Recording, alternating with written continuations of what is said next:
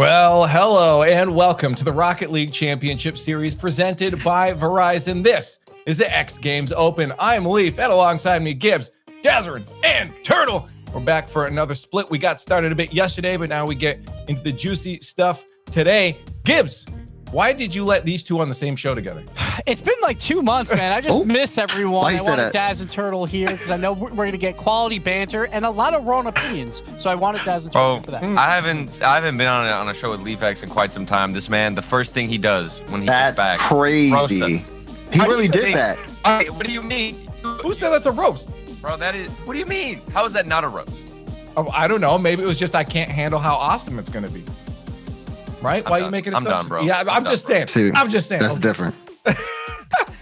Either way, I think it's going to be great. These are the guys that are going to bring the pre-show to you guys for the next 30 minutes. We're going to be talking about what we're going to see for the rest of this weekend here and what we're looking forward to in the winter split. But I want to look backwards a little bit because we had the fall split ending not too long ago and we got our first land back in years. It was awesome. It was exciting. Gibbs and I couldn't be there, but we have a little fall major after movie to show you and get us all caught up.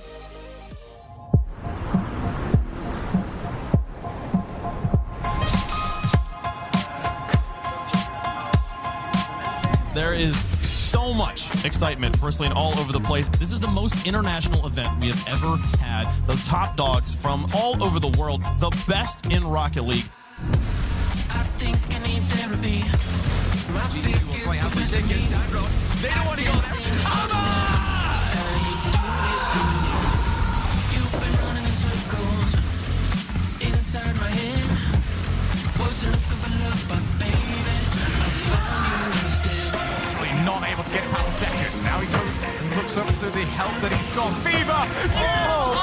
Unreal, my friends!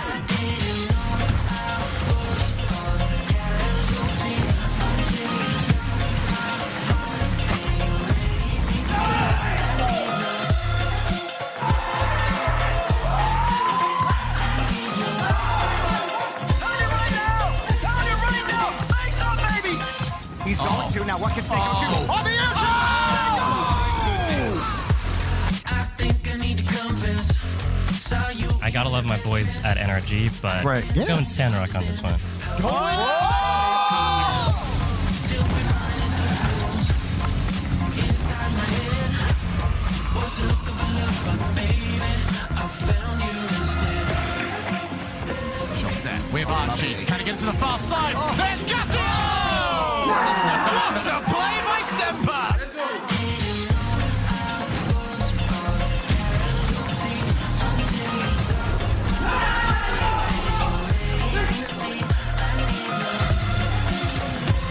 NRG's been able to keep possession. Squishy flip reset! Air dribble! That was amazing from Squishy!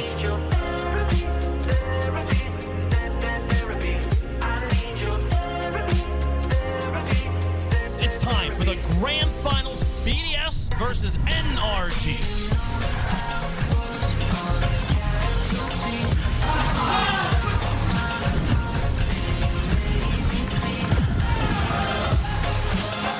Did not see that one coming. They want the comeback. Oh my. Yes, look around, Justin! He can't believe it!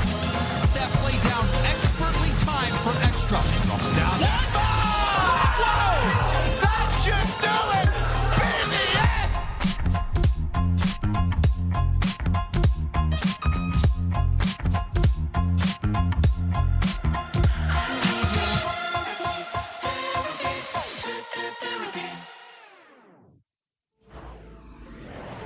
I think we were all just happy to see that final title in a land thing for BDS. They had such a great season in Season X. To cap it off of that was great. But I want to give a shout out to Daniel Hegeline, the editor, for that. Those shots were brilliant. Oh yeah.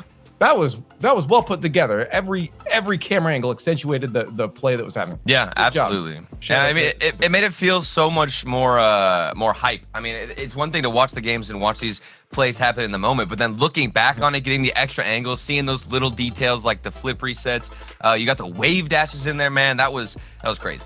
Yeah, that's really like some top tier stuff too as well. I mean, to be honest, there's a lot of moments that happened over the course of that major. I'm actually surprised that we were able to get it all within like that video.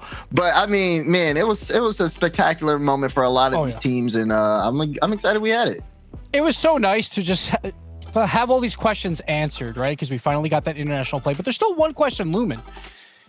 Where's the first touch show, Daz? Like Europe won, and now there's like no first touch podcast. What happened, man? You know, that's crazy. That's really crazy that you mentioned that. You know, we've had some technical difficulties. The class. So we've had to work with that during the time. But don't worry. Everything will be addressed. First touch will be back soon. We'll work on that. I'm working hard. Okay. I don't know. It just sounds like Johnny Boy's got some credibility here. Oh God.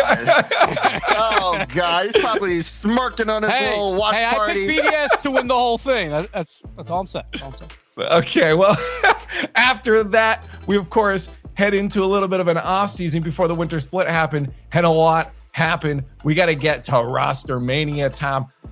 Everything went everywhere. We can't possibly cover it all, but what I want to do is cover some of the top ones, some of the ones that we think were the hottest moves for the teams coming in from that off season into the winter split here. And I need your help, Twitch. You guys are going to get involved in the chat. We're going to put out a roster move, and you're going to be spamming what you think that is, from 1 being the worst, 10 being the best, how you rate that move, and we're going to get it up on screen and see what you guys think about that. We're also going to get the analysts. That's right, it's whiteboard time. We got to get those things busted out early in the split here. So we're going to go through these. We got a lot to get to. We're going to start crushing through them. So if you got your pens ready, I'm prepared. To our first one. All right, good. Let's go. Let's get to the first one here. We're going to be doing FaZe Clan here with Sypical replacing Illusion. Okay. Right. This was an interesting one too, because we saw FaZe do real well at the LAN. Illusion was looking good, but Sypical does make his way over there. How do we feel about Sypical on there in place of Illusion? Chat's already rolling around a 7 right now. Wow. Okay. We want to get the whiteboards up all at once. Let's throw them all up right now. I'm ready. Let's get a 3, 2, 1. Let's hit it. We got a 9. We got a 10. No. 8. Get the lowest on this one. Sypical. Everyone talks about Sypical as this prodigy that is one of the best players to ever play Rocket League. Every time he's in a finals, he chokes. He hasn't won very many of them. Let's go back 2 years. Season 9 versus G2. Okay. Space Station Gaming. They scored 2 goals. The whole team was terrible. That's fine. Season X versus Energy. Space Station gets clapped. Choke after choke after choke. That's what we're doing. Miss. Like, just misplays all over the field by, who do you think? This prodigy. And then we go. Let's go to the complexity tiebreaker. Why not? Game 7, Champions Field, when it matters the most, a routine defensive play by Sypical, he misses it. He is a world-class player. And if we had to draft a team based on, all right, we're in group play, it's game 1, who do I want on my team? He probably makes that team. But when it's a world championship caliber, it's 5 minutes to win it all, he's not even top 15 in NA, because he needs to prove that he can carry a team. What? He needs to prove it in a final. He has never carried a team in a finals, ever. I didn't see it. Okay, that's cool. Okay, I get it. You didn't see it. What is Solution done? That's why it's still an 8. It's still good. All right. And plus, Illusion did. All right, you know what? Hold I feel bad for him. All right. Honestly, this sounds like we're gonna have to carry this over maybe to a first touch sometime. Because I'm holding it back. We gotta get to the next ones here. Obviously, someone needed to replace Sypical here. So we're talking about Daniel coming in right now for SSG, replacing Sypical. This man has been on everyone's radar for the longest time. Daniel comes in, and I gotta say, I think he looked pretty good on the field yesterday. How do we feel about this one? Chat, start getting your spams out. Daniel to SSG in place of Sypical. They're already got a bit of a higher one on this one. We started out higher. Wow. Yeah. Really? Oh, it's going back up. They're floating around. All right, I'm curious what you guys got. Let's get your whiteboards. Turn around in 3, 2, 1. I went early. Turtle wants to get it right there. Guys, he's like, I'm ready. What are we talking about? What are we talking about? Daniel's not a player like Sypical. Like, sure, like he hasn't how won are you going to go from roasting Sypical and then you're like, the replacement was a 4? It's Daniel. Because he's still a world-class player, but if you're going to go by average, of a 5, Daniel is not the player that makes no sense. Why would you go with 10? Space Nation lost their best player. Think about the longevity of picking up Daniel. Think about what no, that no way. is. No way. I'm just going to roast every player, all right? Every roster move upgrading low, I guess. Gibbs is throwing. He's making the desk lose all credibility. Daniel's worse than Typical. I don't understand. I'm so confused. All right. Okay, well, we got to move on and see what more kind of crazy out there takes we got. We're going to talk about... No, bro, I'm about to jump out my chair. Average. You got to talk about... right, go ahead. We got to talk about G2 right now. Because another guy, Dries, comes in and brings his team some victories early on, but then he's off the team now. Atomic is taking place of him. Atomic coming over in place of Dries. How do we feel about G2 now with Atomic moving in place of Dries? Chat, start spamming him up. They can't even spam numbers anymore. They're worried just now spamming about what Gibbs I'm now. gonna rate. Yeah, I'm very worried about this. Atomic replacing Dries on G2 5. The chat's not too hot on this. I think I'm ready. Okay, let's get it. Do not align. Okay. Let's get it turned around, guys. At 3, 2, 1. Let's see what you got. What do we get here? We got 4, 5, 9.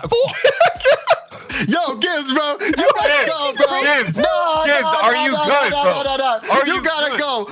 Gibbs, this might have been the worst trade of all time in North America. It's one tournament. Atomic is better than Dries. I think everyone knows that.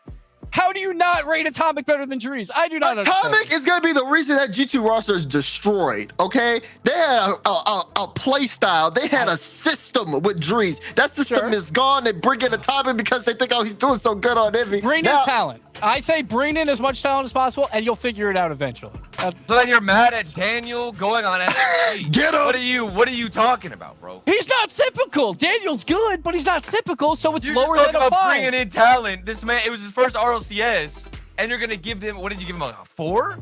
You gave him a 4, and that team did better than G2. Typical. Bro, Gibbs. All right. Gibbs. Hey, you know what? Hey. That's crazy. I'm not gonna lie. I didn't think we'd be this far off from taking L's on day 1 too. I'll take L's today. That's fine. Let's go. Okay. Let's keep going. Well, of course, there was a reciprocation, a spot needed to be filled there with Atomic moving off MB. So to get a little more insight in it, we actually sat down with Turbo earlier this week. Get thoughts on the team overall.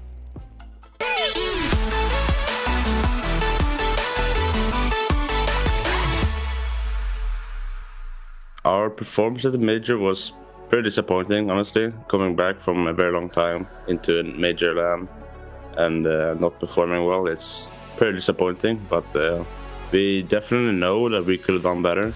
Hopefully we can get the new chances and perform even better. By Turbo, up high, Atomic the shot, denied! G2 sends Envy to the scrapyard, survive! Turbo Pulsa sent home.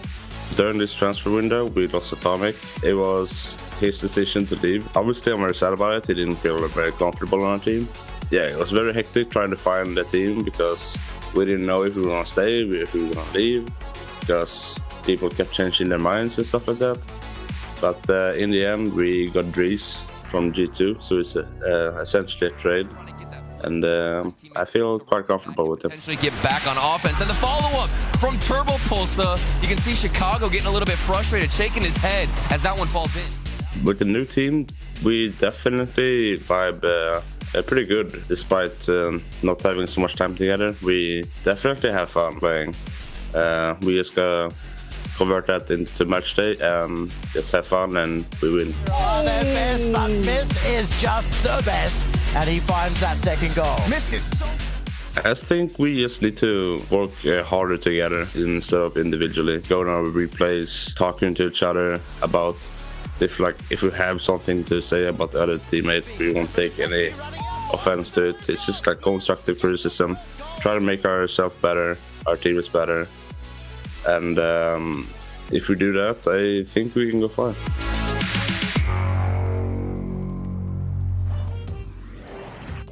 Well, they went far in the wrong direction, unfortunately. It was recorded earlier in the week. All right, give it to him. Hey, sometimes it takes time, but we got to talk about that move real quick. Let's get one more out here. Again, there's so many roster moves, but we only have time for one more. We got to say it was a 1-to-1.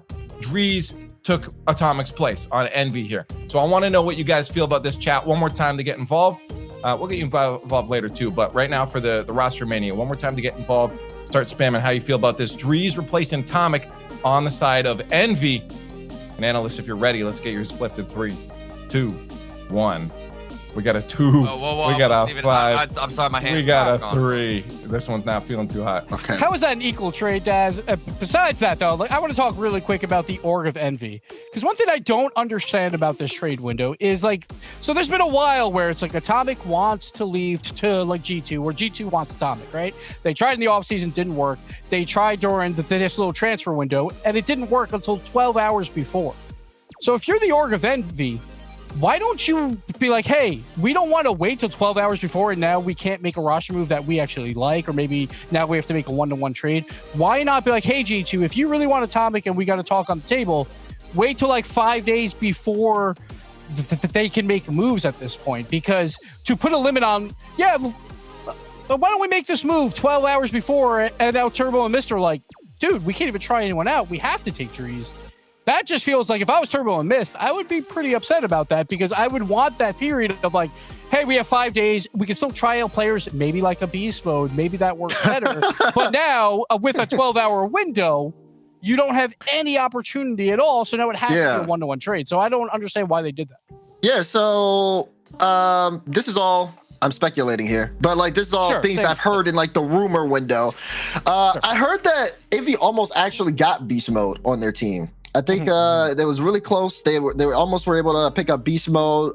Beast mode almost signed for them, but of course that's I think there was one of those things where Khan made a tweet randomly about being snaked out or something like that. Because the first thing was V1 wanted beast mode. They were set on him, but then Envy came in and tried to do some last minute things. Envy were looking for a good team over that, because they knew about the kind of Atomic thing and people were moving around and all this other stuff. But I just don't think that they had enough time to actually try anyone. I think that's what it really came down to at the end of the day. Well, regardless, it was chaos in the offseason here, and we're getting to see it all put to work here in this X Games Open, our first regional here for the winter split. Let's start talking about what that's going to look like here, because it's a different format. We try different things. We like to spice it up. Gibbs, what we got for a format coming into winter split here? We got groups into brackets, so groups of 4 teams. If you win your group, you go to the upper bracket. You have 2 lives. Very, very important. If you finish 2 or 3, you go down to the lower bracket. You're still alive. If you finish 4th, then you are out of the tournament. There is also tiebreakers involved, as you see in Group B, with version 1 and G2 winning those. But I just want to talk about real quick, what happened in Group G? Oxygen going 3-0 in that group with Complexity and Team Envy. That's insane, Turtle. Bro, what even is that? Because Oxygen, if we look at the close qualifier, they did not look good at all. I mean, they struggled. They barely made it in as the 8th team. They lost to Shopify and Vibrance, and they struggled through that. Then they come into this new group, which you think they're also going to struggle, but they're the ones on top. And I guess this just goes to show that maybe, the first couple of days of roster swaps don't really portray what a team is capable of. That's true. Well, there was a lot of things to cover here. So I just want to see what Daz was hyped on here. Daz, what were your eyes set on yesterday? Oh, for yesterday, I mean, that's kind of hard. I was looking at the general all day, but besides that, they had a smooth cruise through the group stage. I think that obviously you looked at the group with Ghost and G2 and Shopify. I don't think a lot of people expect the Shopify to come out and be as strong as they were, and people are going to continue to look at them over the course of the day. And then as well as looking at, of course, that SSG phase match. That was something that was really huge to me looking into the day. I mean, we have the highlights right here. You have one of the biggest traits, Sypical, playing against his former team, and you have Daniel with his debut. This series had everything. All of the fun stuff. Of course, AJ showing up, same as First Killer, and even we saw highlights from all these players because they wanted to win this one so bad, knowing just exactly what was going to be the talk of the town. Yeah, FaZe Clan, #1 offense right now, and that's what we expect when you bring on these 3 superstars at this point. I'm still waiting on the finals, though. I'm still waiting on that finals. But the 3 superstars that you didn't like, Gibbs, that you didn't like the swap. Okay. Hey, no, I like the swap until you get to a finals, all right? So I expect FaZe to be in a lot of finals. I expect them to have a lot of appearances. I just need to see it there. Okay. But FaZe Clan, 3 goals per game, that they're looking fantastic. Let's take a look at the bracket now. What that leads to, you mentioned, was groups into bracket. That's what we're going to be looking forward to for the rest of the day. We'll dive deeper into this later on here. I just want to give you guys at home a chance to glance at that real quick. Of course, Gibbs is a big bracket. It is a big bracket. Lower bracket, you have to make a long run. That's why it's very important to win your group. As we see, the upper brackets, they will play today Energy and Oxygen, Version 1, and FaZe Clan.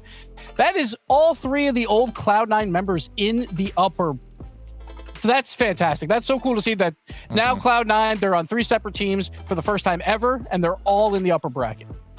That's pretty cool. Actually, that's a good piece of trivia here. Well, let's dive into the nitty gritty, the best of the best here, because I love my top place. I got to get to this here. Chat, we're gonna get you guys involved on this one too. We need you rating the best play. We're gonna play them all in a few seconds here, but then you're just gonna let us know at the end. I'll call you out there. You're gonna spam a number, either 1, 2, 3, 4, 5, 6, or 7, on which play you think was the best play from all of them. And analysts, I'll get you guys to that too. So without further ado, here are the 7 plays that took it to 11.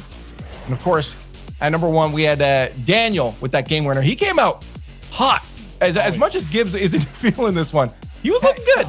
I am feeling it. I'm feeling for what they got out of it. Daniel looks fantastic, but he's no typical, okay? And now we see more Space Station. Arsenal coming out off the backboard. Ooh. The redirect Space Station, man. They have something to prove. They want to make Winter major. Oh, of course. And not everybody's getting involved here too. I mean, you look at Reynolds, he gets the double. I don't remember the last time I've seen Reynolds get a double like that. He's playing with a purpose, and I'm loving it. Dude, Reynolds, I mean, he gets some highlights here and there, but I mean, check out this fake from AJ, okay? You talk about Reynolds, you talk about all these other, fancy redirects. You don't need to do anything. Just hide behind the ball and it's gonna work out. The 1v3, that was, I don't know how you did it to him like that, but beast mode. Going beast mode again. Look at that redirect. Just look at that power on that. Oh, beautiful. Oh, and man. then Atomic coming out like, hey, sure, they had some issues throughout the day, but G2, they're still here. And Atomic with a brilliant double tap there. And it's going to get difficult the longer we go down here, because you have to remember, obviously, which number was your favorite. There's so many great plays, but Chicago, from the seal, look at this man. He has so much time in the air, but somehow he makes it work. It's incredible. Wow, that's tough. That's tough. How we do this one? I don't know how we're going to do this one. Sorry, I just left all this stuff. All right. Leaf is muted, I think, on our side. Leaf, we lost good. Leaf. Leaf is gone. Leaf is in the Okay, Leaf is gone. So, Twitch chat, we need your vote. 1 through 7. We need to know what is the best play. I want to know from Daz and Turtle what you think was the best play. All right, are we whiteboarding this up, or are we just saying the number? You can say the number. You can. Yeah. Do the number here. I'll call them out again because chat needs to remember what they were. So number 1, Daniel game winner. Number 2, Arsenal backward redirect. Number 3, Reddles double. 4, AJ fake. 5 was the beast mode redirect. 6, atomic double tap. And 7, Chicago ceiling reset dribble.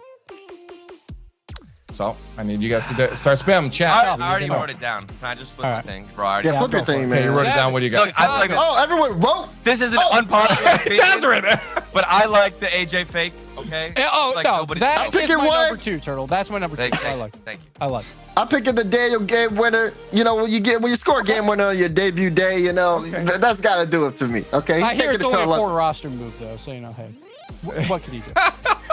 Why did he do that? This man right here. Okay, well, I think everybody was wrong because according to chat, Atomic's double tap. Okay, that was my second. That was my second one. Into the double tap, right? Yeah, Flip reset into a double. They were playing against Ghost. I missed that. Okay, you know what? Twitch chat's right. All right. I kind of knew Ghost was gonna lose after I saw this one. I was like, "Oh, you can't let him score that. You can't let him score that, man." What can you do? What can you do? But is it a fake though? All right, I'm gonna argue against this all day. All right, I get fakes. Okay, it was a great play. It was a great play. Is it a fake? No, it's not a fake. It's not a fake. That is correct. This man's pulling it. That was great, but let me tell you about this one right now. While the play's going on too, dude, come on. I'm sorry. I like mind games. Okay, well let's move forward because that was all fun and dandy, but I bet you we're gonna get some more sick plays going forward. Let's talk about what we're gonna be seeing coming in this weekend a little bit more in depth right now. Of course, I'm gonna let you know it's not just they're fighting for points and prize money right now. They're fighting for something extra here at the X Games Open. And X Game's always doing those medals. Let's take a look at those because first and second, we'll be walking away with these. Yeah, we're setting them up. There it is. There it is. Aspen 2022. 21 years in a row they're going to Aspen, Colorado. And I think, Daz, we should just take off next weekend and go to these X Games. Okay. It's like, why not? Listen, we might. Well, gotta make the thanks, bro. No, I'll just my be birthday here coming then. up. Somebody got to be on the desk, Turtle. My bad. Okay. Yeah. I'm not gotta hit the those shots. slopes. I'll blow out a knee or a hip. Not doing it. Okay. Well, Turtle, you and I can hang out here. Yeah, thank you. These losers go off and do fun stuff. Fun. What do you mean? Let's look at the bracket. I'm sad. Let's take a look at the bracket here. And, I didn't think production was even ready for that. He's like, wait, what? Okay, let's go. Come back, CG2. Shopify, Rebellion, and Space Station Gaming. These are doozies. One life left for both these teams. It's going to be a battle. It's going to be great. No, it really is here. We don't have we're gonna watch a couple matches, all the round one there before we come back to the desk. So, quick thoughts on that SSG Shopify. I'm glad that you asked me this because I just wanted to mention, like, has anybody else noticed like a shift in the force, like for Rapid? I don't know what it is, but like Rapid as of late has just been a monster. I mean, he's always been great, but lately it seems like Rapid has ascended to another level. So I'm looking at that matchup and I'm actually kind of scared for SSG.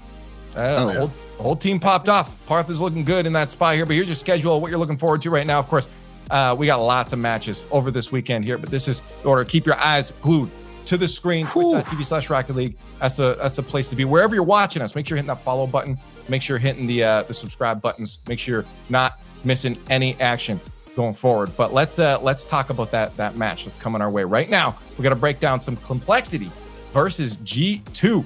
This is going to be fun because Complexity, in my opinion, has been looking real good. They're coming in just strong. They know what they need to do, where all these other teams are like, we don't know what we're doing. We got to swap everything left, right, and center here. So Daz, give me some thoughts on this matchup right away.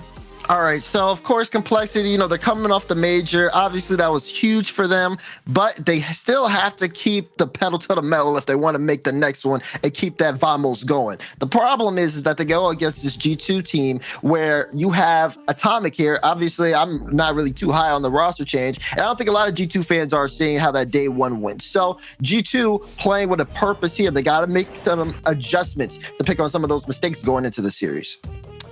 Yeah, but it's weird. Do you think that they'll be affected by all the trash talk that everybody was saying about the roster? I mean, they felt that pain and frustration yesterday, but now are they playing with anything to lose at this point? Everybody already has an opinion on the roster change. I feel like we'll probably see the best G2 so far with this pickup that we've seen all day or all week. Oh. Well, I mean, the thing is like everyone's like a lower bracket run here would be huge. It would turn everyone's opinions around. So for G2, like if they can make that run or at least go as far as possible, I think it would like soften up that initial blow. Okay. And of course, they want to win the tournament. So yeah I think that they gotta. So we got to talk about Group D and Complexity because that was their group to win, and Oxygen won that group. So Complexity as well, not playing up to par right now. So I think both teams have a lot to prove here. They want to get back into that like top 5 race. It all begins here. Let's start rocking that Verizon fan vote then while we get these teams on the field and ready to kick off this bracket segment here of X Games Open. Hashtag COL or hashtag G2 in the chat. We want to know what you guys are feeling here. Of course, G2 coming in with Atomic at their side. JNAPS in Chicago know what to do together, but they got to work in Atomic in this, and we'll see how they do against Complexity. I'm curious if you guys think they're going to take it. Start spamming analysts. Let's get our predictions out here because I feel like predictions are going to be fun for a bit here. Sometimes we kind of know which way we're all going to go because teams are the same.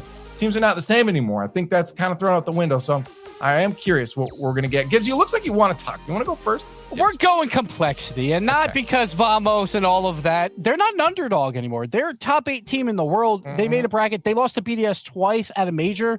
They are a fantastic team. They didn't make a roster move, so this is the perfect time to make a run while everyone else is trying to figure out their rosters to finish into like a top 2 spot, to get a lot of points, to get to that winter major. I think they have a chance to make a run through this lower bracket, so I'm picking them.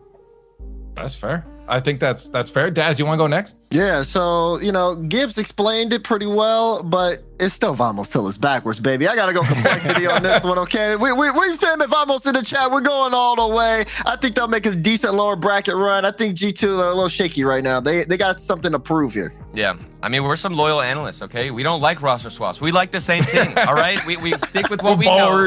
And at this point, I'm on the same train, okay? I'm going complexity. I'm not like a huge fan of the roster swap. I still think G2 will start picking things up easily, but complexity, like Gibbs said, they're not an underdog team anymore. They have the experience. They know what they're doing, and it's not going to be an easy one for G2. And for that reason, complexity, I think they're going to take it.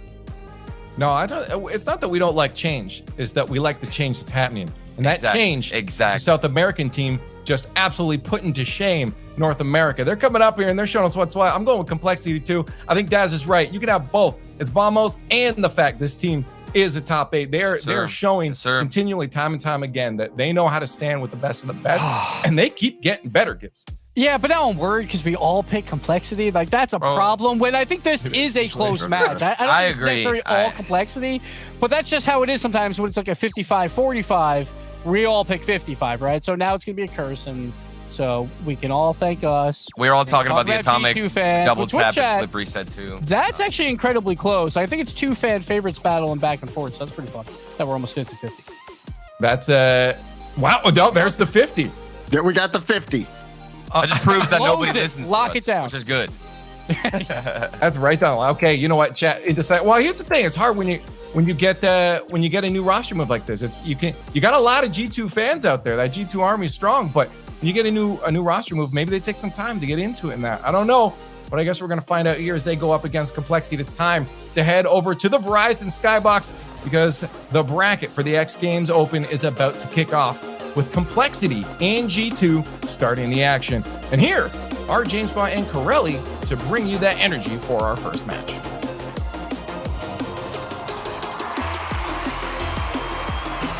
We saw the drama from the roster changes start to play out, and it's going to continue to play out through this weekend. One of the big ones, Atomic going over to G2. Gibbs rated it a 9. Yet Corelli, he still picked complexity in this matchup. Yeah. Gibbs and his contradictions, but still, I think it's undeniable that on paper, the G2 roster seems very, very strong. I mean, Atomic is a very accomplished player here in North America, and for G2, I think they have some growing pains at the moment during their bracket run, but maybe not here in the beginning. The leading scorer for North America in Chicago, able to score here in the first 30 seconds. And you see Rays Bolt trying to get that out of the way from JNaps, but Chicago turning quickly. Already G2's offense starting to look threatening. You even saw the double tap from Atomic. He was setting it up, forcing the touch out on the backboard. So Atomic, that double tap, forcing complexity to use up a lot of boost and position, and you see him leading the attack yet again. Pass down to Chicago, and it's saved from Shad. The G2 offense, scary flip reset pass. JNaps off the backboard, Chicago, and he's denied by AJG. JNaps using the handbrake. Complexity holding on, and they survive by thin margins. They survived by the post a couple times. The save off their own post. Another shot comes out from Atomic. Relentless here from G2, and it's exactly the play style they're going for. Just shot after shot. They lead North America in shots per game as a team, almost 10 during a series, or during a game, excuse me, as G2, that pressure came out hot here, and 1 goal to show for it as Complexity now trying to get their bearings and get into this first game. Very easily could have been 2. You saw the heroic saves coming out from multiple players of Complexity. Shad will boom it up to AJG. JNaps beat to the ball. Shad blocked out by Chicago, who clogged that lane early, and that's key, especially when you got shooters like Complexity. Atomic go for the wall. AJG over JNap's head, well-placed clear. Another challenge. It's going to get it out to the middle. Atomic right up the gut. Easy for Razebull. Gets demoed, however, after getting that hit. Atomic and Chicago. You saw them both in the same spot there. Thought maybe they might pay for it there with the transition from Complexity, but you're right. Over-aggression was what plagued G2 yesterday. A lot of the goals they gave up were free touches that they gave in the midfield or just space that they gave up. And Complexity is definitely not a team you want to give space to. That flip reset type offense, that the individual plays they put on are quite scary as they are getting a bit more space now here against G2. The offense has slowed down. Complexity now very nicely getting into this game. You're seeing more and more double commits coming out from G2. Players trying to find their spots right now. And Complexity might have the opportunity to take advantage if they can get possession, but it won't happen here. JNaps will throw it downfield. Another 50 attempt ends up pinching Atomic, staying in the play. Straight up in the air, Chicago around AJG. Atomic going for the double. Ooh. Out to Chicago. Atomic wanted to get that touch. Seen that a few times where G2, oh, the demo in the air. Wow. Chicago tipping that ball out. That was crucial. JNaps thought he was going to get a touch on that, but now here comes the transition. Atomic couldn't get a hold of it. And Complexity, the speed is there, but G2, they're finding each other downfield. Here's Atomic trying to get a touch. AJG will cut it out. And that's about as best as the defense has shown from Complexity, is just poking the ball away when G2 trying to find each other downfield with the point man. And it seems like Chicago's the one blocking that final shot, getting up early, clogging the lane. We're seeing good movement out of Complexity, playing G2 very closely. But possession certainly in favor of G2. Atomic touch, trying to throw off the defense. It does. Rebound out to the middle. Bouncing up high, Chicago turns, infield pass, but it's right to AJG. Raise Bull against Atomic, the low 50, and AJG was too close to the ball, still trying to feed it to middle, and that pinch will relieve some pressure. Good couple looks there for Complexity, though. 3 shots in this game so far. Chicago wants 2. This one dangerously coming out to JNaps and Atomic. Neither of them facing the right way to get around it. JNaps throws a weak one over the net, and with 30 seconds left, Complexity looking to tie things up. JNaps streaking in. Shad, hard hit over. It's to Raise Bull. He's got AJG in the middle. AJG off the arc and down. And JNaps dribbling it, but he's got no boost. Has to bail on the play. Atomic with the support. Raise Bull out of boost. Lobs it high. Chicago there first. Time ticking away. Last chance for Complexity to tie this up. And nobody from Complexity anywhere close to that ball. G2 win a tight one in game 1. And you got to give a lot of credit actually over to Complexity here, because G2 came out hot, and it truly is a triple threat from this team now with Atomic into the mix. G2, you see the offense there, shot after shot, the relentless pressure that came on, really pushing those guys in the goal line to use their boost or just jump at the ball if they have no boost. And again, you got to give credit to the defense to weather that storm. Only giving up a goal, I think, is an accomplishment there, but then changing your play style and adapting to G2, you could see Complexity get a lot more comfortable with what was happening in this game. And you saw Complexity then find the ball down, or possession downfield, and find each other downfield. It was much better from Complexity once they got through that first minute or so. It certainly was. Complexity had their chances, but I think Chicago, for me, defensively from G2, made some standout plays, getting in front of the shot, shutting it down. But let's talk about Atomic a bit, because that's who all these eyes are on. Atomic, it was a one-up trade. Drees for Atomic. People not really sure what to make. I believe Daz said it might have been one of the worst trades ever. Maybe I'm misquoting him. We'll have to go back and check. But in this first game, in the bracket play, when all the pressure is on, Atomic seemed to be playing quite well. Yeah, no, you weren't misquoting Daz. You were saying that, it's really going to mess with the mojo of G2. And I think there's an argument for that, but I also think that the players on G2 wanted to bring Atomic on. They feel comfortable with them.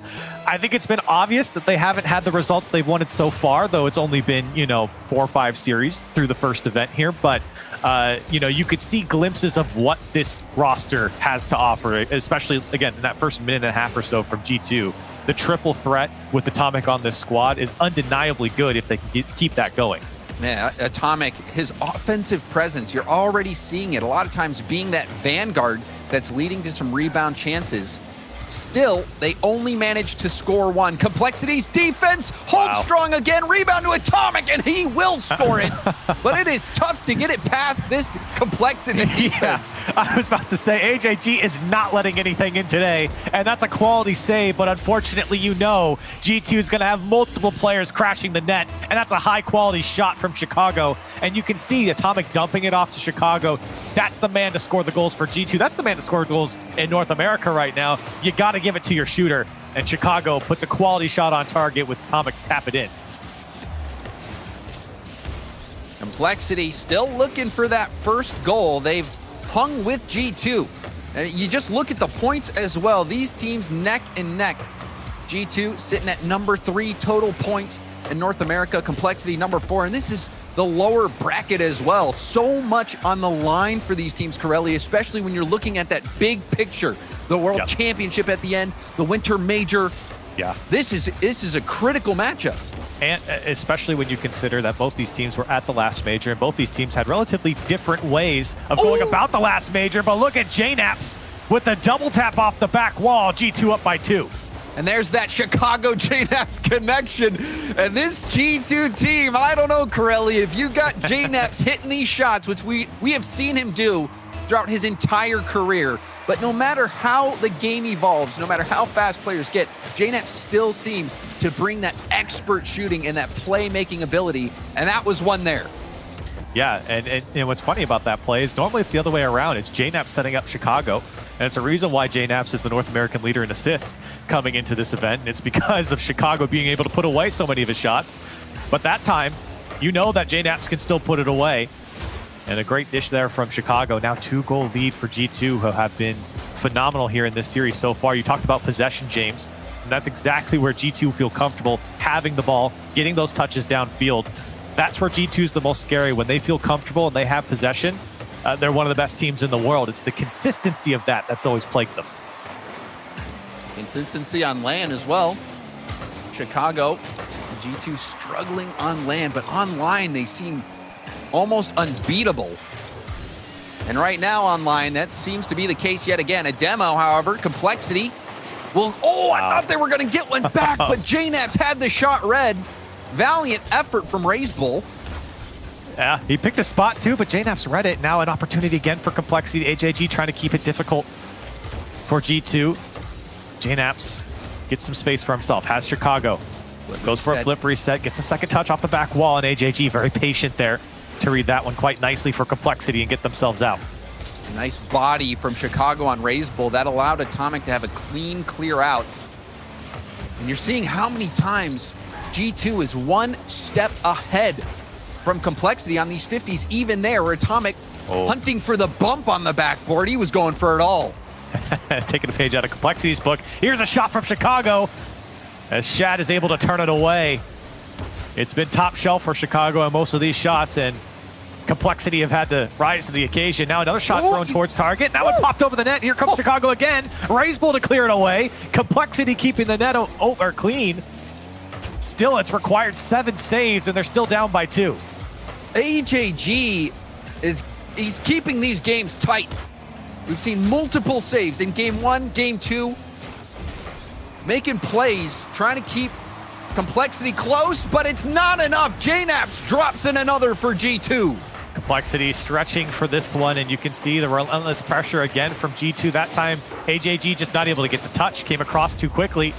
And G2, they've got players on both posts, near and far. You know if you're not going to get that touch, G2 will be there. And it's 11 shots for G2 here, hitting their mark, their average in their games, and 3 goals to show for it, as they have controlled most of game 2 here. And only 3 shots for Complexity. That's going to be tough for him. You even see there, AJG couldn't get the bump. JNaps gets all the boost. Dribbling one-on-one against RazeBull. RazeBull, patient. Now on the counter. Shad will take it high. But well defended. JNaps off the ceiling, going to take this ball downfield with the demo. Complexity's offense has been struggling. Even there, Chicago was vulnerable to a hard shot, but no shot came out. AJG bumped. There's the boost steal as well from Chicago. Complexity need to get something going. 2 games in a row where they have not managed to score. See if they can get one late. And it just goes to show, James, what a lot of the good defenses here defensive plays for G2 have been strong offenses. Another one put away here for Atomic, but it just feels like G2 hasn't really had to play a lot of defense because their midfield presence and their offensive third presence is so strong. And it feels like Complexity have just been underwater for most of this game, that by the time they get down the field, they don't have much to show for it. They have no boost. They're not down the field to have a man to play to. It's been very difficult for them to put something together. Difficult to say the least. Chicago flip reset will get saved by Shad. And now, if you're Complexity, I mean, do you take a pause here? Do you take a tactical timeout? Can you do that? They need to figure something out. Yeah, 4-0. It's just gotten worse here. Game 1, they adapted. We kind of credit them for that. They did a good job defensively. And to be fair, they fielded a lot of shots here from G2 and turned away 7 of them, or 8 of them rather. But still, it's not enough with the amount of pressure, with the amount of shots, with the amount of chances that G2's getting.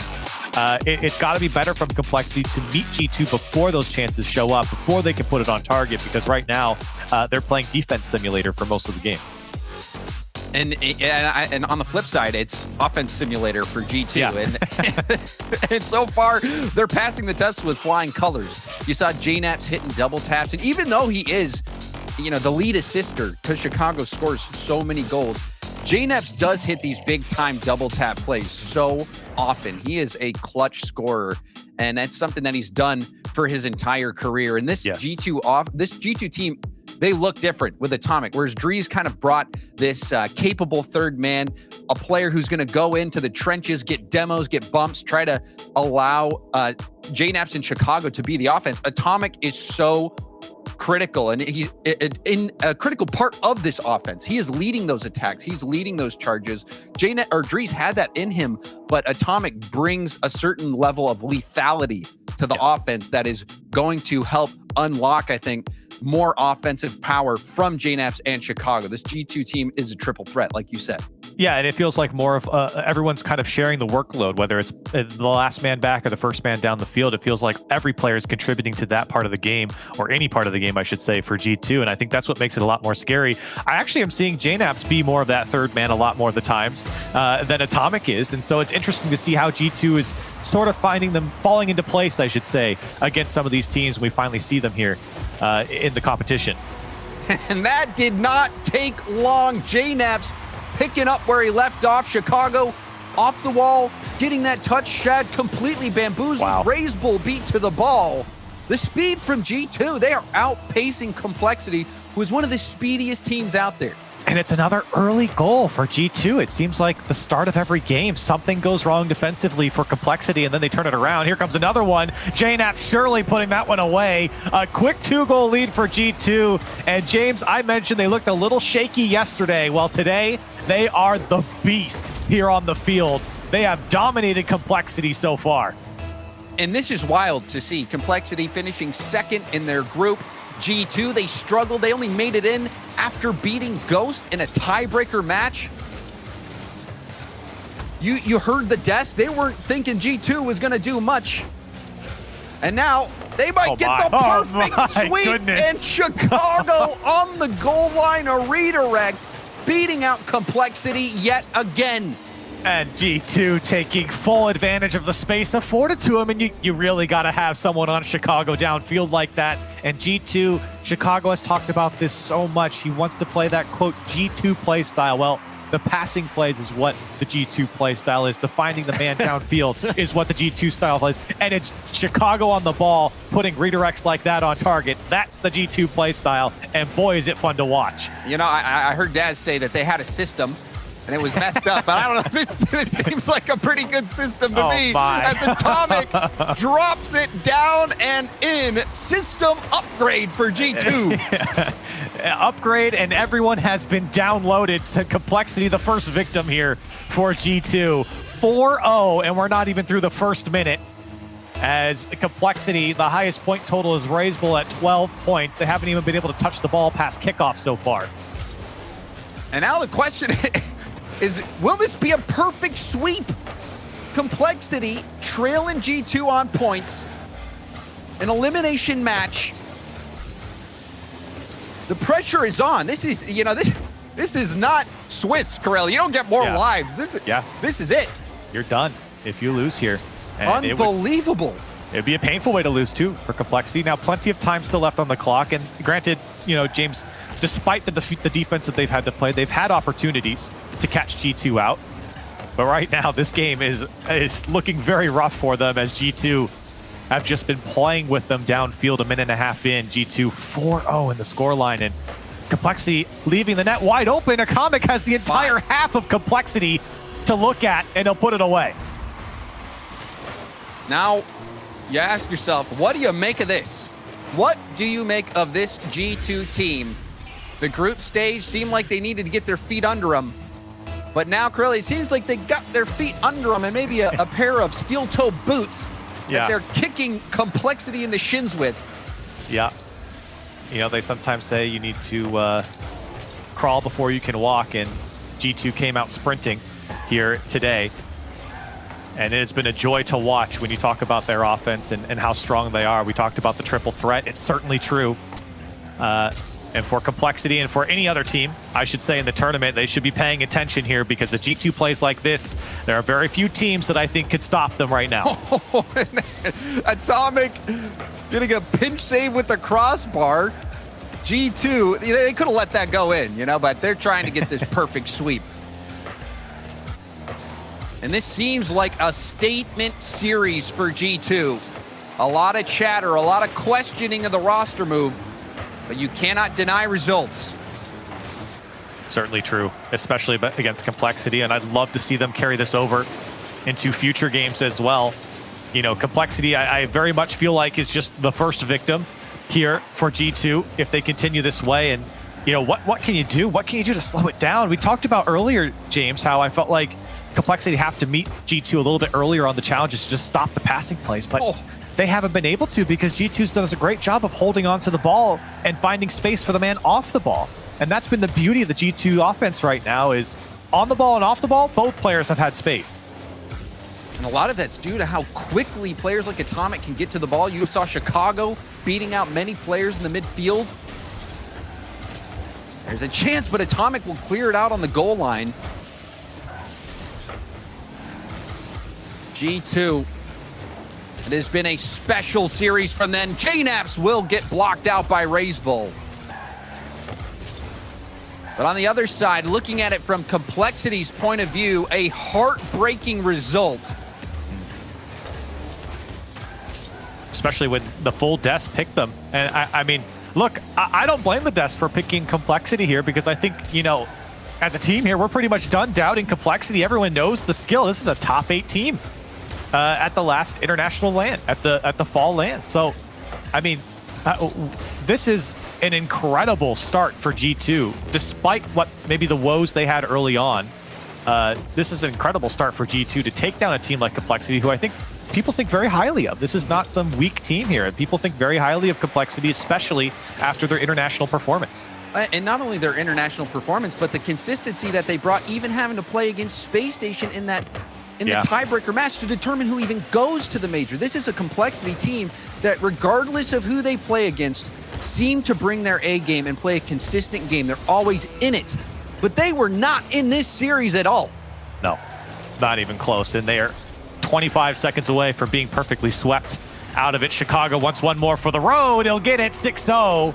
And G2 combined, it has been a phenomenal series from this squad. And you start to wonder what else can they do down the line. You really do it. And we're going to have to wait and see, is G2 this good? You looked at the group stage results and you're thinking, oh man, this might not be that good. But then you witness this perfect sweep, 6 goals in the final game. We'll see if Complexity can prevent it, but it looks like Complexity will have their name added to a short list, and it's not a list you want to be on. Wow, definitely not. And for Complexity, we will be saying goodbye. My goodness, G2 Esports looking dominant to kick things off here in the winter. I don't think you can win much harder than that. A beat down from G2. They take down rivals Complexity, the fourth place team in overall points in North America, G2 third. You thinking that this is going to be a close matchup? Well, not the case. Atomic was stellar, really all of G2 stellar. Yeah. And it seems like they found a system that works. Yeah, but certainly they didn't lose anything. They've upgraded, like you said. And for G2, they complete the perfect sweep. It is the first time that Complexity have been perfectly swept as a roster, and only second time here in North America. So very rare occurrence here in G2. They start off hot with it here against Complexity. Start off hot indeed. G2, that's going to be some spicy comments, I'm sure, on all the forums. So I'll be tuning into that, check it out online, seeing how people reacted to that, because I'm sure not many expected it to go down the way that it did. But that's Rocket League. You got to show up and play, and that's what G2 did. And for us, we're going to go to a quick break, and when we come back, we'll have Shopify Rebellion taking on Space Station Gaming. Stay with us.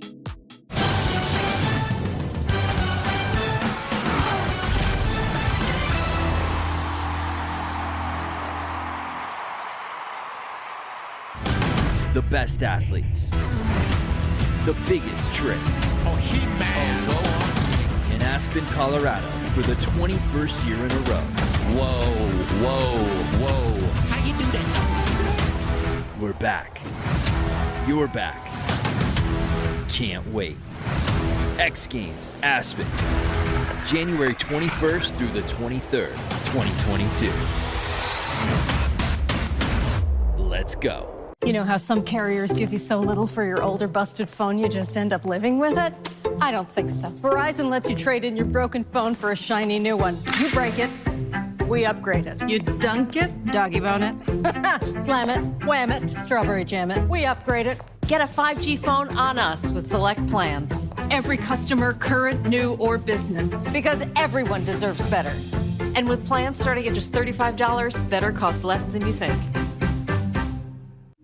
This might not be your car, and this might not be your engine. Maybe this isn't your morning routine, and maybe these aren't your coworkers. Perhaps these aren't your standard driving conditions. Far from it. But this is your oil, which means you're one of us, doesn't it? For serious engines, on and off the track, upgrade to Mobil 1. It's 3 a.m. I need a taquito. If you want it, we can get it from the 7-Eleven. Slurpee, light bulbs, antifreeze. Here's your order, nacho cheese. If you want it, we can get it from the 7-Eleven. Tip you, driver. I can't wait to wake up from this dream. I can't wait to wake up from this dream. To tell you everything. Touching hands, touching teeth.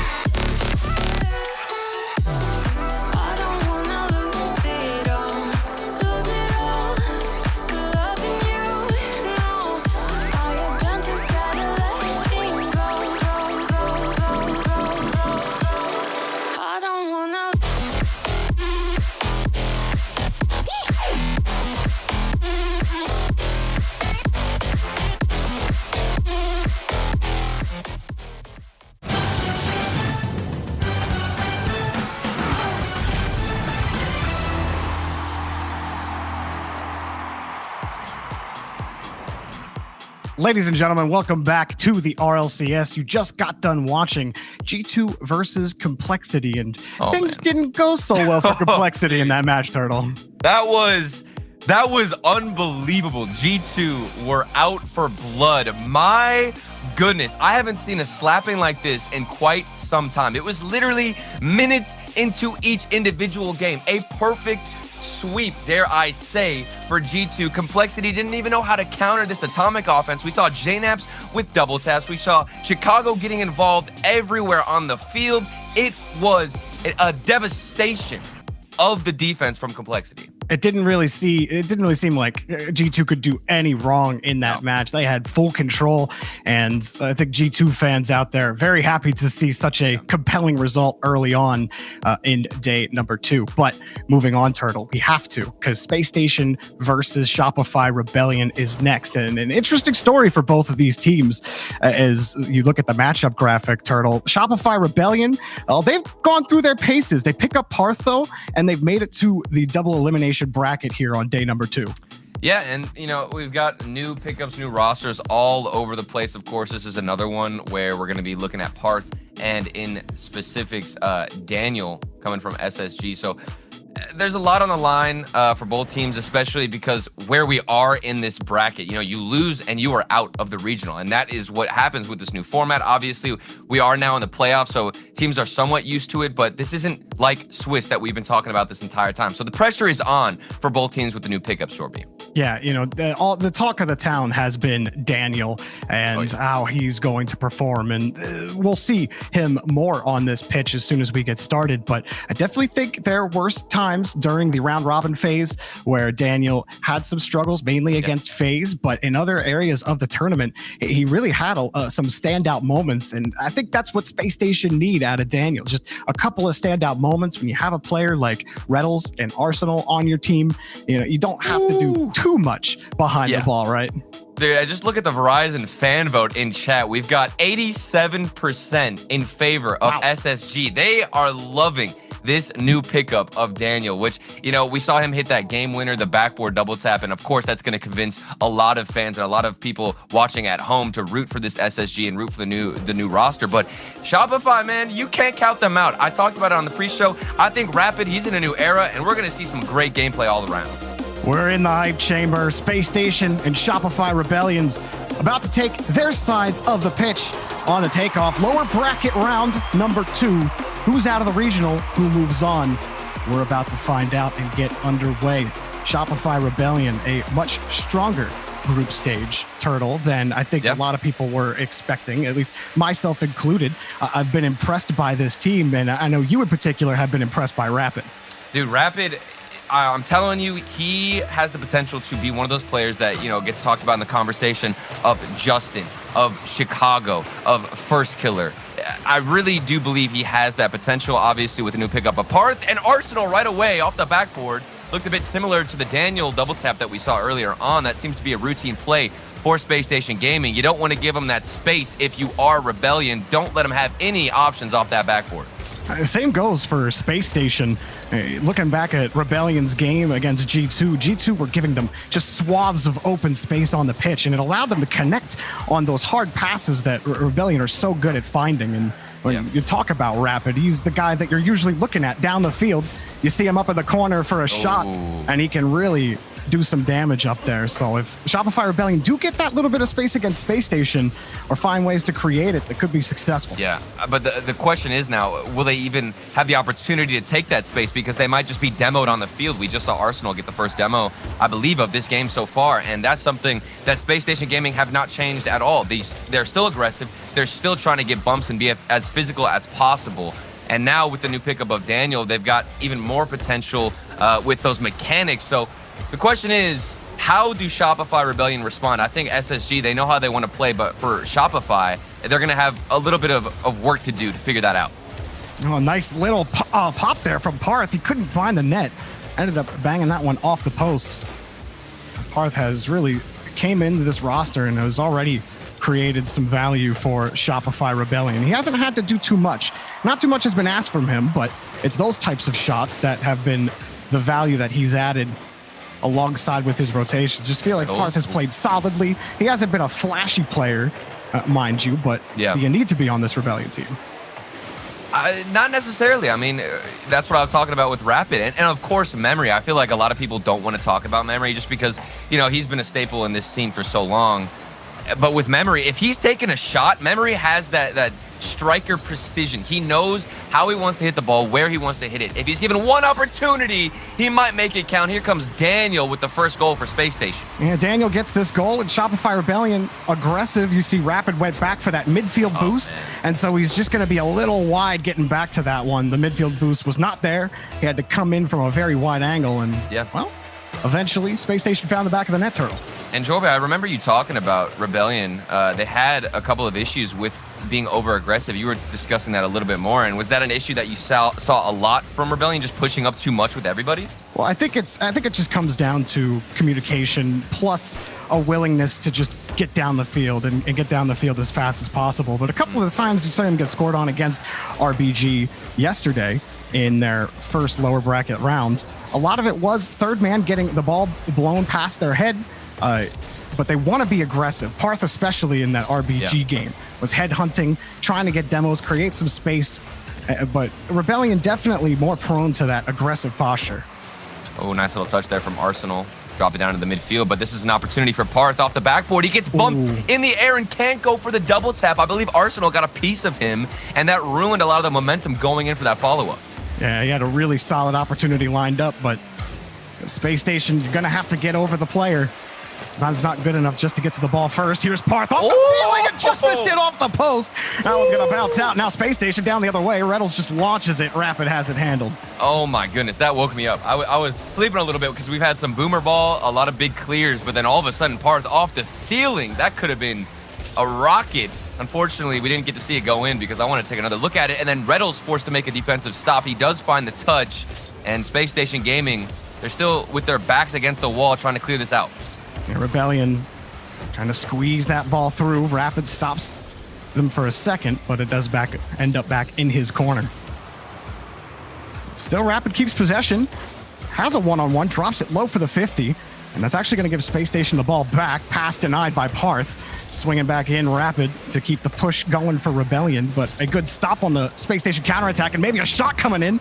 Memory blocked, and it's back out to the side. And you could see what Memory was going for, just looking for a 50-50 in that opportunity, maybe squeezing it into the midfield. Shopify have looked a bit better. They found their stride on offense, but still haven't received a goal or reaped any rewards yet, but we can surely expect that to happen soon. Memory again off the sidewall, looking to get a follow-up. And Space Station Gaming have just got to control this game for 37 seconds longer, and they will take game one.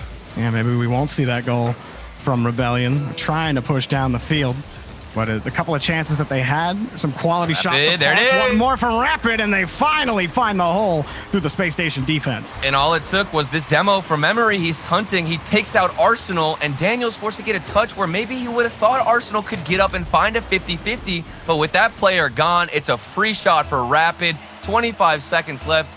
Better late than never. Now Space Station can't rely on their defense any longer. They got to find some more opportunities. Daniel, nice little move to recover and move by Rapid. Trying to get to that boost steal, and Daniel will battle every inch there to try to force that ball off of Rapid. He's not successful, but he does cut off the pass here. Here we go. Daniel up high. He doesn't have enough boost for this. Down off the wall. Space Station, another chance before the end of regulation. It's popped up. Daniel got that boost. He's got the touch. One more for Arsenal. Down in front of Down to Reynolds. Reynolds. Target. Goal! Space Station with a 0-second banger to close game one. And this is a new roster, but they're moving like they've been teammates for years. Check out the passing play. Daniel off the backboard. Reynolds receiving the pass from Arsenal. That was so fluid. Everybody got a piece of it. Space Station Gaming deny overtime and keep their momentum strong. That was an excellent job withstanding a lot of Rebellion pressure. We saw them really trying to close down the corners. They started taking almost every challenge in Space Station's corner to try to force that ball through. They did have some trouble finding the back of the net. But for me, Turtle, Parth had some quality opportunities. Like that one? Like that one right there?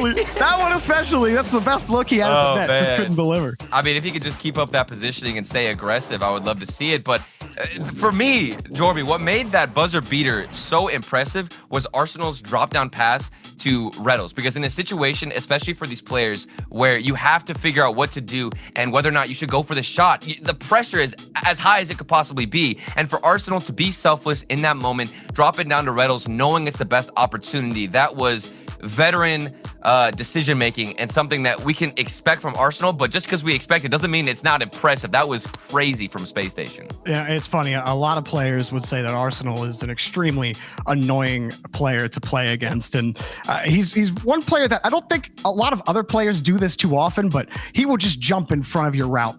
If he'll get in the he's way on offense, he'll just get in the way so you can't jump, so his teammate gets a better look at the ball. But he can beat you in every way.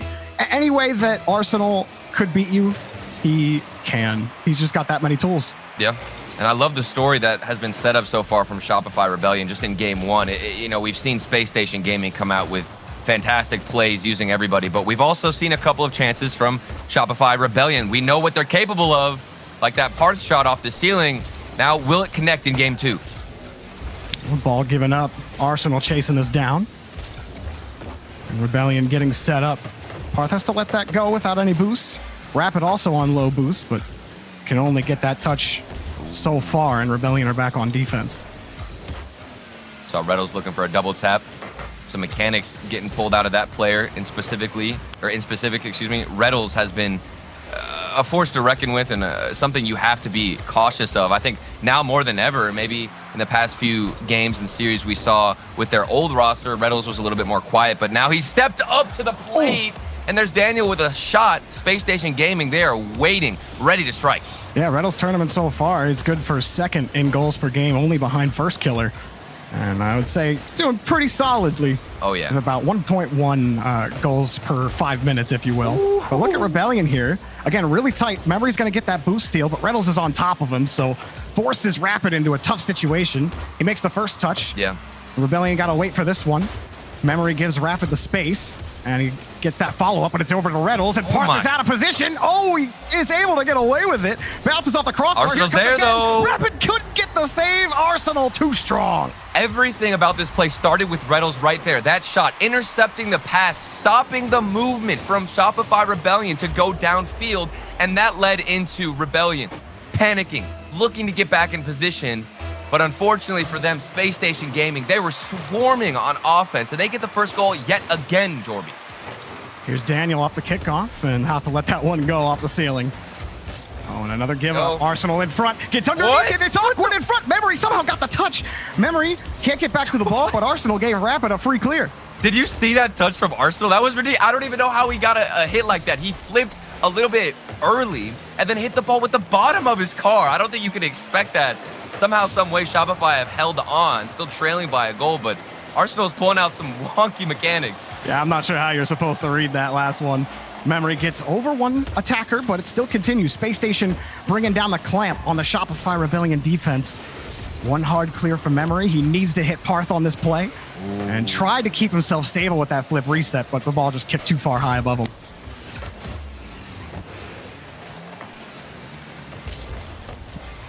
him.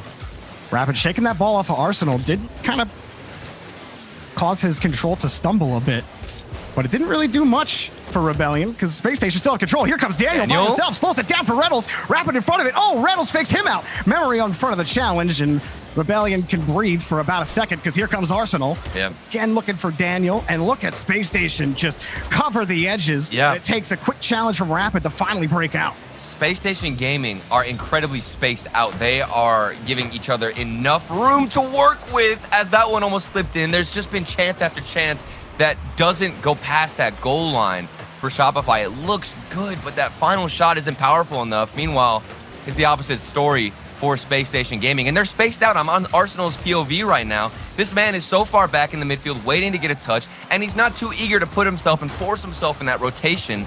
But eventually you'll get more opportunities for Shopify. We just aren't seeing it connect, Jorby. Yeah, Parth tried to get it set up, but then Reynolds came back in on the rotation to take the opportunity away. Here's another one. Shopify booming it downfield. Daniel not stopping the headhunt.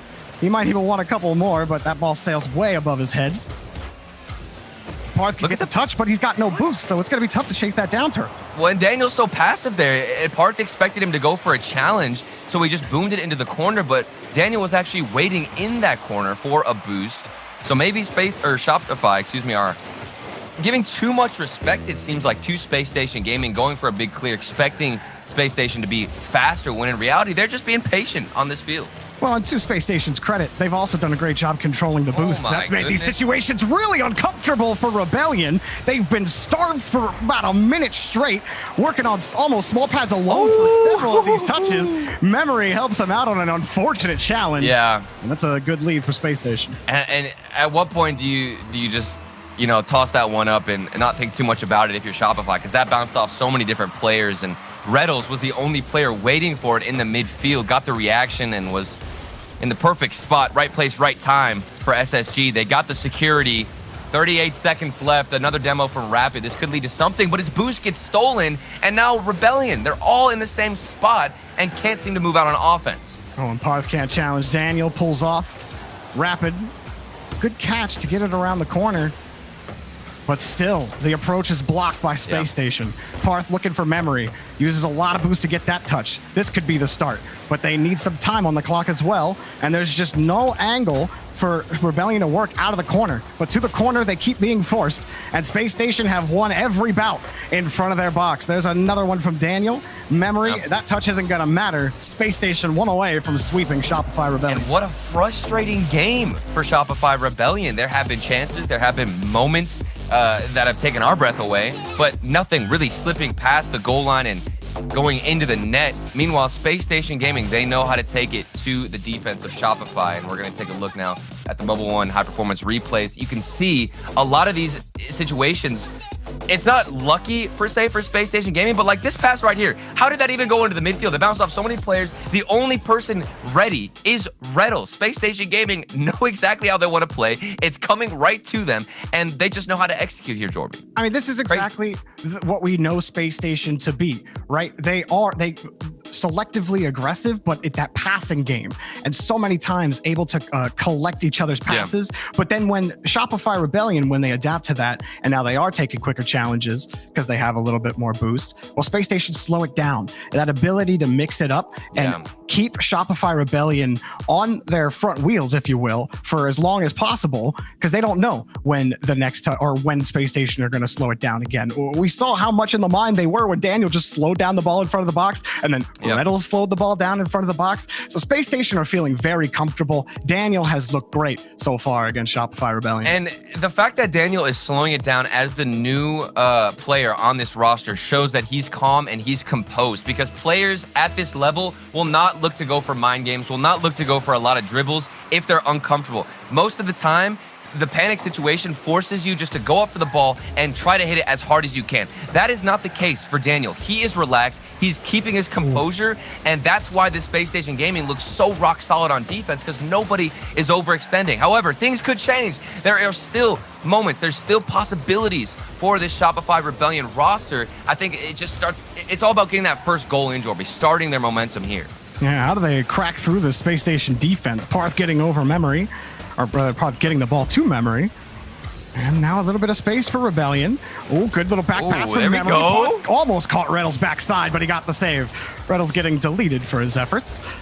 And still, Rebellion, they've been able to press Space Station, but converting chances, not so much, as that one kicks down the field and they get another clear. A big clear from Rapid. We haven't seen downfield too often. Instead, he's the one getting those clears. Reddles, look at all the space he's got. What's he going to do with it? Goes for the demo, gets one bump. Parth does find the save, but here comes Arsenal, ready to keep that possession forward. Clears almost denied by Reddles. That's not the touch he was looking for. And Memory's going to take control. That's a big clear for Rebellion. They were losing their corner boost. They were able to progress past midfield, and you see Parth with a full tank here. Gets it over one defender. But Space Station again, hard clear downfield, and Arsenal's already ready. What do you got? Oh, block by Memory, getting it back to the corner. Space Station, Daniel got demoed on that play. Rebellion still can't break out. Arsenal's just waiting in midfield. Look at that high pop. Only Reddles is getting to that ball. Parth forced to come out off the back Here we go. to get that touch, and then another miss from Rapid. That's the second pass he couldn't connect on. And that was the only opportunity we've seen where one player's downfield. Hold on a second. You give Daniel space, he might make something work. It is saved from Shopify. As I was just talking about, Rapid missing that clear downfield. That was the one chance we've seen where they're ready and in position. Rapid cherry picking, waiting to get the redirect, and he misses it. The one opportunity. Shopify, you don't get too many chances, and you've got to make them count. Parth finds Rapid back over. There it is. And it's denied, or Parth, excuse me. Reddles picked up another big save. He's had quite the series so far. Parth, quick pass, long pass to Memory, laterally, back over to Parth, cut off again by Reddles. This dude just can't not be in the way. Turtle, it's like there's two of them, and they just copied him for a fourth player on Space Station. I mean, the last thing I expected for Space Station Gaming was to turn into one of the better defensive teams that we are seeing so far in the scene, because with Daniel, you expect it all to be about their offense, but no, their defense has been so strong throughout the entire series. Daniel bumped off the play. Parth, another chance, despite how good Space Station have looked on defense and how many touches Reddles has come up with. They haven't scored. Yeah. Rebellion have kept themselves in it. There's another challenge from Rapid. Oh, what a demo. That's it. Open up the space. He wants it back over to Rapid. Double tap up really high in front of the box. And that's going to kill the play for now. And that pass is not going to get it done, Turtle. You sound a little upset about that last play. I was on Memory's cam. That should have been a goal. The demo came through. I don't know if there was a communication error where Memory didn't know there was going to be a demo. But if Memory was aware of it, the net was wide open. He couldn't get over the ball. Side flipped a bit. And they ended up wasting another opportunity. Here's SSG, though, looking for some shots on net, forcing the defense to make a couple of stops. And we have come to a bit of a stalemate, both teams back and forth. But again, I feel like Shopify, they're right there, Joby. They're right there. They can't connect, though. they're so reliant on those passing plays connecting. And the few times they actually have gotten to a teammate downfield that hasn't been immediately challenged, Rapids missed the ball. Yeah. Those are only 2 chances that we're talking about. But when you see Space Station cutting off every passing lane, it shut down what makes Shopify Rebellion any good. And Arsenal gets a nasty redirect with some power. And look at all of the space. This ball was floating all the way across, and it took several seconds just for one player, and that was Memory, to go up for a challenge. She was way too late. You're giving one shot to Space Station Gaming. They're going to take it 1-0 as SSG look to continue the trend of the day and get a sweep. Up high, Parth. Still going to try to make this push happen. Rebellion, they have not been afraid to dive in, to send the house, to keep the pressure up. Another challenge deep from Parth and Rapid. But the difference comes in who's winning those touches, and the answer has been Space Station so far. Could their fortunes change here? Well, Reynolds wants to keep playing the same song, and a big miss from Rapid. He's got to make up for it. He flips in front. Reynolds has it where he wants it, and he delivers a big one for Space Station. And Rapid, what is this touch off the sidewall? It doesn't bounce the way he expected. It didn't carry up the wall. And Reynolds utilizing that flip in somewhat of a musty fashion. It didn't get the nice smooth flick, but you still got the power on it. Reynolds, that is the way you secure Game 3 and potentially end the series. Fitting for this series is Reynolds has just been all over Rebellion. You could not get him out of the rotation. Oh, here we go. Couldn't beat him on these touches, and that's the second time it's bounced off of that post. Not in the same spot, but it might as well be. Goodness. Pain, absolute pain for Shopify Rebellion, man. We've seen that several times off the sidewall. And then another one. It just goes across the net. They look like they're about to score. It just cannot connect for Shopify Rebellion, but Space Station Gaming, they're all over it, and they take the series win with a sweep. There have been times, but not too often, and I think I'm really just picking on that phase series in the group stage, that Daniel hasn't been like an impact factor on this team. He doesn't need to be, though. He doesn't need to be, but I'm still saying that he did have impact in this series. Yeah. It was definitely contributing to a lot of the chaos that Rebellion had to deal with. But by no mistake, Turtle, I mean, the star of this series is Reynolds.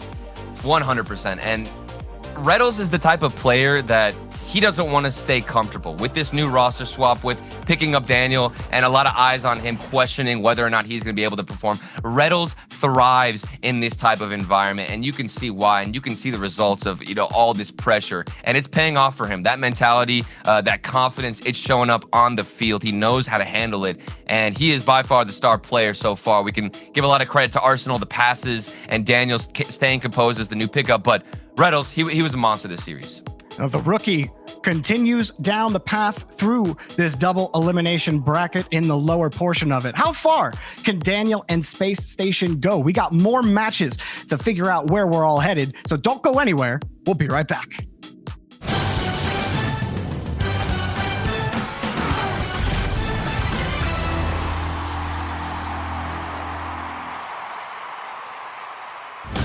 The best athletes. The biggest tricks. Oh, He-Man. Go on. In Aspen, Colorado for the 21st year in a row. Whoa. How you do that? We're back. You're back. Can't wait. X Games, Aspen. January 21st through the 23rd, 2022. Let's go. You know how some carriers give you so little for your older busted phone you just end up living with it? I don't think so. Verizon lets you trade in your broken phone for a shiny new one. You break it, we upgrade it. You dunk it, doggy bone it, slam it, wham it, strawberry jam it, we upgrade it. Get a 5G phone on us with select plans. Every customer, current, new, or business. Because everyone deserves better. And with plans starting at just $35, better costs less than you think. This might not be your car, and this might not be your engine. Maybe this isn't your morning routine, and maybe these aren't your coworkers. Perhaps these aren't your standard driving conditions. Far from it.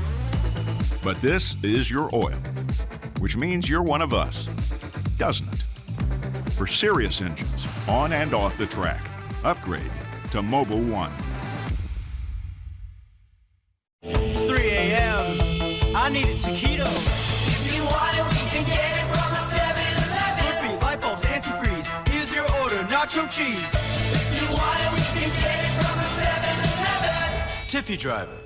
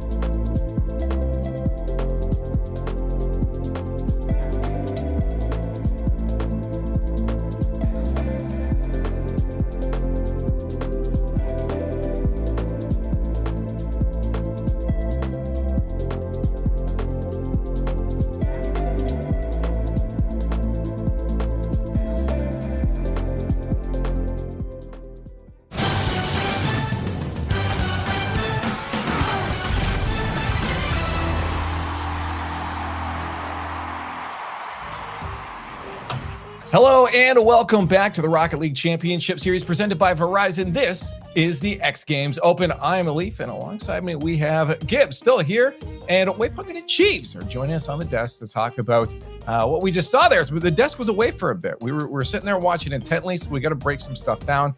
I think we're going to dive right into that last one we just saw, though. We didn't have to wait too long. It's been a very speedy day. We really haven't had to wait too long. 2 3-0s in a row now. Shopify, they looked pretty good in their group stages yesterday. And to be fair, they didn't look bad here against Space Station. It's just Space Station continuing their solid performance from the group stage yesterday. Only loss coming to FaZe Clan.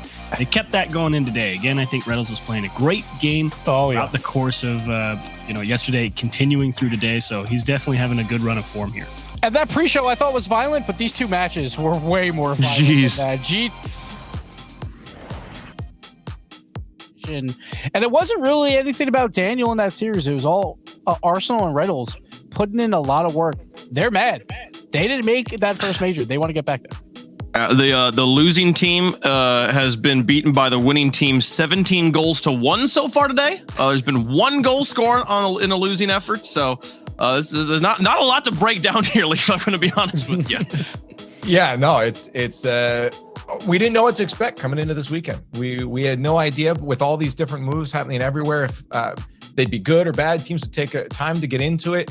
We got a glimpse yesterday, but I feel like even that was thrown out the window. So I'm excited to continue to see how this goes forward. Let's take a look at that bracket and just where this ends us up, Gibbs, because we have, again, 2 matches in the uppers now coming our way. Yeah, I want to talk about complexity a little bit here because Ray's Bull, he put out a tweet after. He's like, we've only had 4 days of practice because they've been on vacation.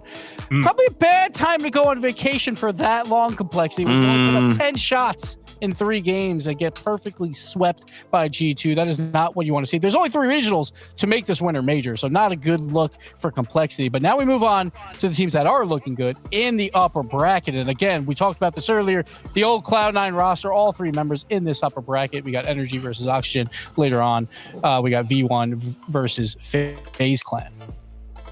Well, let's start breaking down the one coming our way right now. We got to talk about NRG versus Oxygen, because V1 FaZe Clan we're getting warmed up for later. NRG versus Oxygen. This is going to be a fun one. Both teams, again, of course, topping their groups respectively. NRG doing it pretty spectacularly, but Oxygen, I feel like a team wasn't expected to be the team on top of their group here. Yeah, I'm actually with you. I wasn't really too sure what to make of Oxygen's roster swap with Gimmick going over there. Obviously, you know that they're going to get, a good player who can go and challenge the ball a lot, but does that really contribute to them elevating their level of play? Who is to say? But you got to give them credit, like Complexity saying we came in a little bit slow, so maybe they're not dialed in. Sonics, they actually had a pretty decent showing yesterday, unfortunately not enough, but the real surprise there that could have made the difference was Envy with Drees. They just absolutely bombed out yesterday. So this is what the opportunity that we talk about all the time. If you're one of those teams that struggles to qualify consistently, one of those top teams is having an off day, you make it into the bracket stage, that's where you really got to make a lot of your money. Indeed, but NRG on the other side of the field here was looking strong coming in to those groups and coming into today to get a little more insight on their team, though we actually sat down with Garrett G earlier. Now let's hear more about NRG.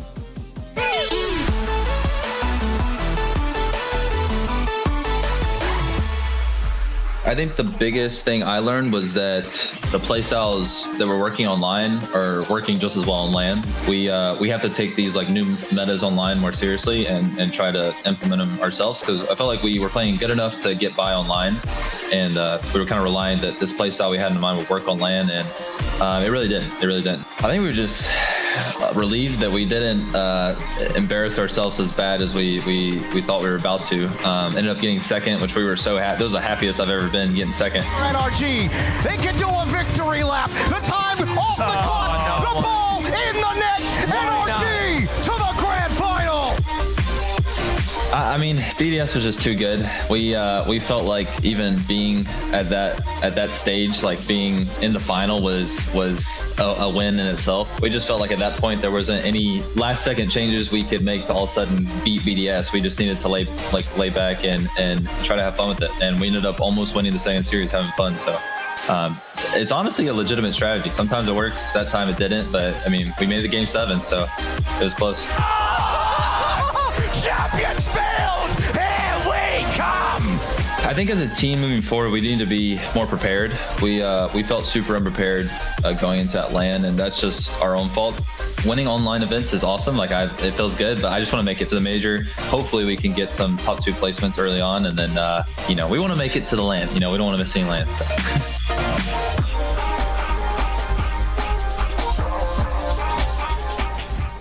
There's Garrett G again. I think showcasing why that team is a lot. There's a reason there's a lot of people backing that team. They proved it at LAN too. Gibbs, with the energy that they brought, they're like, you know what?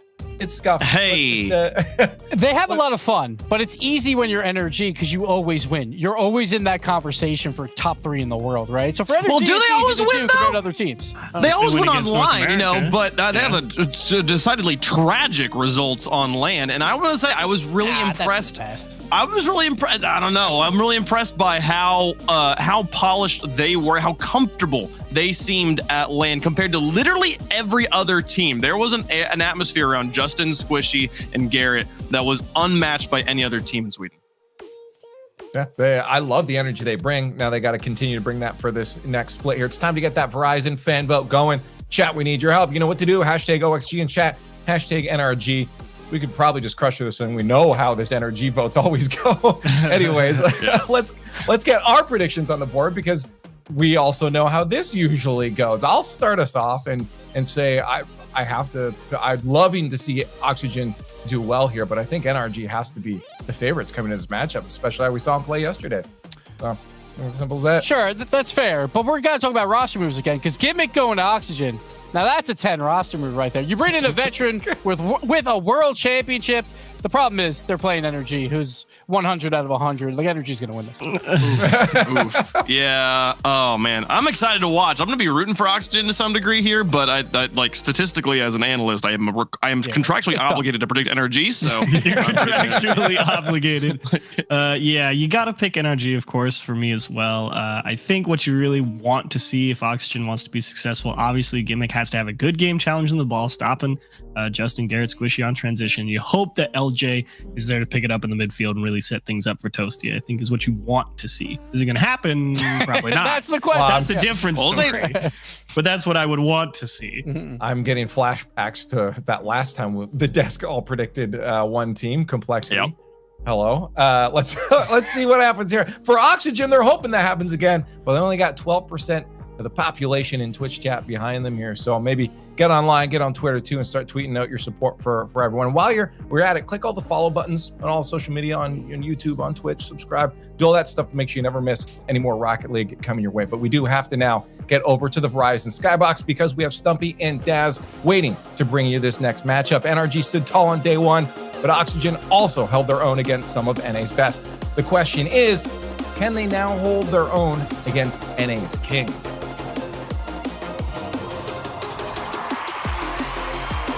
Oxygen Esports rise when other teams known as Titans in North America have fallen, and now they face another one with the General NRG. My name's Daz, and joined with me is Stumpy. Stumpy, are you ready to roll? I'm ready, Daz, and it's nice to talk to you again as well. Last time we saw each other over at the Fall Major. It's amazing to have the RLCS back and to be in the booth with one of the Kings.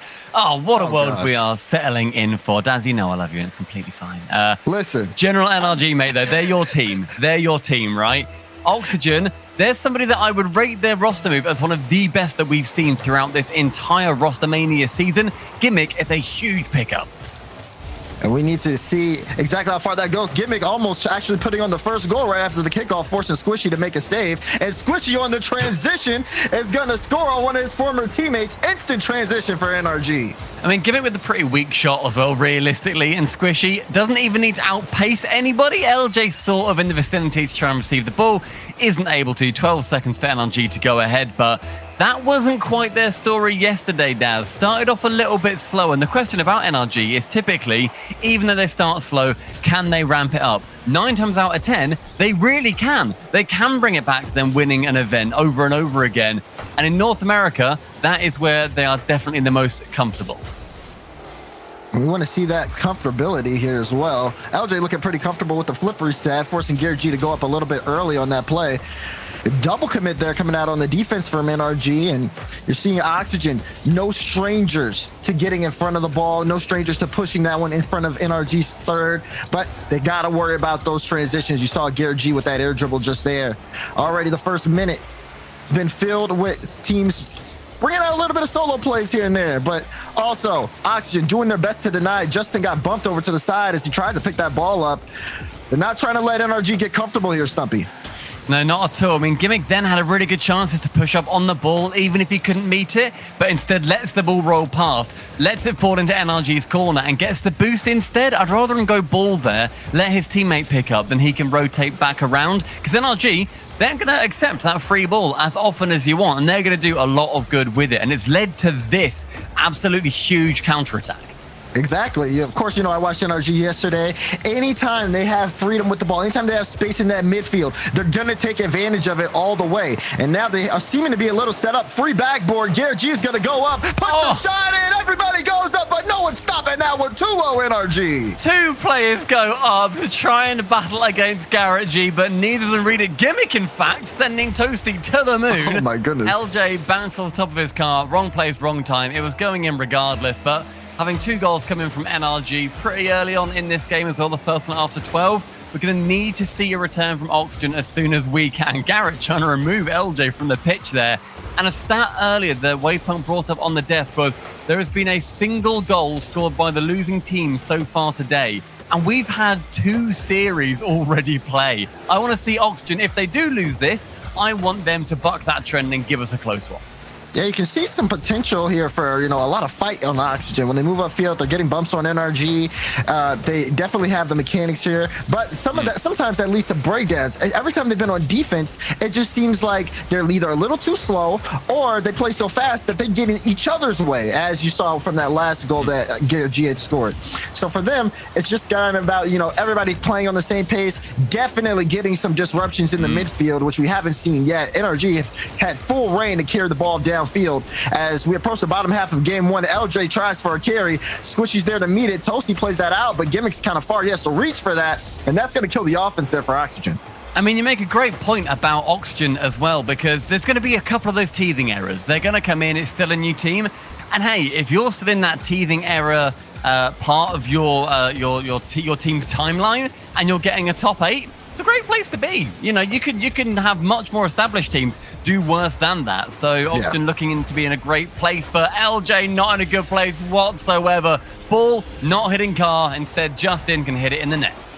Yeah, this is a great challenge from Squishy. A little bit of a breakdown. Like you said, LJ can't get there. Gimmick's getting bumped. No one home for Oxygen. And NRG are just able to take full control once again. They've set the tone here with a 3-goal lead. And, I think a lot of people had questions on the general NRG, especially when you look at how they did day 1. Of course, everyone said, they had an easy group. But watching those games, it definitely didn't seem easy. The first series of the day to RBG, they almost lost. They went 5. And what? Wait. No. You cannot do that, Gimmick. That was an open net and there was nobody attacking. It's hit the crossbar. Just wait literally half a second more and get a goal. That is abysmal play from a former world champion. I can see that you just look baffled. I feel like he... what?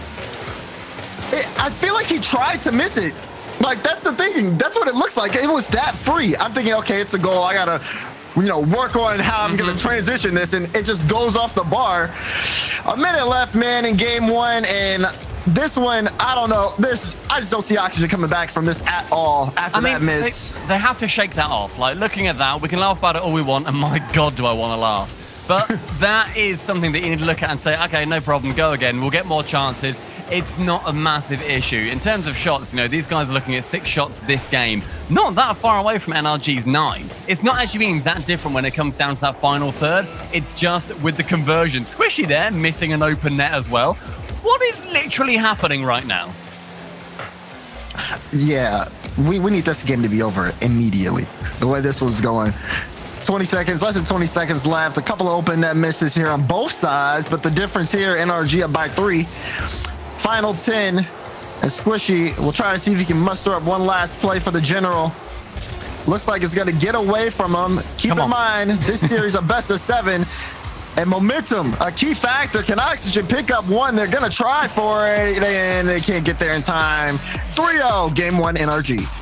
NRG is all taking that game with a lot of casual plays. Squishy missing that one. We can mock him all we want, but realistically, they still won it 3-0. Not a big issue whatsoever. Gimmick, pretend like your open net miss did not come in, because that was really quite terrible.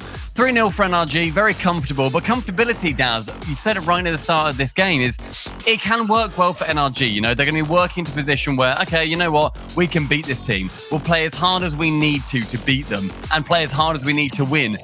That's why yesterday they ended up going 3-2 in 2 of their series and then 3-1 in one of them. So it's a little bit of a scary position as far as I'm concerned, but it comes down to this now bracket. The bracket's harder. You got 2 lives up here, which is great for Oxygen by the looks of things, but you just need to try as hard as you possibly can.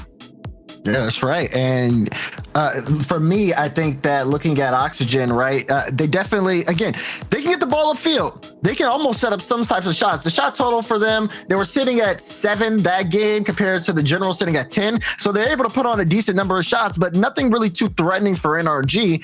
And we noticed that NRG, they didn't play perfect, right? We saw some of those misses from Squishy with the open net. We also saw double commits on the defense when the ball's being played off the back wall. The right amount of pressure, and you can't make the NRG defense crack. It's about whether or not Oxygen realize that in their play, because even though, you know, we see these mistakes, Oxygen, they have to fix their own, and uncharacteristic whiff, and that one will just go in. Garrett G managing to take it from the right wall, misses the ceiling, doesn't need to go for it, instead speeds directly at the ball, punts it off the floor, underneath one, above the other. Another early lead for NRG. That's not what Oxygen need. You said about breaking the NRG defense. They have got holes in there. There are so many chances for NRG to crumble on defense. Oh, maybe crumble's a harsh word, because ultimately NRG, the second best team in the world right now. It's going to be a tough ask, but Oxygen, they can get goals. They can get games in this series. It's the hardest opponent they could have possibly come up against, don't get me wrong, but they're still top 8 for a reason. Right. And they took down a lot of top teams to get there. Envy, Complexity, both of those teams now out of the tournament. Oxygen sitting in a very comfortable spot. So even if they lose this series, they can still play another in the lower bracket. But of course, the best of 7 against the general NRG, you're still going to want to play your best, because again, these teams are all fighting for those top 5 positions. And if they can upset a team like NRG, that would be huge for them. I mean, we look at the win-loss record from yesterday as well.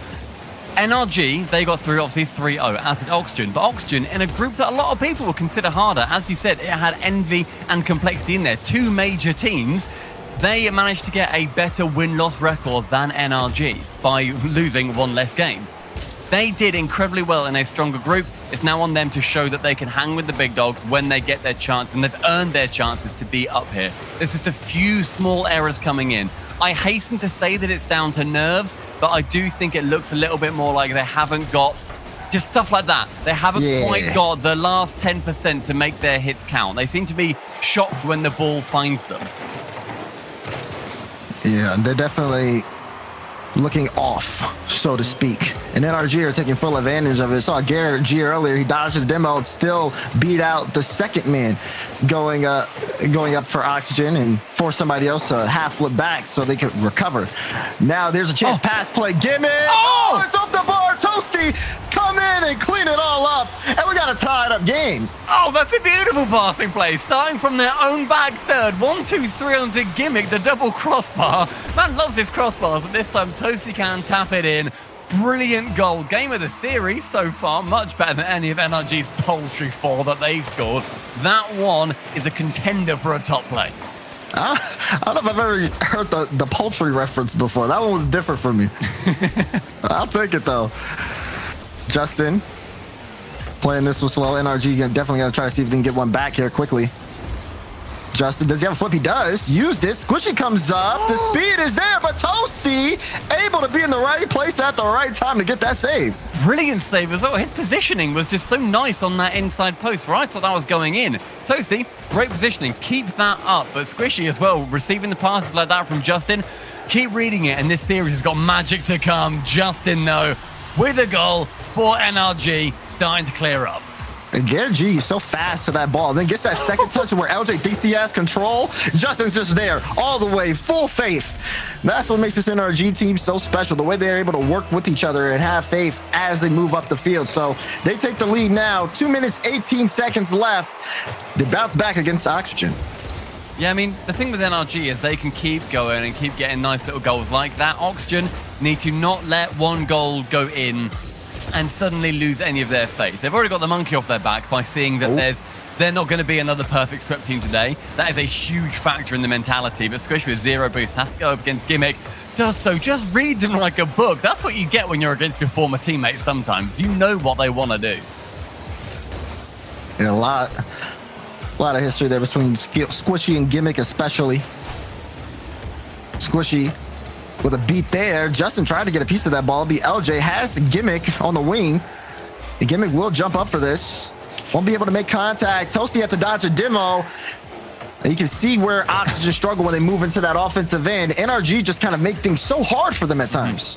Yeah, NRG, as much as we're talking about Oxygen, NRG make the game incredibly hard. They make it so hard to play against. And the fact that this is only a 1-goal deficit is great for Oxygen. They can certainly score more goals than they have done. There have been more chances, but a lot closer. Especially the chance to go central again. Garrett G with the pre-jump with the goal on time.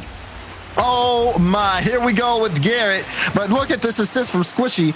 Able to get that extra speed. Gimmick came up so early to try to cut it off. They knew the danger that was there, but still not stopping that shot. Beautiful redirect from Garrett. It was that perfect positioning as well from Squishy to send it below and in front of Gimmick, where theoretically he's made the right play there. He's gone up early, he's gone in the passing lane, but Squishy still snuck it round him. That is excellent. With less than a minute left as well, nearly a rocketed own goal finding the blue net, but 2 goals to come back from for Oxygen. Opportunities have been rearing themselves. Team plays, are they going to be it?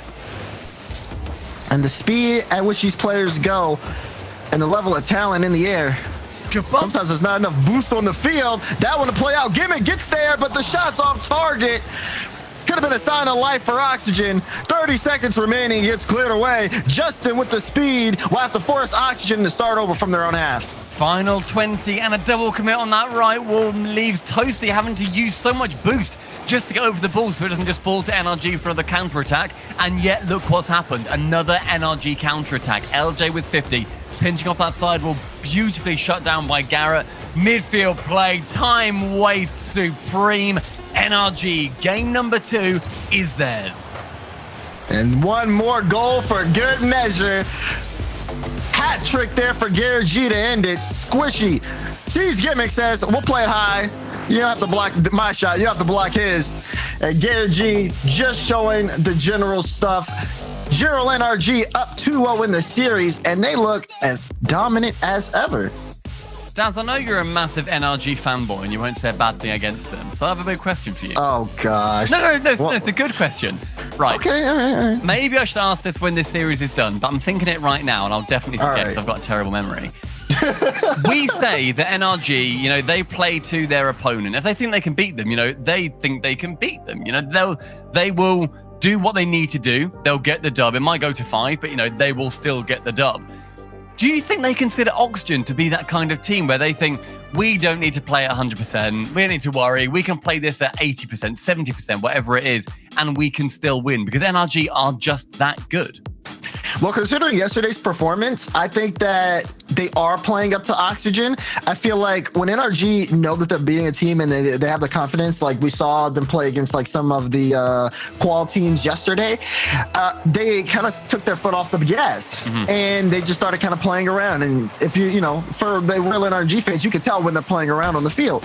And that's when the other team said, okay, we're going to come back now because you're giving us all this space. And there were series where they would be up 3 goals and next thing you know, go into overtime.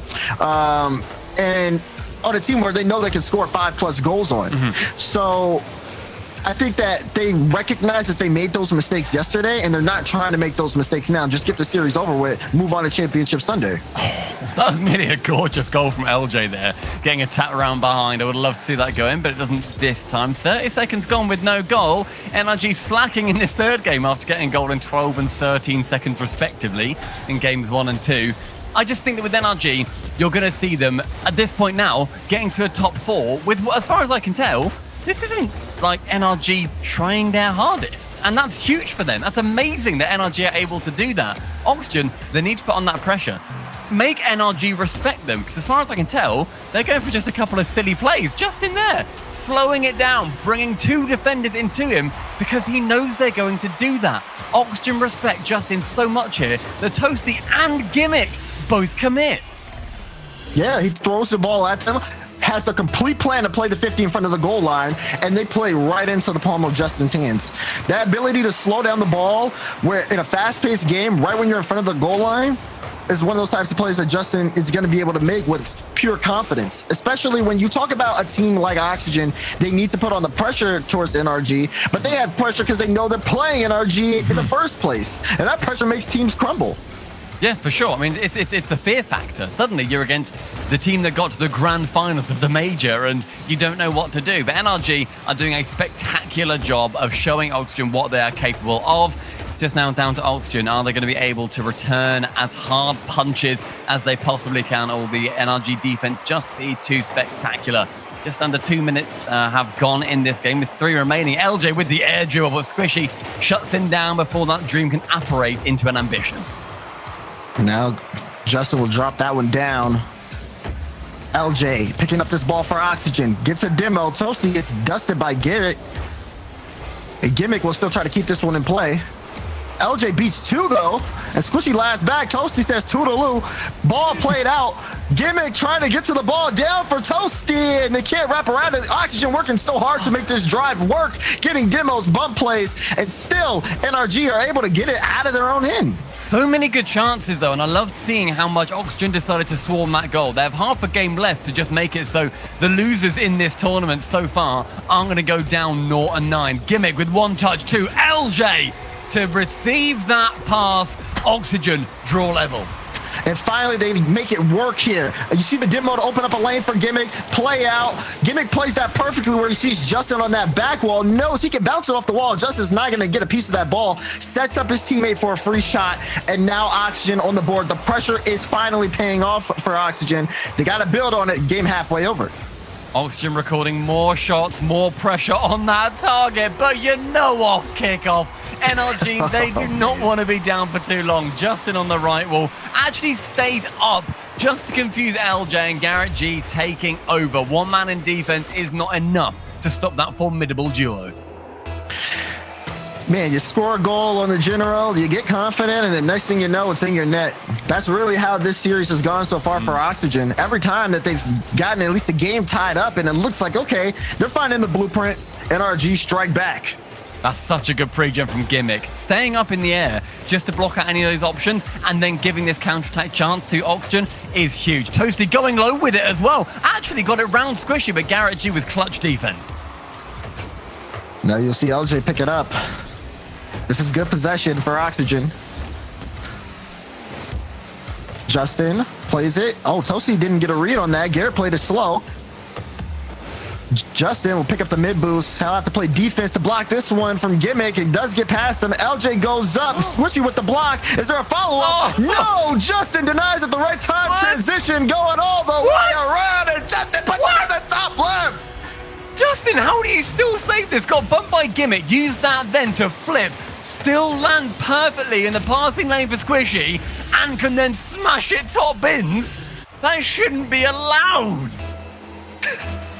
And That's crazy. Yeah, here we are. Here we are, Daz. My God. Maybe Oxygen haven't given up yet. Flip reset from LJ, and Garrett G able to get the save. That'll be NRG's 6th save this game. And as we've said it, Oxygen been putting on some good offensive pressure here. But the defense from NRG is definitely fixing as they're moving upfield. Chance here in front, but Justin denies. Oh, that was such a good chance for Gimmick just to take 1 touch lower. Doesn't have to go for the shot straight away. Catch it, then go for the flick high. You had Squishy in net on his own, and he's in the net. Go above it, and he's in a horrible position to try and save your teammate approaching, but instead goes for the solo, and it doesn't pay off. What I'm seeing from LJ here is so much nicer. He is turning it on. He is going for so many assists, going for bumps, and just trying to be as aggressive as possible. He's got the memo. He knows how to play NRG right now. It's a shame it's coming this third game, but LJ finds Toasty. Still Squishy to save. My goodness. We're sitting at 8 now on the side of NRG saves. And it's been 10 shots from Oxygen. They're moving downfield, still looking for something. And they are knocking at the door here. But the defense from NRG, oh my goodness, LJ. There's no way he actually saves that and then gets the flip out. It doesn't matter though. NRG, regardless, take the third game. That is going to be a 3-0 for the General. Awesome performance there. That is such a fun position for NRG to be in. There's still a chance though. We've still got one more game that is able just to start to bring it back for Oxygen.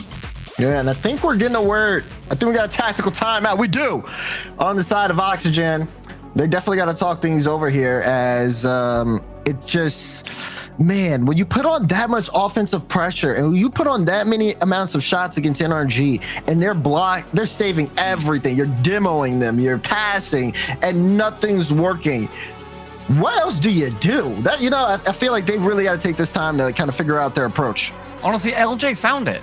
LJ just started to really, the gears were turning in his head. I could hear them from here. He found out what the plan needs to be versus NRG, and it's to get in their faces. It's to be a little bit tricksy and a little bit annoying and just go for weird shots and flip resets and whatever you need to.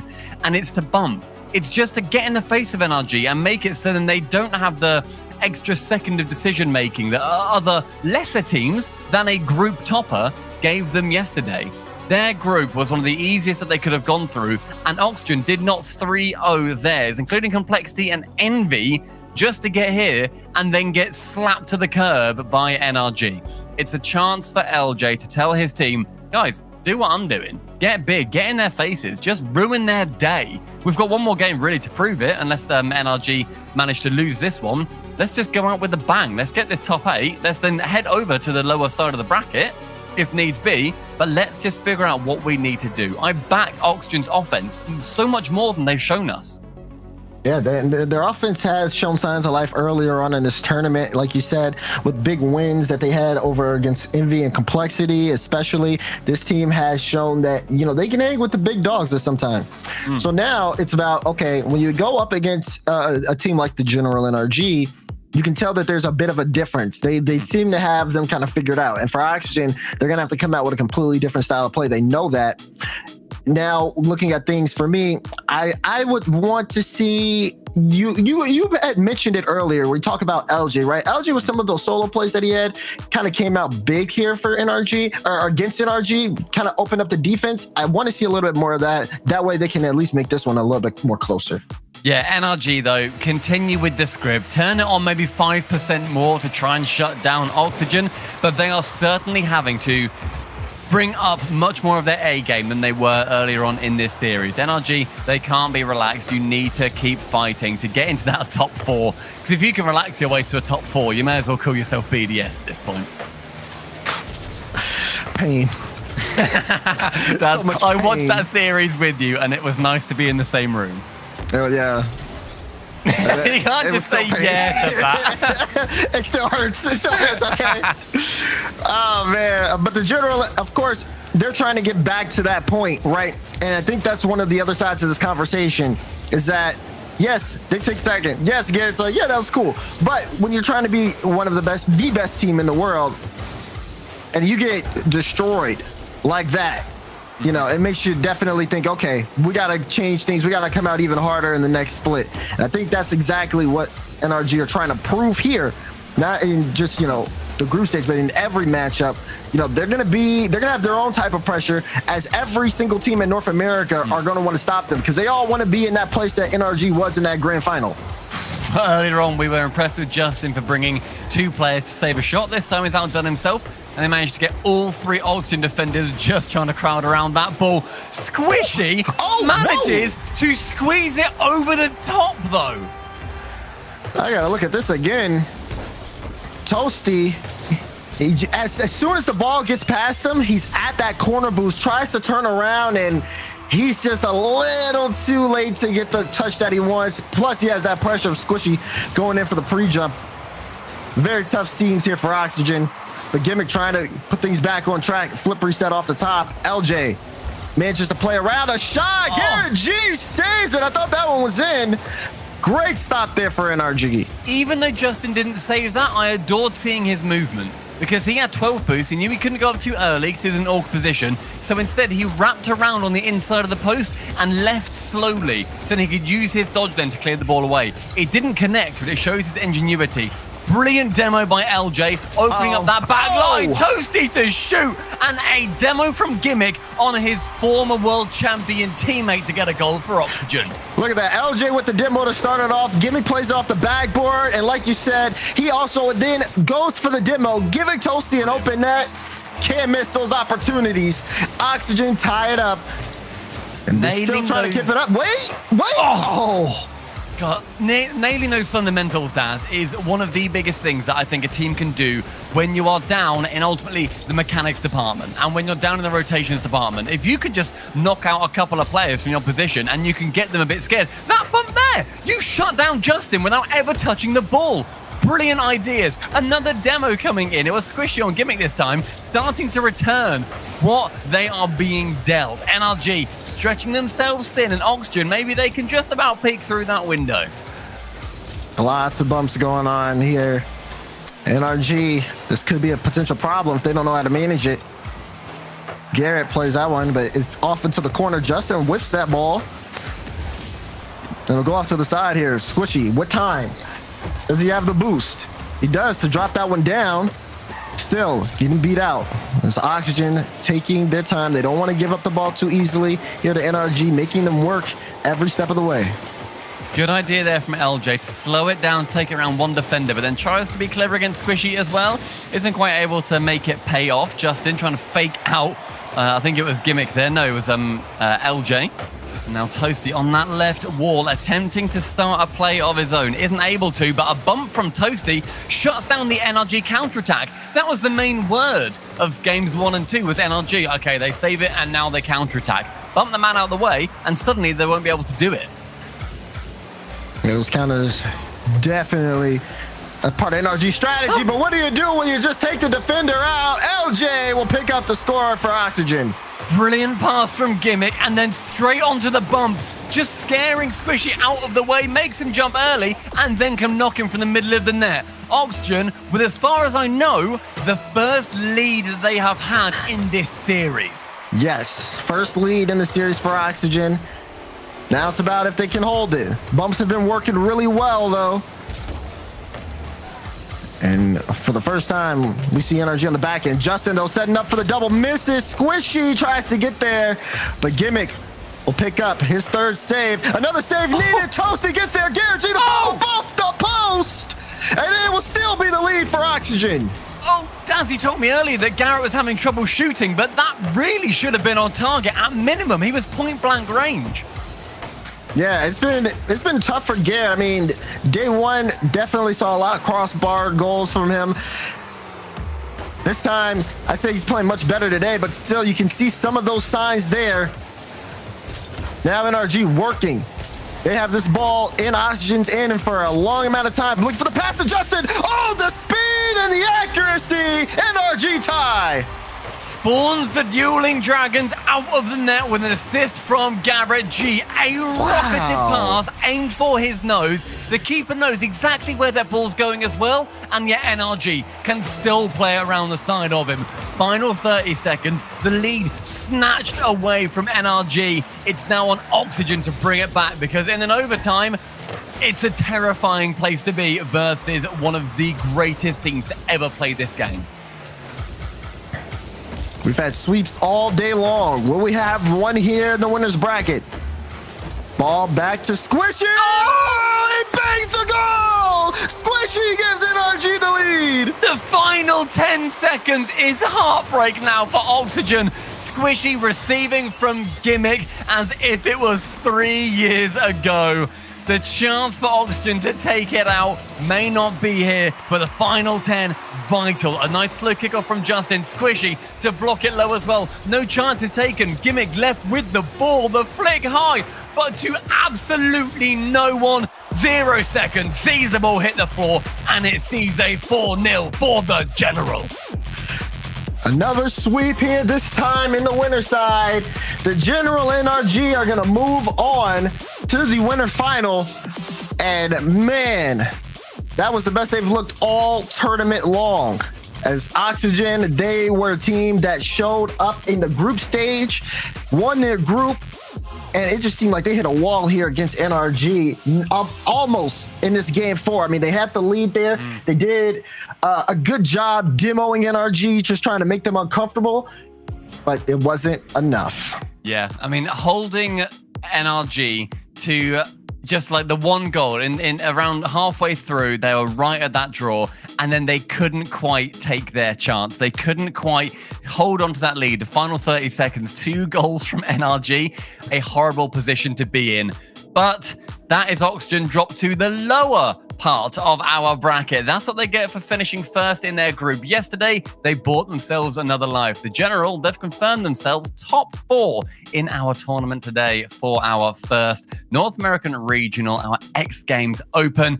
After the break, we are going to be having a look at version 1 versus FaZe Clan. A couple of teams who have shaken their rosters up a little bit. We'll see just how well they do.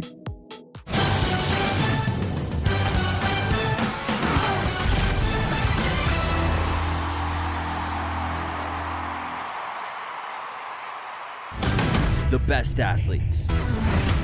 The biggest tricks. Oh, He-Man. In Aspen, Colorado for the 21st year in a row. Whoa. How you do that? We're back. You're back. Can't wait. X Games, Aspen.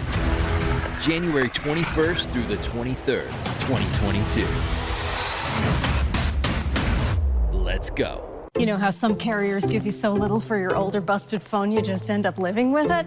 I don't think so. Verizon lets you trade in your broken phone for a shiny new one. You break it, we upgrade it. You dunk it, doggy bone it, slam it, wham it, strawberry jam it, we upgrade it. Get a 5G phone on us with select plans. Every customer, current, new, or business. Because everyone deserves better.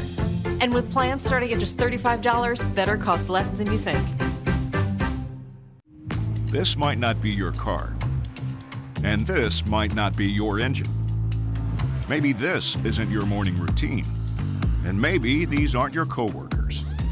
Perhaps these aren't your standard driving conditions. Far from it.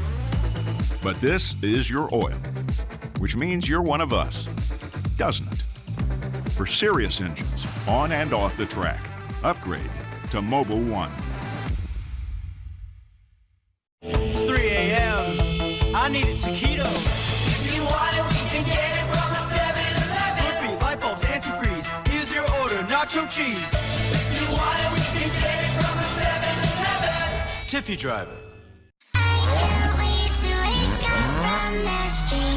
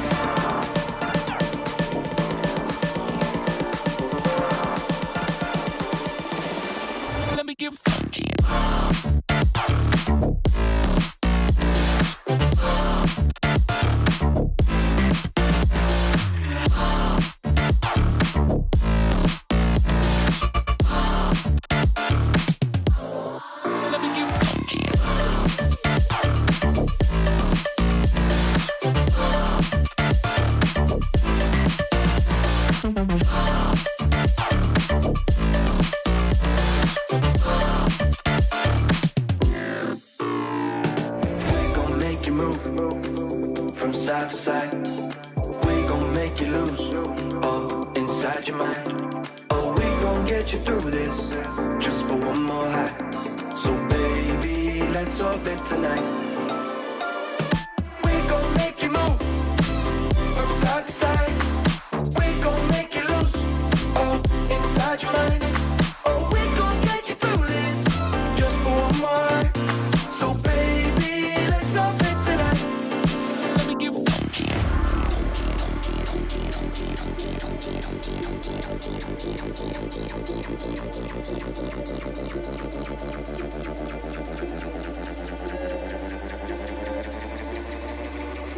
Let's lose our mind.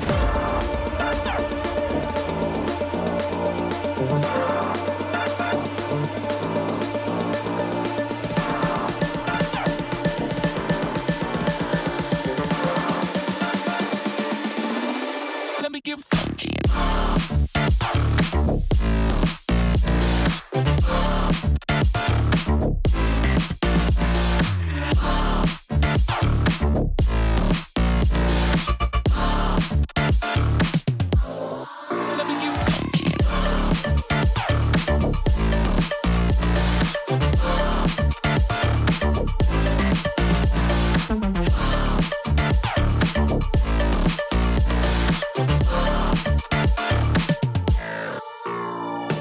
We gon' make you move from side to side. We gon' make you lose, oh, inside your mind. Oh, we gon' get you through this, just for one more high. So baby, let's orbit tonight. We gon' make you move.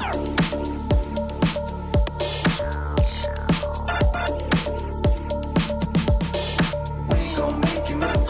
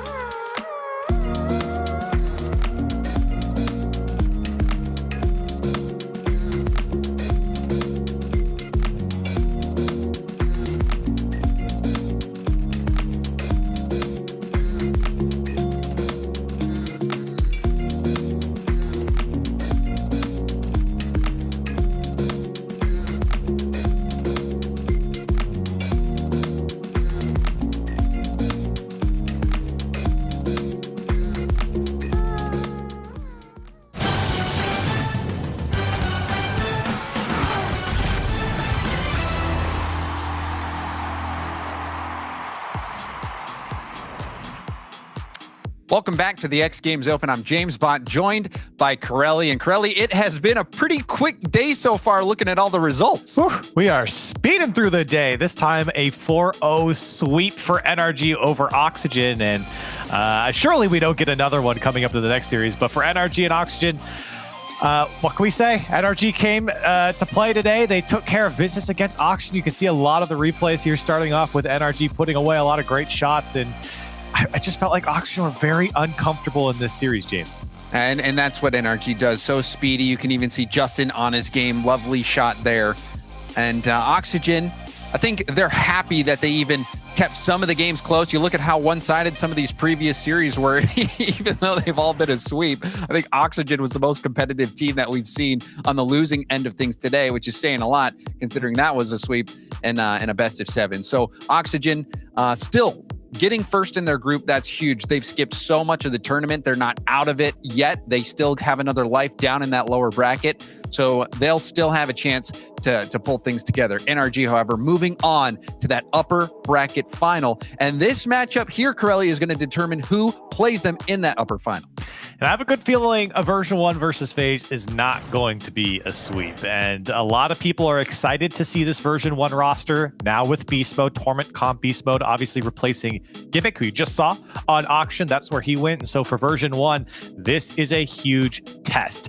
When you make a roster change like this and you bring on a player like Beast Mode, the expectation is that some people are calling it, Jorby particularly saying that version 1 could be a top 4 team. This is the time to prove it. It's a great opportunity for version 1 to come out and play against FaZe hard. This certainly is an important game. And I would even say for FaZe as well, Sypical on that space station team that failed to qualify for the major. And even Sypical, if you were watching that tiebreaker series, some mistakes you don't normally see him make in some high pressure situations. So Sypical now on a new team, on FaZe. FaZe looking incredible so far.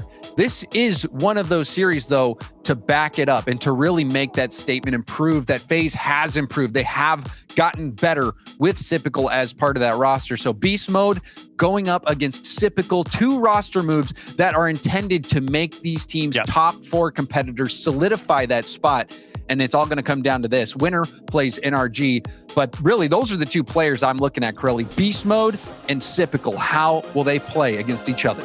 That is the big question. And I mean, they're for FaZe though, I mean, the amount of weapons that they have on this team now, it's very reminiscent, James, of what we saw with the G2 move with Atomic and what we've seen today. It's looking pretty good for G2 and for FaZe. So far, like you said, so good. They went to game 5 against Space Station in the group stages, but still took care of business there. First Killer and AJ are still stats monsters. With the move about Sypical, everyone's talking about it, but don't you forget AJ and First Killer. They're going to be all over the ball, getting the touches, the midfield, in the final third. And if you've been paying attention to some of the highlights from yesterday, AJ was all over him. Solo plays, dribbles, breaking down the defense. Like you said, Corelli, this FaZe Clan team, they have an arsenal of weapons at their disposal.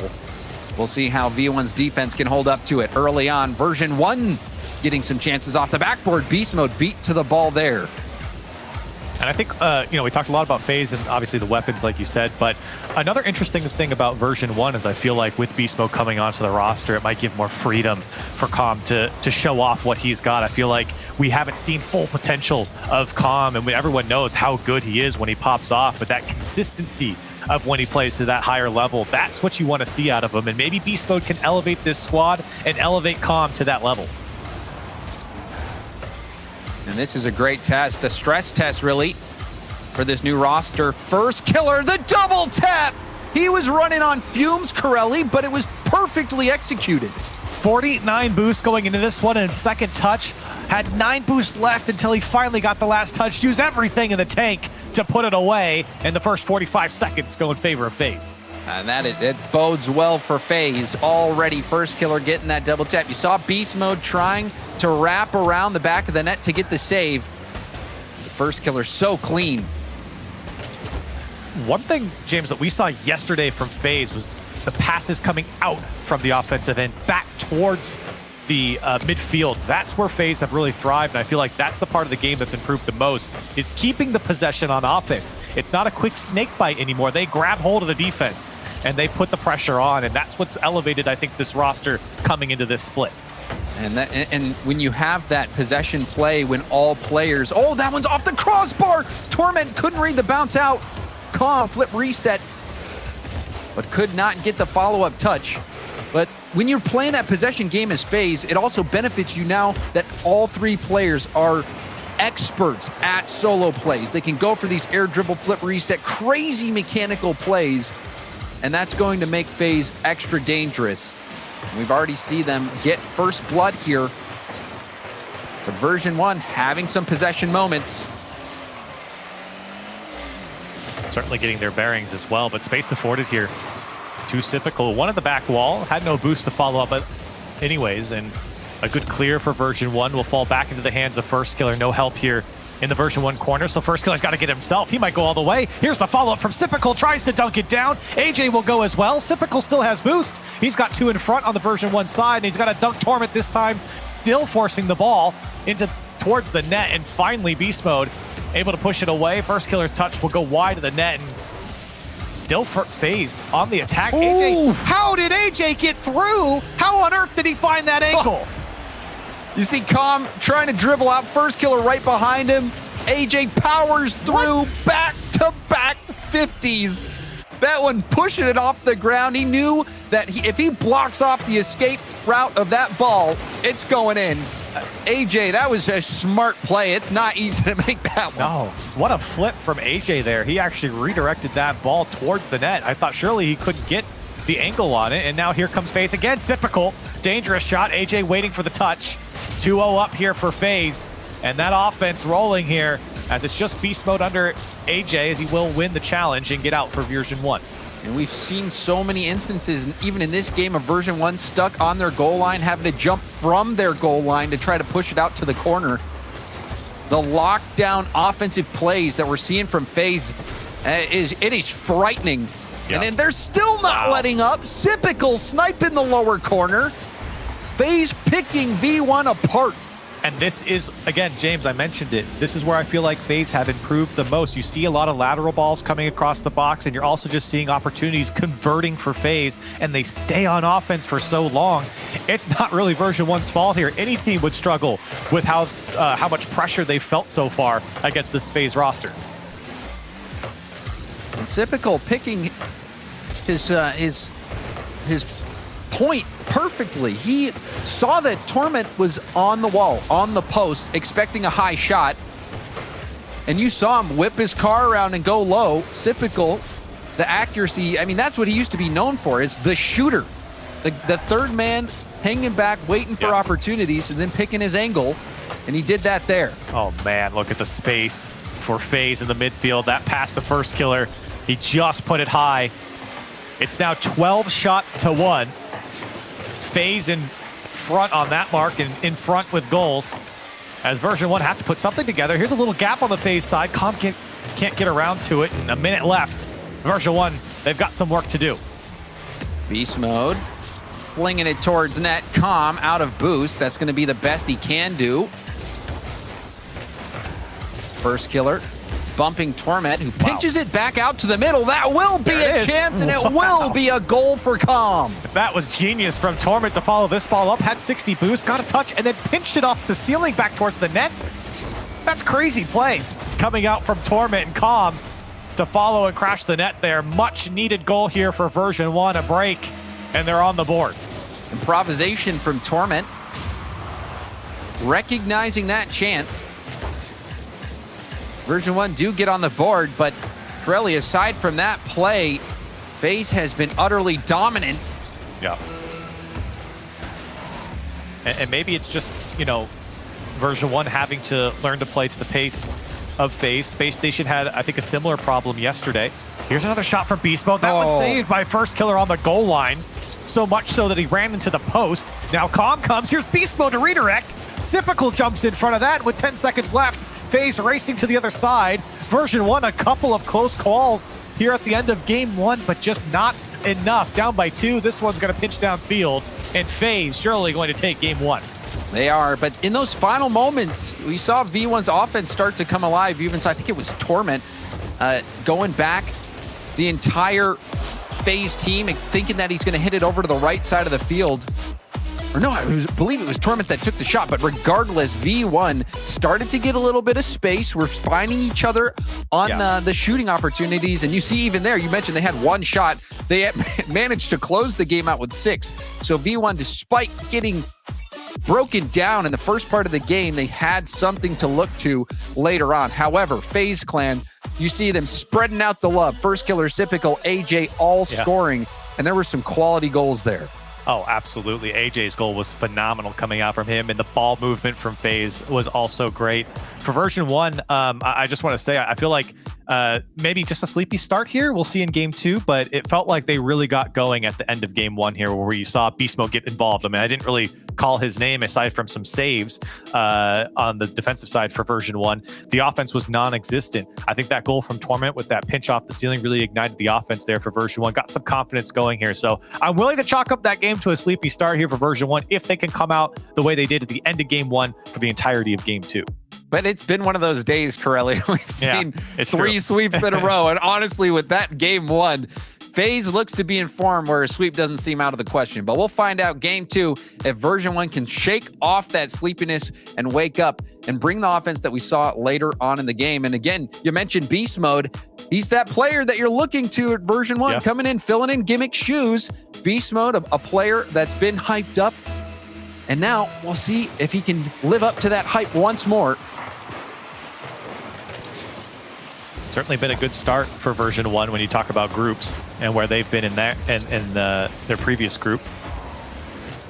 But still, for version 1, these are the types of teams that they've got to beat, and they've been oh so close. Many game 5s for version 1, as everyone knows. But with a different roster, you hope that this will push them over the edge to win a few more of those game 5s, because it wasn't necessarily that they couldn't take some of the top teams the distance, it's that they weren't winning. Here's Difficult towards the net. Calm gets up, stretches out to make the save. Beast Mode trying his best to get out. Now Typical wants to lob it to AJ, but it's right in front of Calm. And Beast Mode will hopefully give version 1 a chance here to break out. Yeah, that was smart positioning by Calm there, recognizing the pass opportunity, now taking the shot. But Calm ready to block it out. You saw Typical had options to shoot or pass. Now 2v1. Ooh, nice challenge from AJ. Yeah, it was a great challenge from AJ. I think Calm and Beast Mode are going for the pinch there. Now it's difficult. Once more of this defense from version 1. AJ. Lob towards the net is too wide, and the clear will come out from Calm. You're seeing FaZe positioning on offense, always in a spot where they're giving the teammate the option to pass, which makes it even more difficult when you're trying to defend it. Have to give them extra space and wait to see which route they go with. AJ didn't get the double tap, but it's back to First Killer. Pings it off Torment's car. Clear out. Typical shoots towards net. Rebound out from Calm. AJ, the tip down. Typical trying to dribble it around, but Calm getting a piece of it.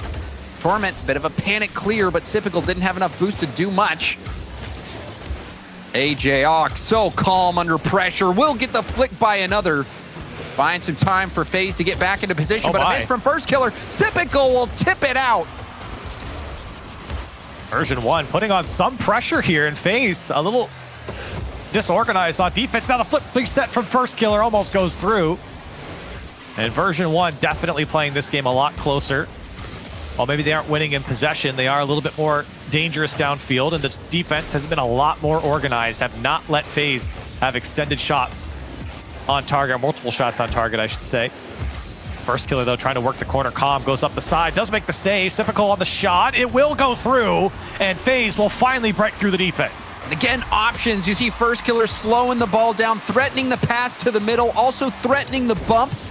And we've seen rebound after rebound come out in front of version 1's net. This time, Typical is there to clean it up. And FaZe Clan taking the lead just past the halfway point of the game. And version 1, despite the strong defense, eventually let FaZe through. 6 saves for version 1, 7 shots from FaZe, and you're right. They've done a good job to turn away FaZe, but you just can't feel that much pressure for so long. As Torment tries to get back to this one. Haven't really seen version 1 hold the midfield at all. There's been a lot, like you mentioned earlier, some panic clears. People with players with no boost just throwing the ball away. They haven't been able to keep possession and transition onto that offense. It's mostly just been counterattacks from version 1. Beast Mode, he's using up all his boost here. The attack not going to be able to keep going for version 1. Torment trying to follow up his second hit, but FaZe, you see AJ getting bumped to oblivion. But First Killer finds AJ, now a 1-2, already FaZe back on the attack. Yeah, and it's those clears that go right back into FaZe. Now a shot from Typical. He'll surely put it away. 2-0 for FaZe Clan. FaZe looking deadly. AJ tipping to the corner. Beautiful doink setup there for Typical. And FaZe, what else can you say? They look offensively superior to version 1. And I feel like we were starting to touch on it there, James. I feel like there's a lot of touches from version 1 that just go straight back to a FaZe Clan player. And sometimes you have to do that. It's not necessarily that it's bad. It's that's almost every single time that version 1 are giving up the ball and it's going straight to FaZe. Whether it's first killer in the backfield, AJ, or Typical, they start to pick up their offense from the back and pick apart the defense of version 1. So they need to have a better setup on offense. And they just are, it's so hard for V1 to get possession because of how much boost FaZe is able to steal, how much they're able to get, and how much they're able to force it out of V1. You see how much boost Beast Mode using there to fail the clear out of the midfield.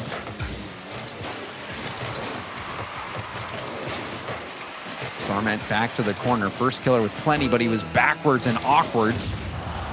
Free flip there, and the demo. 2v2 for a moment. Typical on empty. Torment couldn't get the pinch, and now first killer will have a solo play chance. Oh, and you saw the pinch attempt. FaZe killer and AJ trying to squeeze that ball. And time ticks away for version 1. So again, version 1 will be on the losing end. And FaZe Clan are looking ferocious. The amount of possession we've seen them have. Yep. And also for FaZe, in a lot of situations, in these 50-50s, they're not even jumping.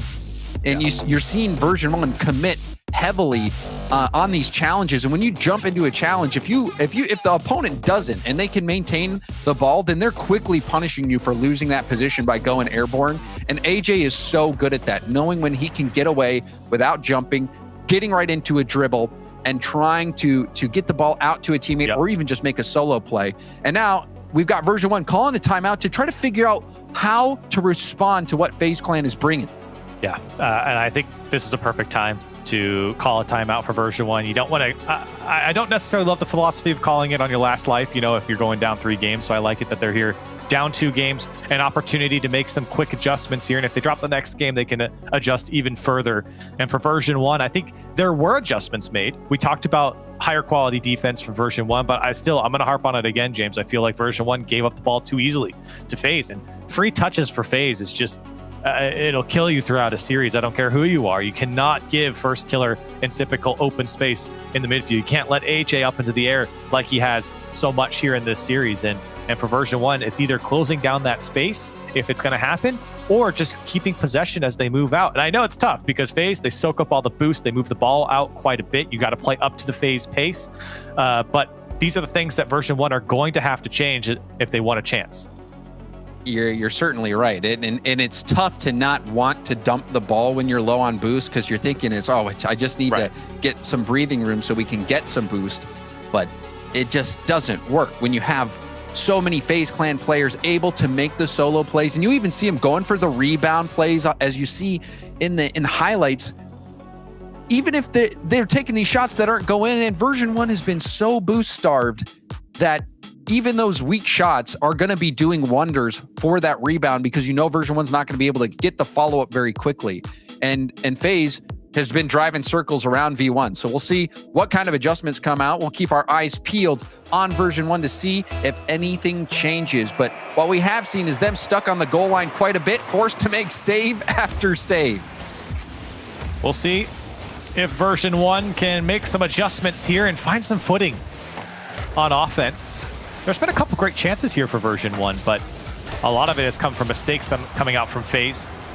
And they are a little jumpy on defense. The FaZe side is good pinch coming out from Beast Mode. And hey, if you're going to throw it downfield, that's the type of touch you want, as it allows version 1 to play on this FaZe side. But an easy clear here for first killer. Met by Calm, and now AJ wants to set it up. First killer up again. He's going to beat Torment. Beast Mode on the backboard. His first killer can't get back down to it. Typical wants the backboard himself.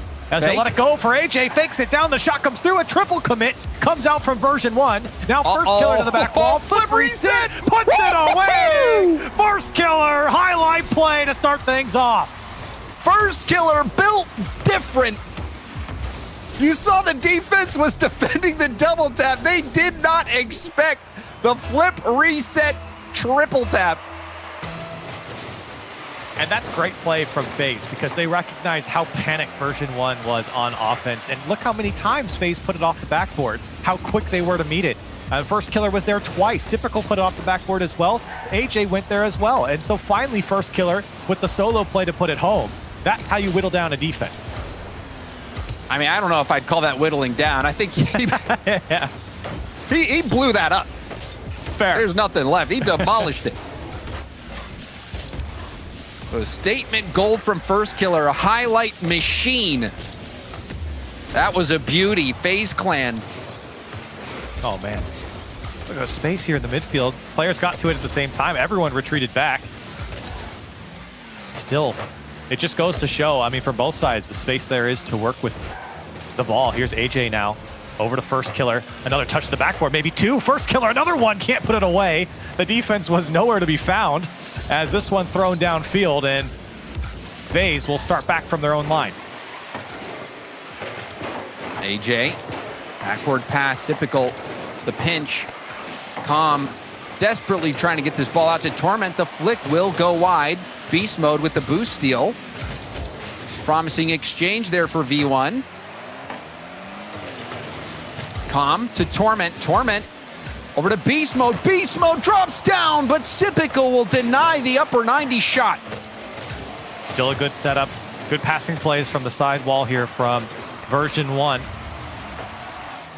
And it almost went through. A quality touch from Beast mode almost was good enough to beat the FaZe defense, but still version 1 struggling to break through halfway through this game. And First Killer working the sideline here, trying to find a hole here in the defense. Typical has space to work with, flicks it over one. It's open for AJ. He'll put it home. 2-0 for FaZe. This is brutal. FaZe committing a beatdown against V1. That flick up to AJ. AJ there to cleanly put it in. The grit and determination from Typical. He just kept going. And man, FaZe are looking like they're playing on a different level, Corelli, than V1. And I feel like there was a miscommunication on the version 1 side there. That's this one's in. going to roll. That's just in. It's just going to roll in from AJ. But I just want to talk about the last goal for a second because it felt like Torment and Beast mode, someone was calling out to go, and maybe they both were, and nobody went for the ball, and then they both went at the same time. And so I'm not sure what's happening on the version 1 side as AJ gets a third one here with the open net counter. But things are falling apart even after the timeout. Sometimes there's just nothing you can do, and a team's just better. Oh, man. Almost another goal from First Killer. And FaZe, you kind of felt like it was true, Corelli, that they were maybe one adjustment, one roster move away from being the best team in NA. And this gameplay that we're seeing out of them makes you wonder if they are. Well, if the previous roster was top 4 internationally, what happens when you add Typical to the lineup? And right now, it's looking very reminiscent, James, to the previous series we casted with G2. Just absolute domination through and through. There's no better way to put it. Typical fighting for this one on the goal line. Torment is able to throw it away, and a good pinch will find the backboard. Tough read for First Killer, and he makes it to throw the ball back downfield for FaZe. And that was a tough read indeed. First Killer had to predict how that ball was going to bounce, speeding off the pinch from Torment. But it shows you how focused First Killer is, how on his game that he is, and how on their game that FaZe is overall. Yeah, that's the scary part too, James, is sometimes you feel like you're not getting all of FaZe in some of these series. This is prime FaZe right now, and it is very hard to play against. You're seeing version 1 have so many struggles to find the back of the net. First Killer trying to tack on a fourth. Typical wants to drop it down to AJ, and FaZe looking to just jog into the finish line here, at least in this game. Version 1 scored a single goal in this series so far. FaZe utterly dominant. Version 1 already used their timeout, so they're going to be on series point after this one. Going to have to figure out what to do, but it seems like there are no answers Only people with answers are FaZe. As Com has no boost to get that shot on target to add insult to injury. FaZe Clan up 3-0 and now on match point. What do you do? What do you say to each other right now on the version 1 side? I asked that one rhetorically because I mean I don't know. I feel like you take the timeout, you come back in with a game plan, and it was arguably worse here. FaZe Clan were all over them. I feel like the only reason the score didn't open up more was because FaZe just slowed down and they were happy to sit on the 3-goal lead and go next. I mean, now they put version 1 on match point in a series where, I mean, they weren't even tested defensively in most cases. It felt like it was just all FaZe offense throughout this series so far. And it makes you believe the best defense is a good offense. And FaZe Clan living by that theory in this series. They were spectacular. And that goal, we saw it in the highlight package, that goal from First Killer, the flip reset, beautifully done. The defense, I mean, he made him look silly. First Killer is one of those players that has that extra little bit of skill, talent, mechanics that allows him to pull things off in series like this that make your jaw drop. First Killer, wonderfully done. And then you even saw AJ and Sypical have their moments. The flick from Sypical to get the pass over to AJ. The solo play potential is there for FaZe Clan. So they are looking in form, and now just one game away from closing this out. Can V1 figure out how to get back into this one? They've only managed to score a single goal so far heading into game 4. It's shocking, really, so far for version 1, but another game lined up for them, and one where they can make amends. And in a series where, we mentioned it a little bit, James, we've seen glimpses, even in that last game, glimpses of some great offense from version 1, but it's literally been like 2 plays previously in the previous game that you felt like version 1 looked put together on offense. And First Killer still manages to save the shots. Yeah, so First Killer and Typical both making crazy saves there, and you can't beat them on offense right now. You can't beat them on defense. Maybe Calm, how about that one to put it away? And version 1 finally starting off on the right foot. Torment lobbing back. You see it was awkward. Typical trying to half flip. Didn't get the best touch. And Calm places that upper 90. That is the momentum that V1 needs. Finally getting a lead. Can they hold on to it? Torment, good speed. And he gets the bump on AJ. Beast Mode waiting to see how Typical gets this out. Well, looks like he might have even pinched it with a teammate there to have that get out of the zone. FaZe Clan now on the attack. AJ dodging the bump. Beast Mode shutting that down nicely. Oh, no. Thought for a second everyone was going to whiff there on version 1. The first man did, and AJ whipped around with full boost. This one's passed out as well, but this time FaZe not pushed up as far. Still makes it to the goal line. Typical, he'll take a shot. That one just wide. As FaZe afforded some space. Now Torment over to Calm. Calm drops it back to Beast Mode. Takes a shot from half field and almost caught the defense out. But here comes AJ and didn't get enough of that one to the back wall. Calm to play it to his corner. And you saw how Calm decided to take that to a dribble, showing some confidence. Torment. Low boost, pinch, will go back out. Beast Mode has First Killer on his tail, misses the ball. First Killer. Oh, wow. First Killer. He just is the best. Oh, man, what do you do? This has to be so tilting for Beast Mode. He's got 25 boosts. And looking at it from Calm's angle, it looked like it was out. From Calm's POV, it looked like it was out. But First Killer perfectly put it under the crossbar, and Calm didn't even jump at it. Speechless. Yeah. Killer. I mean, from that angle to make it perfect, but Beast Mode goes far post and in. V1 back on top, and that was a big one for Beast Mode, who had made that opening for First Killer on the last goal. Getting the go-ahead goal, that is exactly what V1 needed. And despite the great work from First Killer on his shot, it's important that version 1 respond back, and that's exactly what they did. Maybe a kickoff goal here. That one almost an own goal. Typical instead. A calculated pass off the post to AJ. But that's what version 1 needs. They need to put goals away, obviously, but responding when FaZe also tie up the game is maybe even more important as FaZe have just fell forward most of this game. And so for version 1 to reclaim that lead, I think gives a lot of confidence for this squad. They got to play a little bit of defense here, and it's getting a bit dicey as shot goes just high as Torment gets a piece of it. Version 1 scrambles to get this one out. Giving up possession yet again, but Beast Mode does have the demo on Sypical. Drop down pass denied from Calm. Beast Mode looking for another bump. Ooh. Calm dodging.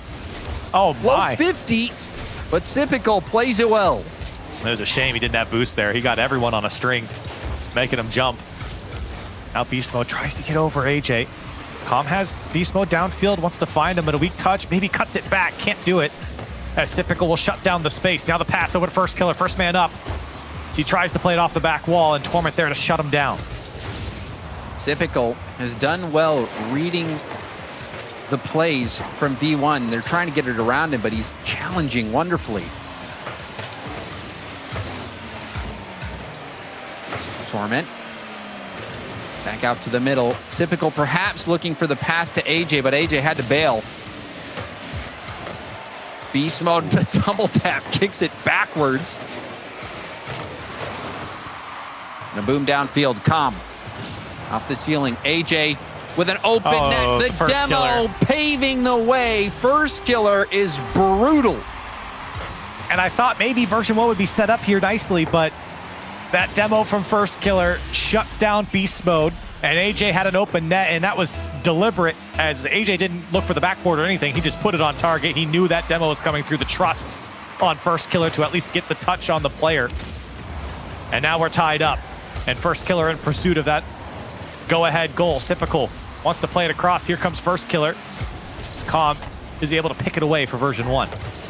AJ taking the ball to the air, flip reset, shut down by Calm. First Killer going for a bump. Sypical, high lob, backward bounce, blocked by Beast Mode. AJ tipping it up to First Killer. Looks like he got his flip right away. And you saw him try to weave around Calm. Yeah. Calm being a nuisance on defense. Drop down pass. AJ, flip reset. Oh my gosh. Almost off the backboard and no rebound for First Killer, but FaZe whipping out all the weapons. Every single player got a flip reset on that attack. And it almost paid off. Still tied. The demo, Calm almost makes it open as Torment puts a shot on target. FaZe now scrambling on defense. Version 1 coming to life late. And they could steal this game away. A game where they've held the lead for most of the time. It's difficult.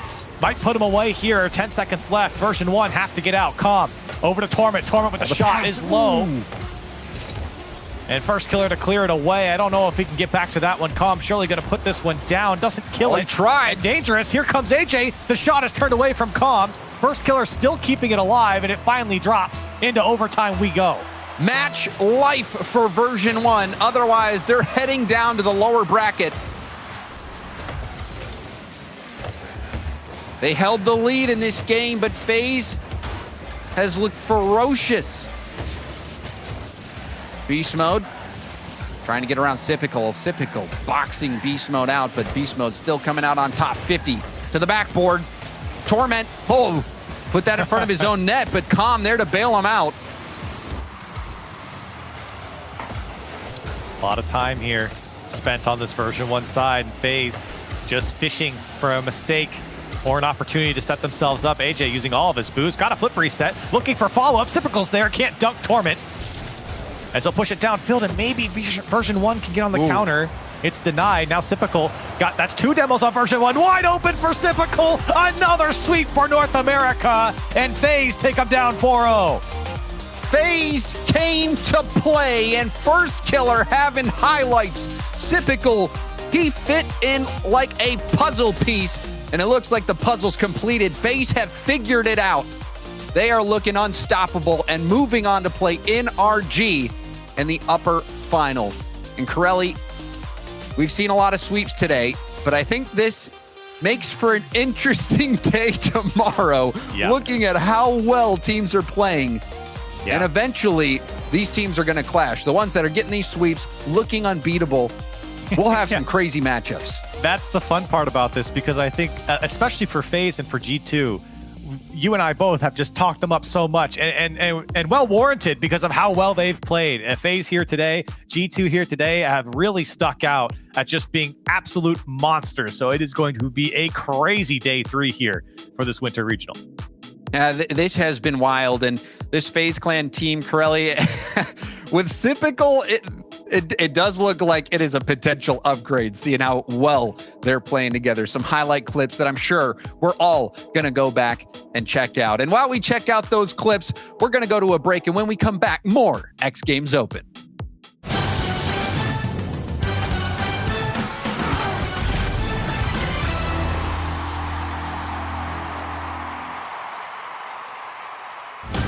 The best athletes, the biggest tricks.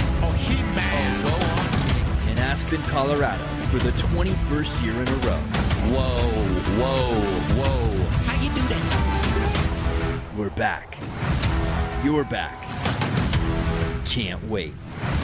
X Games Aspen, January 21st through the 23rd, 2022. Let's go.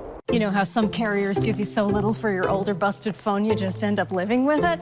I don't think so. Verizon lets you trade in your broken phone for a shiny new one. You break it, we upgrade it. You dunk it, doggy bone it, slam it, wham it, strawberry jam it, we upgrade it. Get a 5G phone on us with select plans. Every customer, current, new, or business. Because everyone deserves better. And with plans starting at just $35, better costs less than you think. This might not be your car, and this might not be your engine. Maybe this isn't your morning routine, and maybe these aren't your coworkers. Perhaps these aren't your standard driving conditions. Far from it. But this is your oil, which means you're one of us, doesn't it? For serious engines, on and off the track, upgrade to Mobile One. It's 3 a.m. I need a taquito. If you want it, we can get it from the 7-Eleven. Slurpee, light bulbs, antifreeze. Here's your order, nacho cheese. If you want it, we can get it from the 7-Eleven. Tip you, driver. I can't wait to wake up from this dream. I can't wait to wake up from this dream. To tell you everything. Touching hands, touching teeth.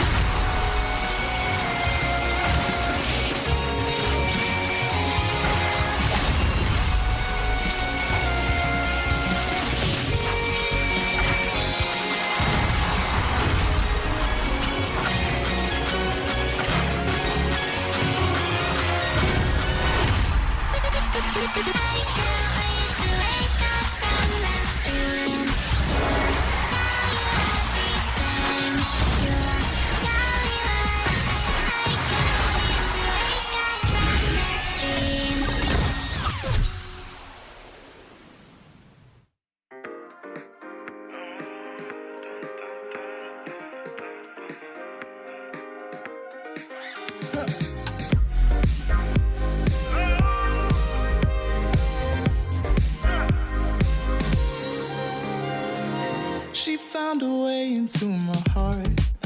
Oh, she don't make up, no, she make art. And I need a way to treat it, 'cause I keep getting high off of her. Off of her. I know that you'd be bad from the minute I saw you. But somehow I keep running back to you.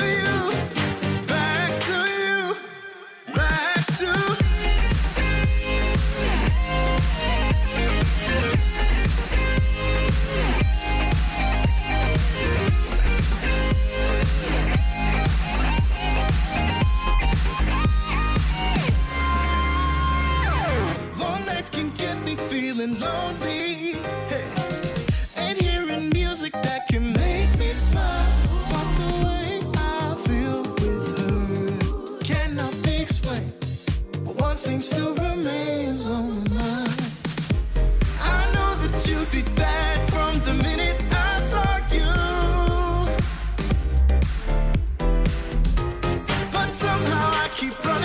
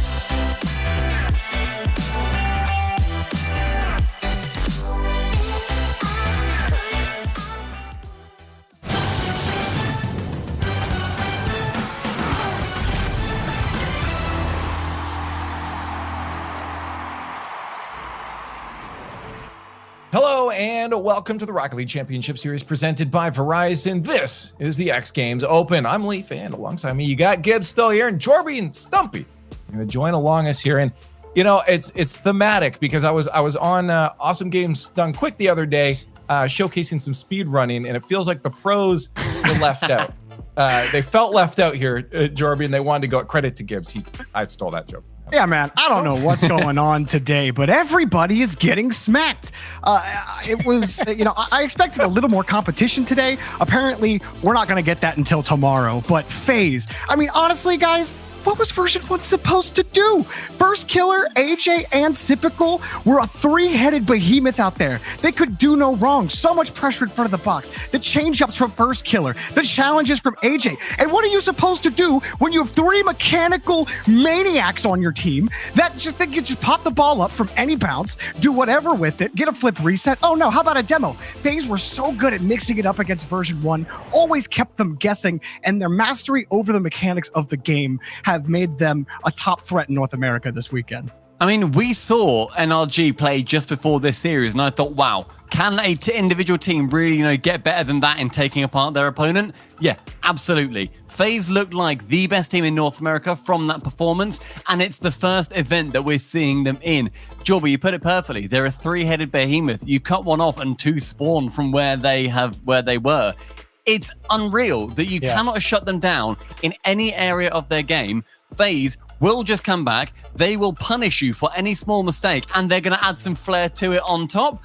That is such an exciting team. That might be one of the best roster moves we will ever see. Yeah, so it seems like, I know it's early, it's Winter Regional 1, but it really feels like it's going to be FaZe and Energy in every single one of these finals. We'll see what happens. Like, Energy is always there. They're always at the top. But FaZe, with these roster moves, man, they are outclassing everyone right now, and we'll see if it will continue later on when they likely play Energy twice. I guess, again, we'll see as a lot of these rosters get kind of connected together. But to talk about that, Victor, we got to get an interview on here for the Winter Split. Our first one of it. AJ is on the line. What's up? Congratulations on the win. Yeah, what's up? Appreciate it. We're just sitting here having a nice quick day thanks to all the teams, including you guys. A 4-0, after all of these crazy roster moves.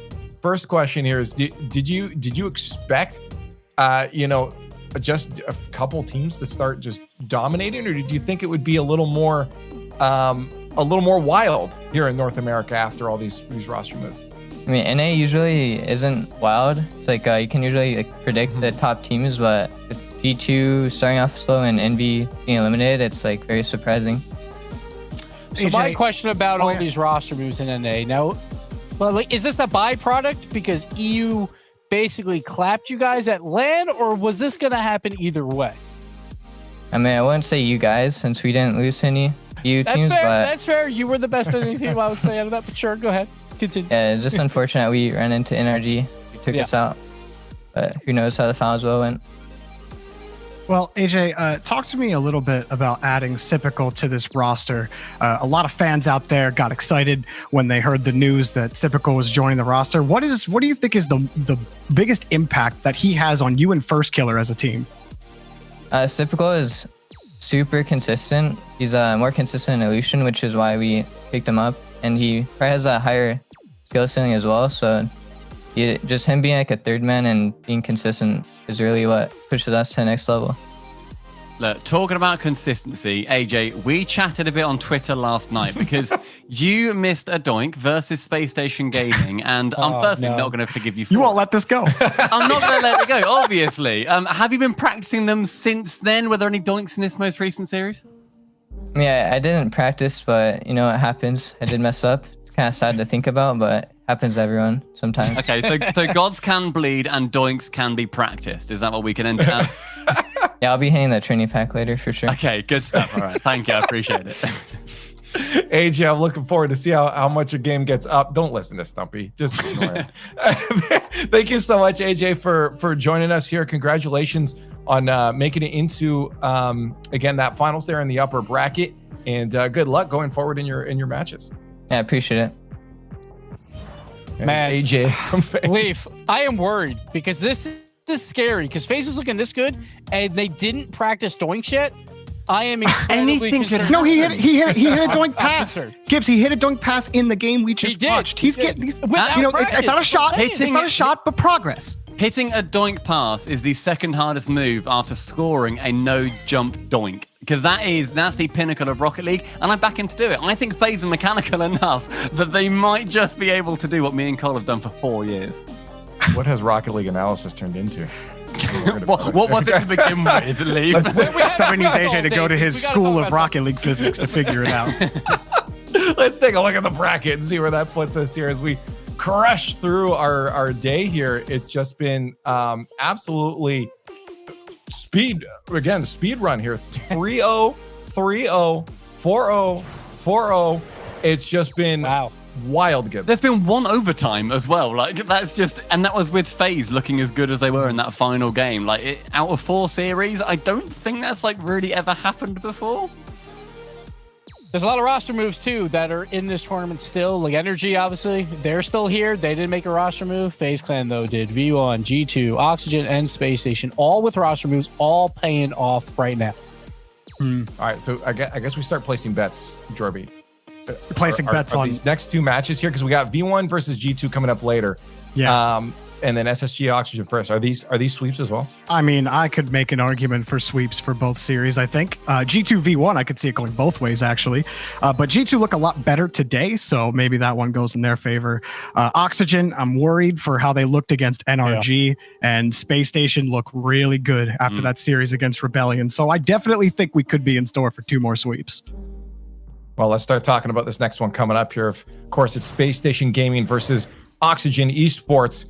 And, Oxygen, they had a good group stage early on there, Stumpy. They looked great yesterday, but they come into today and they're having a little more trouble. Obviously, they had to go up against NRG, but, I feel like SSG is still going to be quite the battle for them.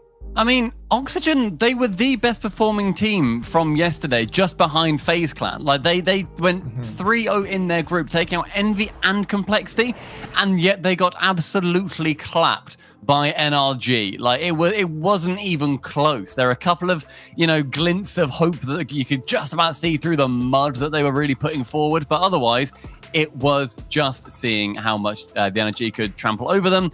And then Space Station going through Shopify Rebellion like they were nothing is another huge result. I think that the momentum is going to carry through Space Station here because I was looking at a couple of these roster moves thinking maybe they're not going to pay off quite as well as I would want them to. But both these teams still looking okay. But Daniel is looking like a really, really brilliant player. I totally agree. Daniel hasn't had to do too much on this team. And I mean, of course not. He has Reddles and Arsenal on his team. But I think those two have played incredibly well this weekend. I casted the Shopify Rebellion match. Reddles, it felt like there were 2 of him on the field. He was cutting off every pass. He was nailing shots when they came. And the team plays for Space Station are as good as they were when Sypical was on the team. This weekend, Space Station looked really strong. I think it's going to be tough for Oxygen. Well, we need to know, chat. It's time for the Verizon fan vote. You know what to do. Hashtag SSG or hashtag OXG in the chat right now. Vote for the team you think is going to win this next matchup. We're going to get our analyst thoughts on this one, too. I see a lot of thinking faces. I feel like it shouldn't be. Leif, I'm not going to be cute here.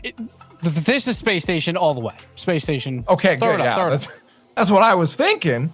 That's what I was thinking. So on that note, I'm going to put mine up too. SSG. I feel like Oxygen, I'm happy for the results yesterday. I just feel like SSG is looking insane. Reddles is honestly impressing me so much, as Droz was just saying. So I have to go at Jorby. Are you going to follow the train? Yeah, have to pick Space Station here. Oxygen just don't have the body of work that tells me that they have any chance here against Space Station. Winning their group is great. A lot of teams seem to be beating Envy nowadays, but when you run into teams like NRG and like Space Station, Oxygen are going to have their hands full. The only reason Space Station weren't top of their group is because a big FaZe stood in their way. Otherwise, I think they were going to be a group topper. They're a brilliant team at the moment. I think Oxygen, despite going through yesterday, they aren't going to be able to stand up to what Space Station have been bringing for the last couple of days. I'll go Space Station too, but I think it's more up in the air than you guys have been alluding to personally. Okay. I was wondering, I'm like, Stumpy likes to feel a little different on Chat. Grow up.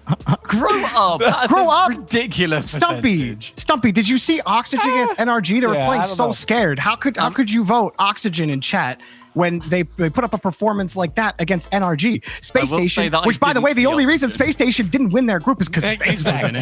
it. So, I mean, look, man, I think it's a 90 to 10% chance here myself. Hey, Good job, well, chat. this matchup is about ready. We'll see if Chad is right with that 89%. We're going to head over to the Verizon Skybox. Stacks and Subi are waiting to bring you this match. Oxygen had trouble against NRG in the upper bracket, now find themselves facing elimination. Their opponent, a refreshed Space Station roster. We'll see how it goes.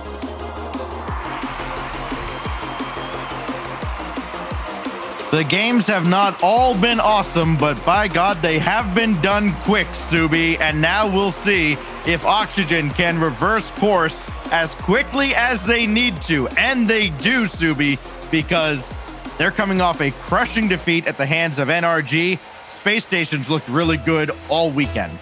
Space Station has looked dominant, and I think the pickup of Daniel has been nothing short of amazing for what they needed. I mean, this is just a breath of fresh air for them. And one thing going in Oxygen's favor is the amount of time that has gone between matches between these two teams. It's been almost a year since they've faced one another on the pitch. So Oxygen definitely have the play of surprise, the element of surprise in their favor.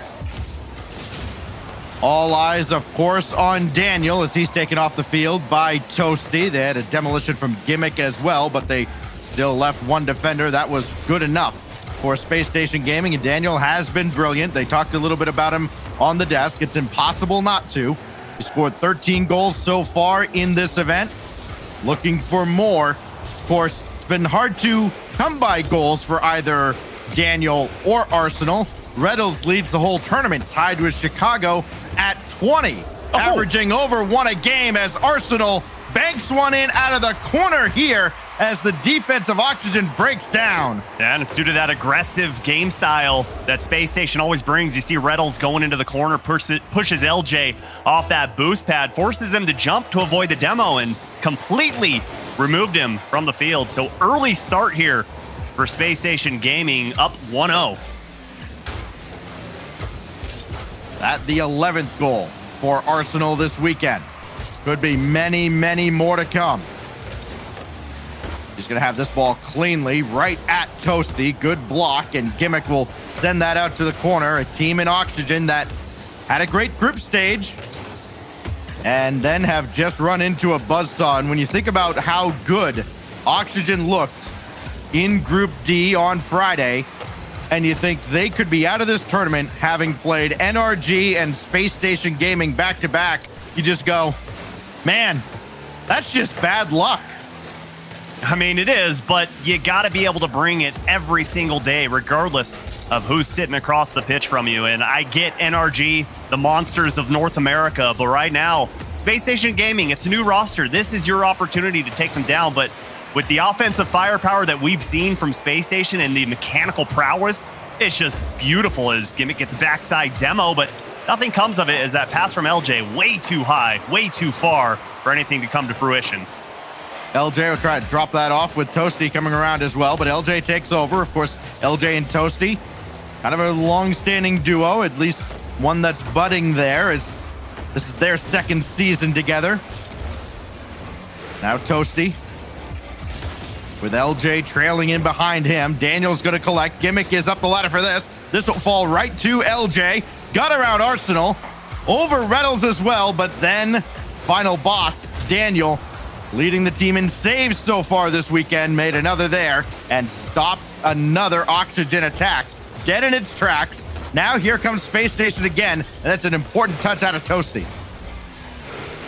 And for me, Stacks, I think one of the most impressive things about Daniel, I mean, we've seen what he brings on the field, offensively and defensively, but just the ability to live up to the hype that has been built around him and play, I mean, almost as if there's no nerves in his body. You forget that this kid just turned 15 years old as Toasty gets a dunk, but can't get the double tap on that, and Gimmick can't follow it up. But just the ability to play like he is just unfazed with the amount of pressure that has been put on his shoulders, but he can't catch up to that one as Gimmick screams that one inside the right post.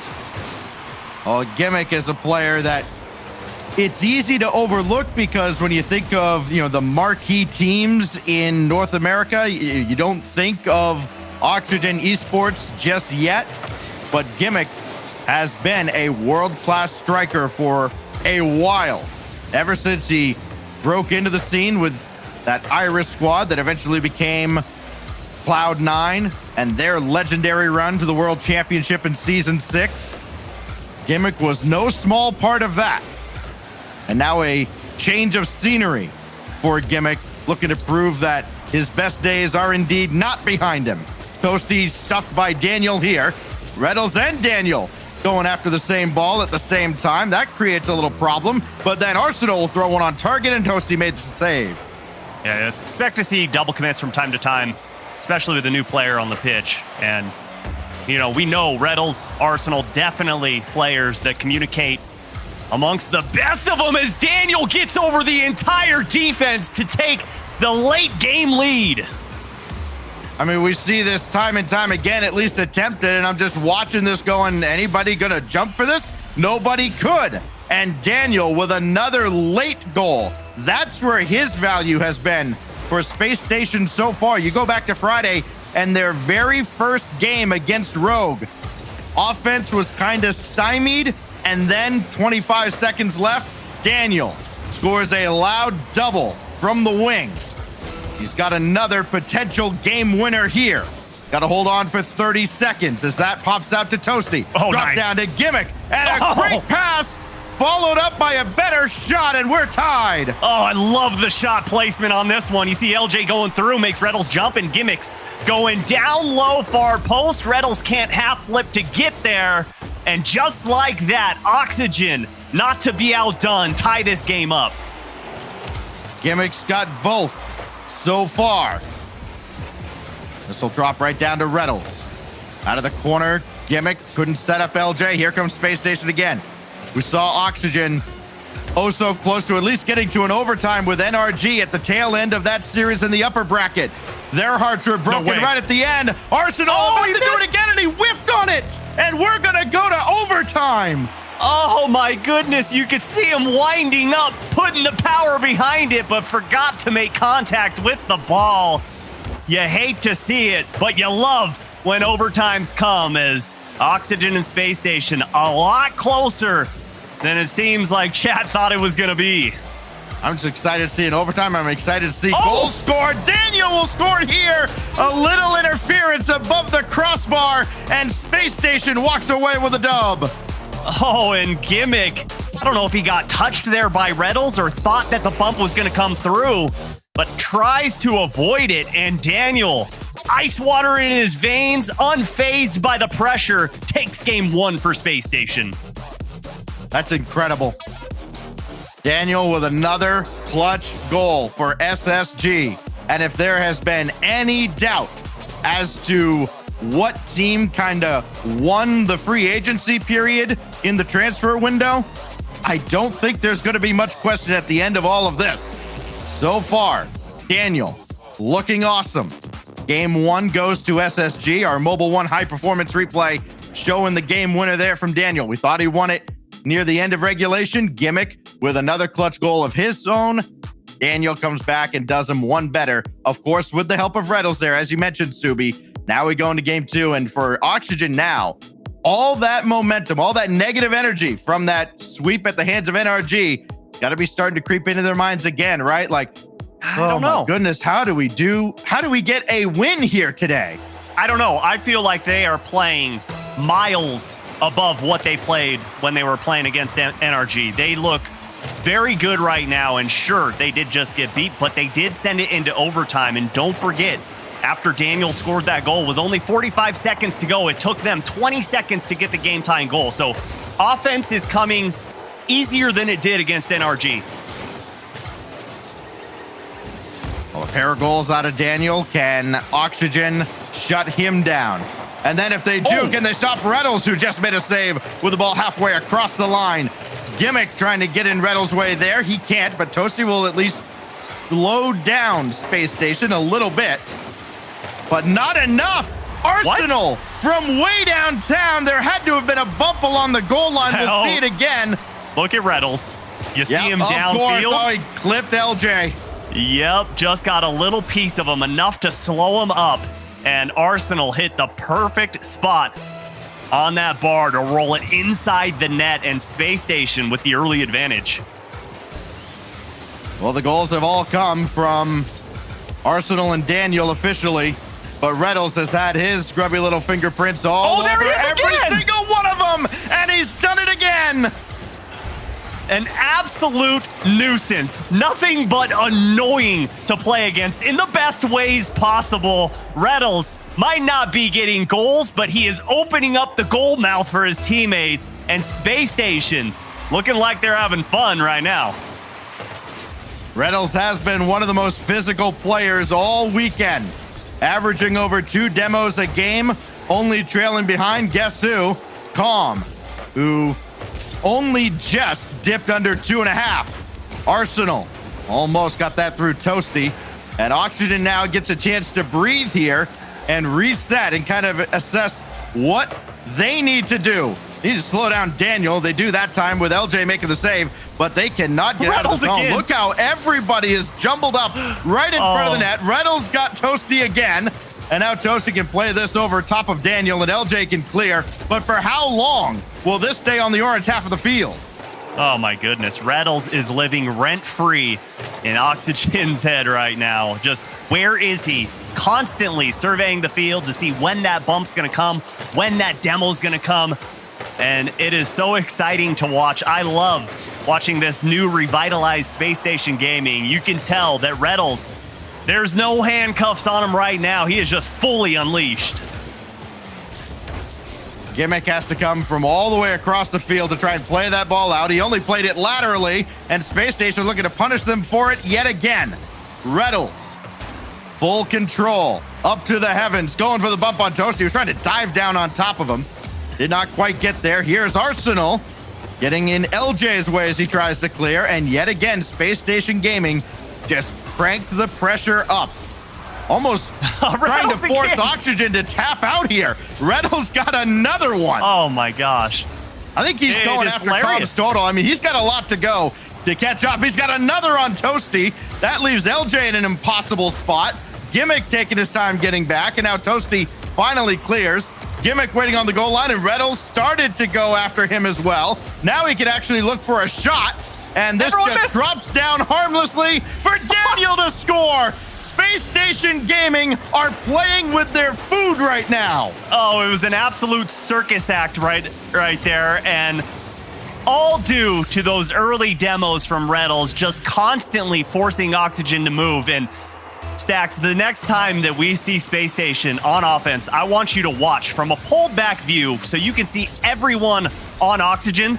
They refuse to stay planted now. They will not sit on the goal line. They constantly have to move, and it's messing with their rotations big time.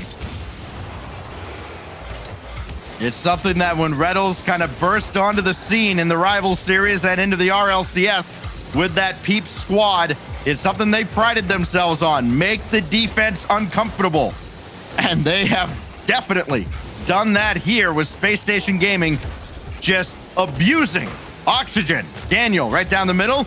Reynolds will doink it downfield, and Gimmick will have the catch on the corner. And again, they try to clear the zone. Yet again, met by an aggressive forecheck. LJ does finally get across the center line. Brought back in by Daniel. Toasty now looking to spring Gimmick or LJ downfield, and that doesn't work.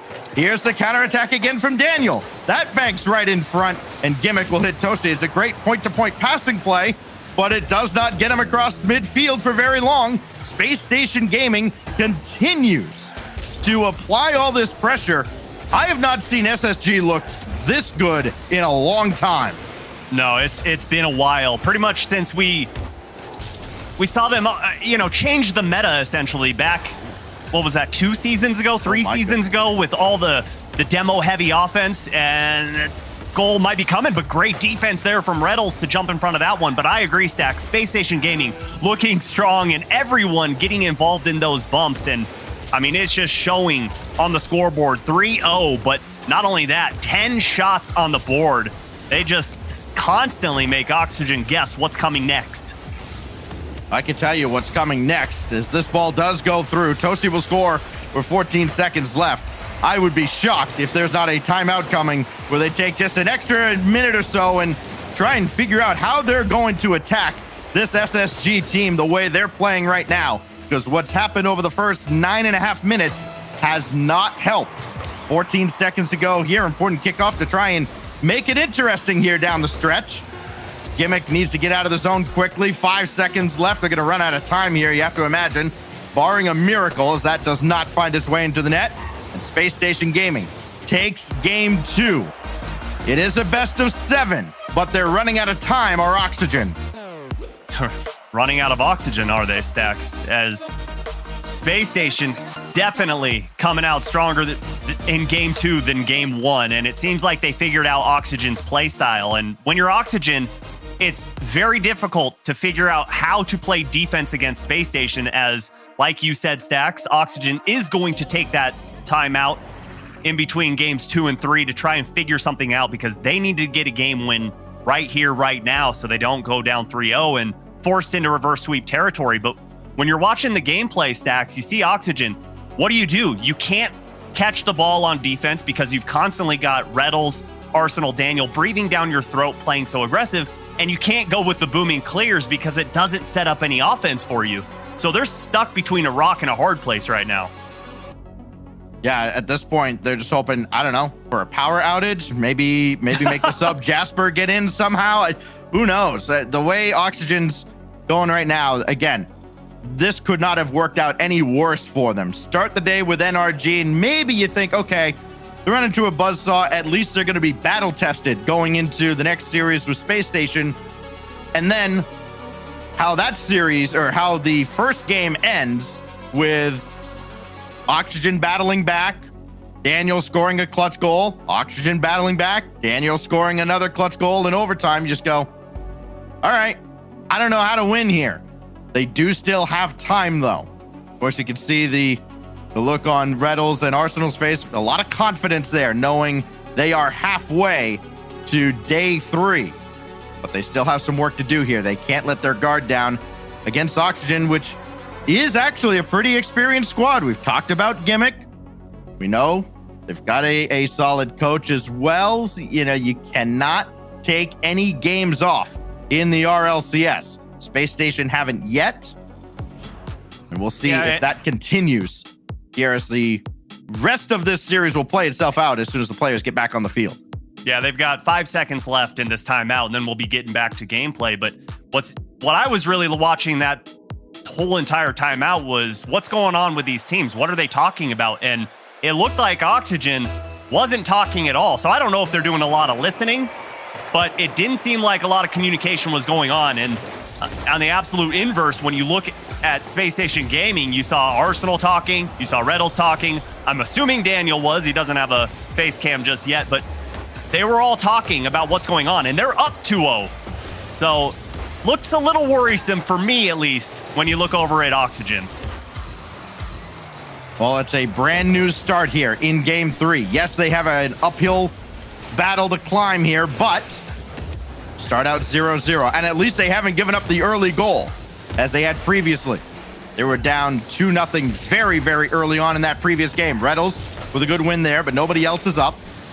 Daniel from the back line. Going to set up Reddles, who just cuts at midfield. Why not? His shot just a little bit high. LJ could not jump for it. He's still hanging around on the goal line, and Arsenal's looking for him. Toasty takes out Reddles. That's at least got to be a little therapeutic. Can they get something going now? Oxygen has Toasty centering, but nobody else in front. Oh, and Arsenal trying to play some mind games on LJ. Not going to happen as Toasty goes up. Toasty goes down, and Daniel with a beautiful save there. But Oxygen not looking done yet on offense. And as I say that, a clear comes out. But so far, definitely better than games 1 and 2 here, as the offense has been all Oxygen, and LJ finally gets one to go here in game number 3. The first lead for Oxygen here. LJ just underneath Daniel, and Reddles even got to this.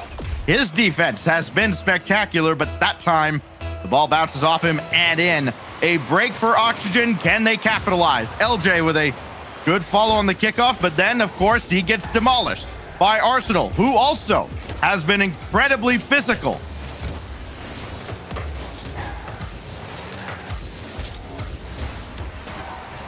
It's Arsenal downfield with Daniel tracking and Gimmick doing all he can to again try and slow down SSG.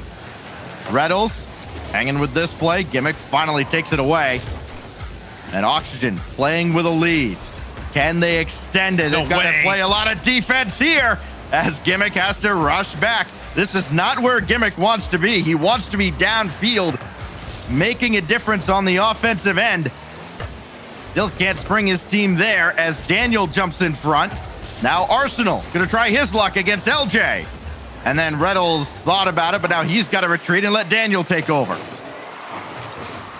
And it just seems like Space Station has infinite boost right now. There's always someone there to challenge a ball.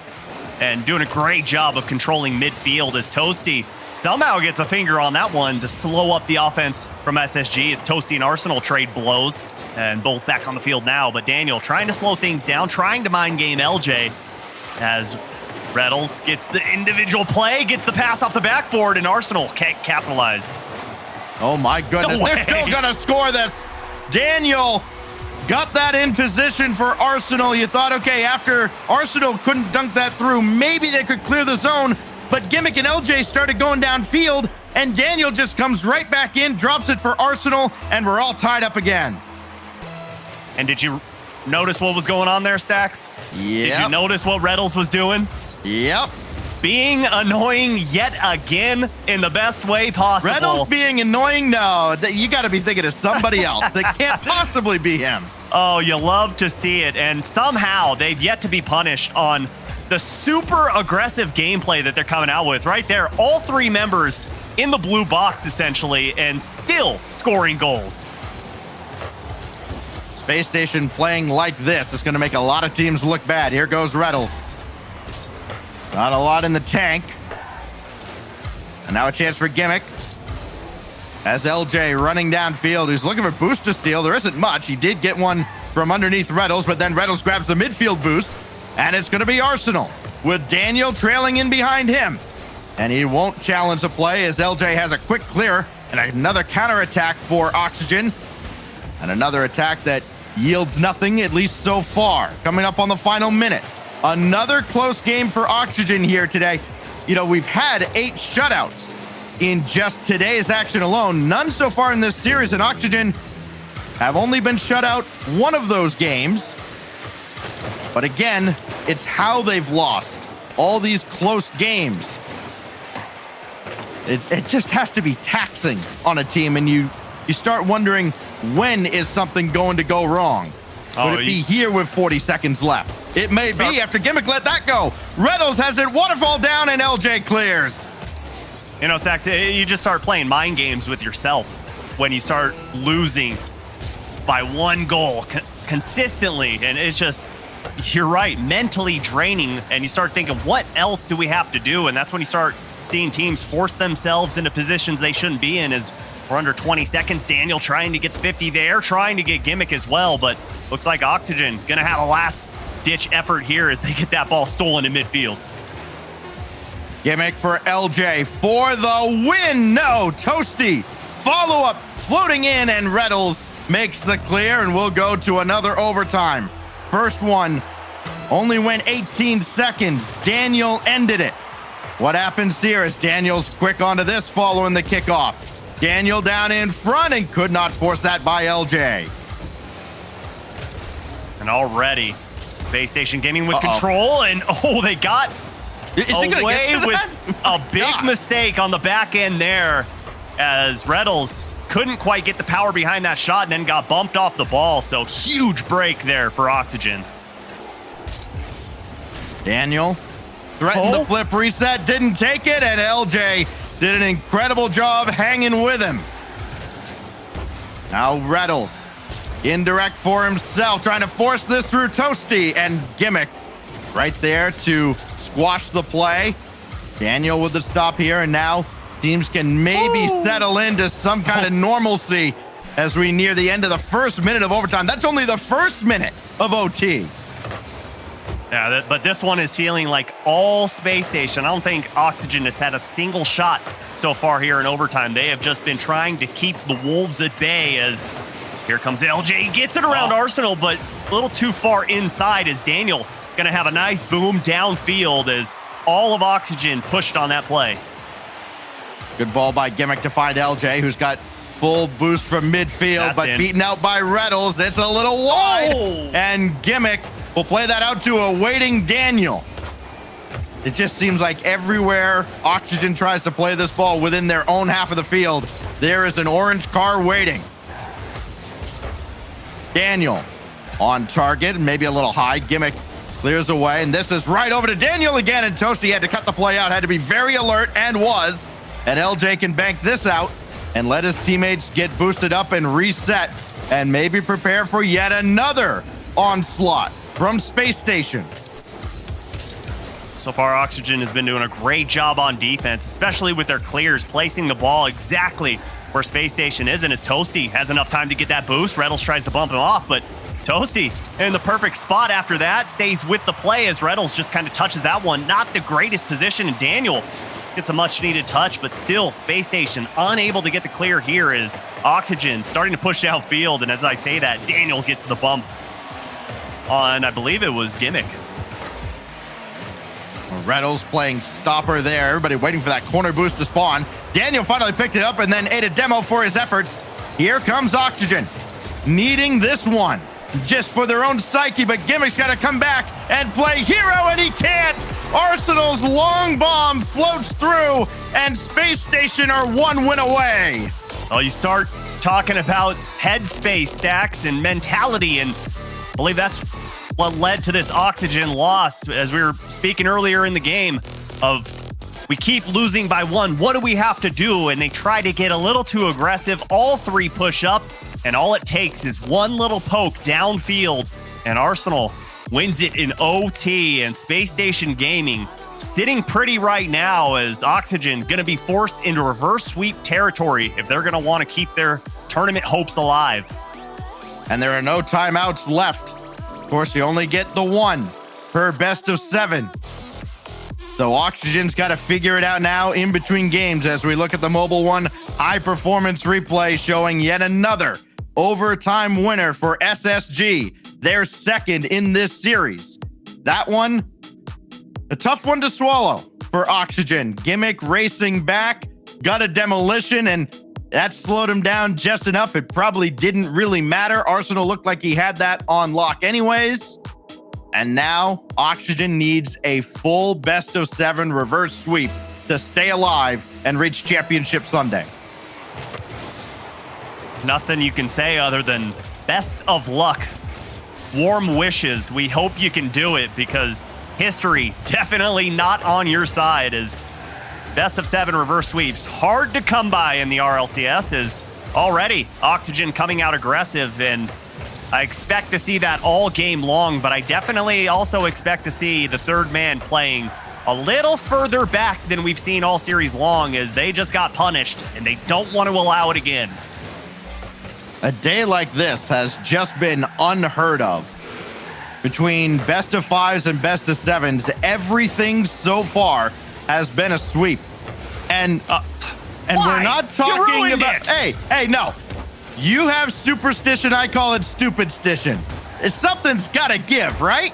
Well, I'm just stupid. I mean, that's the bottom no line. No argument here. Gimmick trying to get one through, and Arsenal makes the save. It's just something, you don't see this at this level, even as wild as North America is.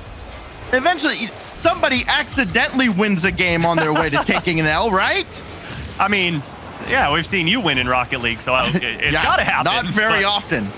Man, I mean, right now, Oxygen playing as if their lives depend on it, and you can tell they don't want to give up any errant clears that go in the goal. They don't want to play too aggressive, but they don't want to play too passive. You're just in a tricky spot right now, but I think for what it's worth in this series, being down 3-0 in this, I think they're playing perfectly in Game 4, and they get their first goal, and you gotta say, what else can they do? They got to hold this now for 3.5. I mean, they've got to expand on this 1-0 lead, but Gimmick has been a bright spot for Oxygen. He has certainly elevated this team. You saw how great he played in the group stage, how great the team looks now with this new look, adding Gimmick. He has been awesome. It hasn't been enough today. Reddles banks one out. LJ is right there, and he won't get to follow the play because Reddles takes him out. Add another to the demo tally for Reddles, as he has just been collecting souls all series long. LJ shot dismissed by Arsenal. Gimmick will try and put this on target, and Reddles pops away, looking to spring Daniel, and he stays with this, so might have had an awkward read there on the side and still made that a threatening position. And Arsenal came up the backside there for that demo, and Arsenal again breaking rotations, awkward rotations for Space Station, but somehow they make it work. They know what each other are doing, and again, I'm just so impressed with Daniel to be so plug and play with such a high caliber team as Space Station Gaming. And Stacks, I don't think we've ever seen a rookie with this type of not only the mechanics, but the game sense since Justin walked into the scene. Oh, that's going way back. Just going to the out of style days in the Rivals series. Just Toasty. Ran out of boost. Ran out of possession. And maybe about to run out of a lead. Here's Reddles. Taking his time over Toasty, but not around Gimmick. Daniel to follow, to set up Arsenal. Oh. And he pushed it wide. Daniel's attempt blocked as well. They're not out of this just yet, as Daniel tries to force this around the corner, and Gimmick doing all he can to delay SSG enough, get his teammates back in position. Somebody's got to take charge, though. Daniel's got just a little high, and Oxygen are hanging on by a thread. With that clear from Toasty, though, finally they can breathe. Yeah, but it was a golden thread, Stack. Somehow was able to maintain that tensile strength and refuse to allow Space Station back into this game. And as we near 1 minute to go, Oxygen just have to hold on, but don't get complacent and try and extend this lead, as Space Station doing everything in their power to get this ball out of the orange half, but it just seems like nothing's working. Well, this ball skied up by Gimmick, and nobody followed it, and that may have thrown off SSG as LJ just walks this one right in. Great shot placement here. Way to read the defense. Sees Daniel going up inside of the goal, realizes he can't get down in time, and extends the lead by 2. Exactly what they needed. That's got to be the put away shot for game 4. But here comes Daniel. Here comes Space Station Gaming. That's going to be awkward, and Gimmick comes back to help out LJ. Reddles staying downfield. He's been very comfortable along the back line of the opponent's zone, and he's still up there on the ceiling. 30 seconds. That's not good. That is not good, and oh, what a cut there by Gimmick, though. That stopped Space Station from getting a real good look at the blue net. Down to 15 seconds. Oxygen closing in on survival at this point. Down 3 games. Oh. Under immense pressure. Oxygen responds on Utopia and will go to game 5. And let's not forget, this is all Stax' fault. We were on the way to history. We're pitching a no-hitter, and who brings it up? None other than Stax. So everyone out there, you're all welcome. I know you did Stax. not want to see a sweep every single series today. Finally, somebody fights back. Is I'm tied to this because I'm sitting here with you. But no, in all seriousness, you've got to tip your cap to Oxygen. They came out backs against the wall, but they did not play like it. They played like the more dominant team here in game number 4. Yeah, they controlled game 5, or game 4 rather, and they'll look to control game 5 as they have stayed alive to fight another game. It's a long, arduous journey ahead of them, but they've finished the first step, and now we go to Wasteland. Yes, there is a 5th map in our rotation. I promise you, you're about to see it, and we'll see if they can continue maybe onto Neo Tokyo. Yes, that map still exists. And then, call me crazy, but if Oxygen can keep it going, maybe, just maybe, we'll get to Champions Field. It's a long way off. They have to focus on Wasteland, on Game 5. Another must-win for OXG. But at least got the ball on the right half of the field to start things off against a Space Station team that might be cooling down just a little bit. Yeah, first shutout in the series, and guess what? It wasn't Oxygen. It was Space Station. And if you had asked me that before the series started, I would have said, no way, not a chance. Especially after seeing how they're playing. But lo and behold, it happened, and Reddles looking to notch his first goal in the series, if you could believe that. They're up 3-0. Plenty of goals have been scored, but none belong to him as he's still looking. He's still sitting on 20, tied with Chicago. Would have imagined he'd take the outright lead by now. Daniel will find his way out to Arsenal, who's got Reddles to his left flank. But now Reddles has to move over. Daniel in an awkward spot. Chance for LJ, and Daniel just recovers and does just enough. It's a good pass over to Gimmick, trying to stall out the SSG defense. Give him a different look. Didn't work this time. But now it's maybe in the back of their minds, like, all right, they're not just going to shoot, as LJ has that one taken away by Arsenal. And LJ with a little refavor on Daniel there as Reddles gets the flick, trying to go far post and in, but LJ denies as Arsenal going to maintain possession here for Space Station, and no one got that pass. Daniel not expecting that, but still, Space Station in the blue half here. Reddles looking for a demo, gets it on that back line. Daniel, all he has to do is put it on target, but goes close post, and Toasty waiting for that save, able to push that one away. Arsenal up the ladder, trying to get around for a second touch. He has it, but can't drop that down in time for Daniel, who's got to try and back pass to Reddles. Does so, and we go inside 3 minutes. No score here. Now Arsenal against Toasty. He's got Reddles waiting, and LJ had to guess whether Arsenal was going to try and score there or pass to Reddles. He guessed right, and now LJ being rewarded, setting up Gimmick. No, that's still going to be high. A missed opportunity there for Oxygen. You know they're going to want that one back.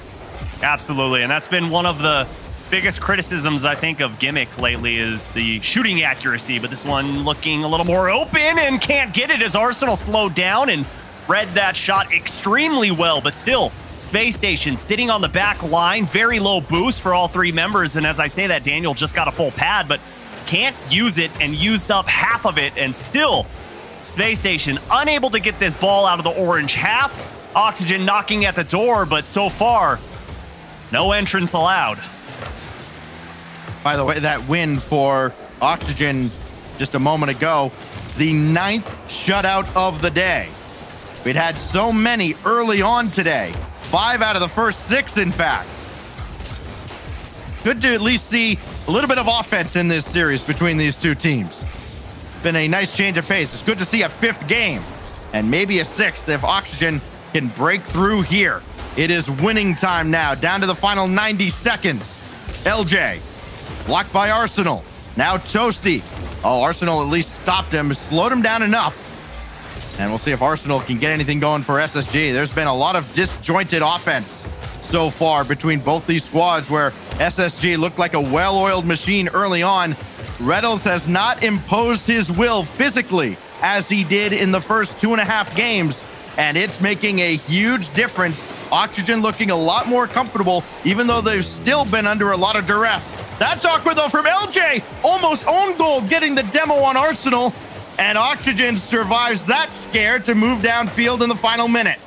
Lady luck on the side of Oxygen right now as Reddles looking for the double tap, gets it and puts it right into the corner and can't make contact with the ball. He had Arsenal waiting in the wings there as Arsenal gets another great touch. Reddles puts that one on target, but turned away by Gimmick. Great defense from Oxygen to hold on. 30 seconds to go, and still we remain all knotted up. Reddles maybe will not be denied. He finally scores his 21st, maybe the last of the series.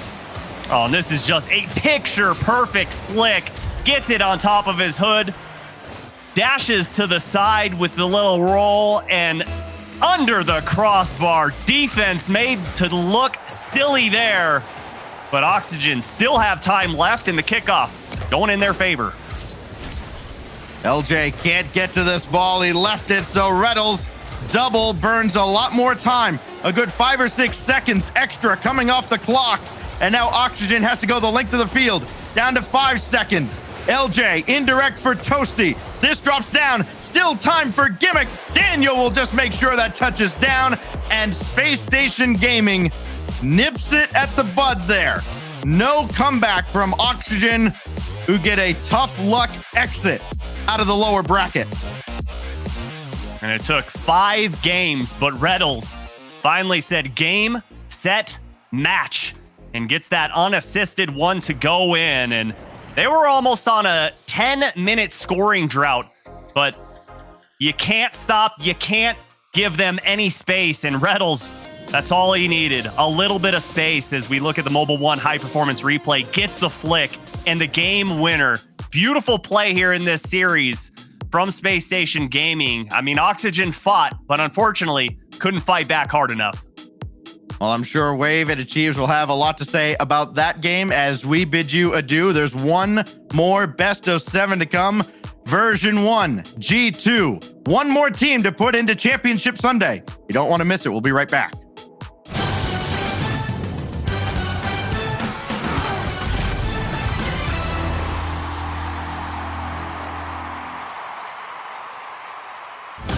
The best athletes. The biggest tricks. Oh, He-Man. Go on. In Aspen, Colorado for the 21st year in a row. Whoa. How you do that? We're back. You're back. Can't wait. X Games, Aspen. January 21st through the 23rd, 2022. Let's go. You know how some carriers give you so little for your older busted phone you just end up living with it? I don't think so. Verizon lets you trade in your broken phone for a shiny new one. You break it, we upgrade it. You dunk it, doggy bone it, slam it, wham it, strawberry jam it, we upgrade it. Get a 5G phone on us with select plans. Every customer, current, new, or business. Because everyone deserves better. And with plans starting at just $35, better costs less than you think. This might not be your car. And this might not be your engine. Maybe this isn't your morning routine. And maybe these aren't your coworkers. Perhaps these aren't your standard driving conditions. Far from it. But this is your oil, which means you're one of us, doesn't it? For serious engines, on and off the track, upgrade to Mobile One. It's 3 a.m. I need a taquito. If you want it, we can get it from the 7-Eleven. Slurpee, light bulbs, antifreeze. Here's your order, nacho cheese. If you want it, we can get it from the 7-Eleven. Tippy driver.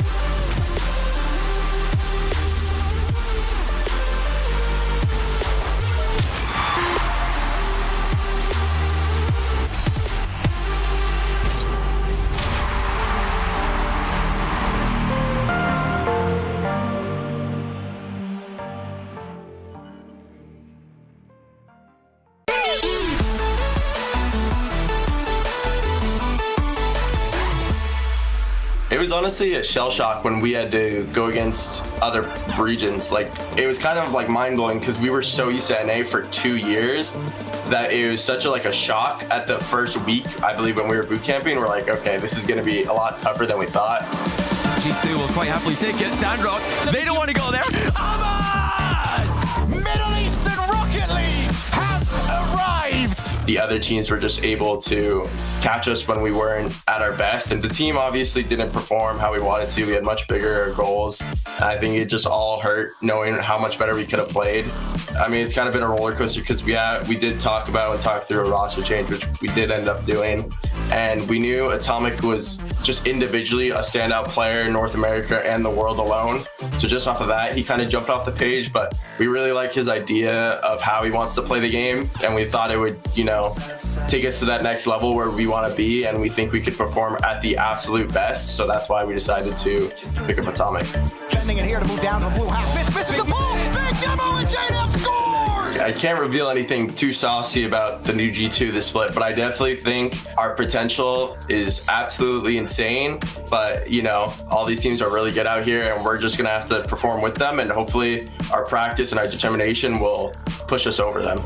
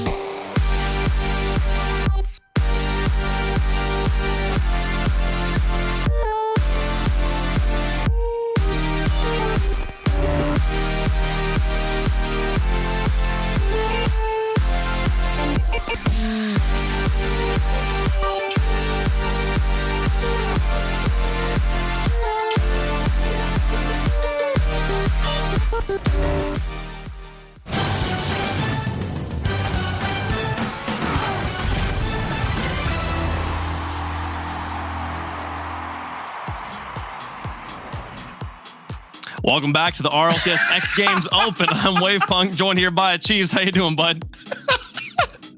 I'm a lot better now. I did not see that one coming. I'm so glad. You're up. There we go. All right. Hey, we're about the same size here, man. We just watched a match. The craziest thing happened to Chiefs. The losing team won a game. I know. I honestly was beginning to lose faith that was even possible. And despite Space Station going 4-1 here, watching the games, I actually do think Oxygen looked a lot better than I gave them credit for coming into this regional. A lot of 1-goal games. Definitely a good win there in game 4. And keeping pace with Space Station, even if not able to pull out the wins. But Space Station still looking like a team possessed. Their only loss so far to FaZe yesterday, and no signs of slowing up. Yeah, no, I'm not even seeing really a weak spot anywhere here on Space Station. There, I mean, we saw that last flick from Reddles. Absolute money. They look hot, so we'll get to see them play again tomorrow. Oxygen will be done here for the first regional of North America, but getting a win there off of Space Station. Good stuff on a day that's been all sweeps. So moving us forward to the next match here. Version 1. A lot of teams here coming into this top bracket. They've made some roster changes, and it's seeming to pay off for them. Version 1 here picking up Beast Mode, making a big difference. Achieves as they're going to take on G2. Yes, definitely a good pickup for them so far. Struggled earlier against FaZe, of course, but I think Beast Mode overall, definitely a good pick. And it's another opportunity to see how those roster moves are impacting each other, because it is, we get to see Atomic, see if they continue leveling up from the spotty performance yesterday. And they're going to have their work cut out for them, because V1 looks pretty put together on the offense. Yeah, no, and G2 at this point, I'm still a little bit hesitant to be like, oh, they figured out their problems after yesterday. We've basically had kind of one performance yesterday that did not look encouraging, and then one performance today where they absolutely smacked Complexity there, took them down in a perfect sweep. So those two performances kind of like negate each other back to I don't know what to think about this team yet. So I'm excited to watch them here. Get your votes in chat using the hashtags there right now. Looks like G2, the favorite. Makes a lot of sense. A lot of fans there. But version 1, man, I'm really excited to see if Beast Mode can continue to breathe new energy into this roster. Yeah, Beast Mode, Jorby gives him a lot of credit. And to be fair, Jorby's a very smart guy. I'm always a little more reserved than Jorby is, but he did say he expects version 1 to be a top 4 team. And last time he said that, it was Complexity, and he was right. So definitely willing to concede that version 1 is going to give G2 a good fight here. I don't think this is a clear cut into the road for them. Version 1, this is one of the deeper runs. They've been winning their group. Huge benefit for them yesterday. And if they're able to continue to roll on this hype here and to get a win over G2, make it to day 3. I believe it'll be the first day 3 for them this season. I believe so. Correct me if I'm wrong. The version 1 fans in chat will let me know on Twitter real fast if I'm wrong about that. But let's get into it. A best of 7 with G2 in the orange, version 1 in the blue to make it through to the lower semifinals on Sunday. They were able to find a victory against G2 in the group yesterday. Granted, very tight games, but they were benefiting a lot off of some spotty defense from G2, and that gets turned around. You never know if they can repeat that performance. Torment. With the back pass to Beast Mode. Now to the sky, back to him, underneath 2 defenders and in! Beast Mode immediately makes his presence known. Oh, what a great goal to open things up here for Beast Mode. Nice dish to Torment, and how about right back into the middle, the most crucial part, keeping it away from the people rotating into the net. It's just a little too far out for them to feel comfortable going out to challenge. They both take their chances, and Beast Mode gets all the way behind the ball and uses that momentum to carry through. Tom coming up underneath. Bouncing off the wall twice. Torment's looking at it, but Chicago will clear it out of his box. Now J-Naps reaching for this. He's got Atomic underneath him, but Chicago comes in from the side to extend this into V1 territory. Calm back down to Beast Mode. He takes to the sky. He's going to hold on to himself, baiting Atomic up. Atomic takes it away from him, but Torment underneath with one touch. J-Naps to put it back down the middle of the field. Calm reaching for this one. The ball will stay neutral at midfield. Version 1 holding on to the 1-goal lead as the first minute comes and goes. Calm will find J-Naps in the midfield of Chicago. Push it into the goal, but oh no, ends up behind the ball. It's great awareness. I was watching Beast Mode's camera and was really confused why he just let that one go, and it's because I believe a teammate got a demo on the G2 guy waiting over there, so he knew he could let it go for free, but Torment racing back, able to kick it off the crossbar. J-Naps to himself in the corner, needing some help. Nice little bump there will give the opportunity for G2 to stay on offense. Torment Keeping the ball in his corner, Chicago bounces it off the surface and beast mode across midfield with the clear. He's pressuring JNaps now in G2 territory. Gets the ball above the goal, looks for some demos, maybe some boost. Doesn't find anything on his way out though, and it'll be Torment back to the sky. Connecting with Calm in the corner. Atomic will win the challenge and goes for it again. Wins 2 in a row. Beast mode up though to neutralize that. Onto the backboard. JNaps got to reach for this. Beast mode soft touch, maybe back down to a teammate, but they've both rotated back to midfield and we're waiting a little bit low on boost. Are getting the good boost deals, though. Definitely a good opportunity here for V1 to build that pressure against G2. They are a little bit low, and that big clear is actually going to buy them a decent chunk of time and see if G2 can find themselves in a much more substantial and beneficial position. That's the word I wanted. JNaps running out of resources high in the sky. Torment also won't be able to get a second touch as he falls back to earth. Calm to the outside. Atomic puts it high in beast mode. Up for this against JNaps. 2 players up. Torment on the backboard. Gonna have to read this. Kind of this head twisted around. Beast mode now with a lot of space, but no boost. Gonna try and pass up to Calm. Reaches for him, but Atomic will meet him at the point of contact. Here comes G2. Look at that touch from Calm though in the midfield. Immediately neutralizes that forward aggression. Normally a touch that could catch G2 out, considering how aggressive they like to play. Seem to have learned a few lessons from yesterday. Oh, so close there as Calm pushes it to the outside. Atomic keeping the pressure on the goal. Calm, oh my goodness. He waited to the last moment to get it out of his goal, but still nothing has made it to the back of the V1 net. And this is definitely something that you saw in that V1 matchup yesterday. A lot of great press from G2. The offense was definitely driving, but that defense so well put together for V1. Just not letting them convert any of those chances despite how good that G2 offense can be. And there's another great pass across, and unfortunately for them, nobody there for it. Torment following up on this one, going to try and pin JNaps in his back. He's going to be able to get up in time though. JNaps making the stop. Now back in goal. He's got Atomic. The infield passer. Beast Mode puts it high. He's going to drop dangerously. Nobody there from version 1. Putting goal number 2. 1:20 left to go in game number 1. Version 1 holding on to the only goal that G2 has allowed today. You got to see where JNaps puts that ball. Definitely trying to find some gaps so they can play that big dump and chase strategy, because that's what G2 loves to do. The long clear. Try and push up the field as far as you can. See if you can win that big 50.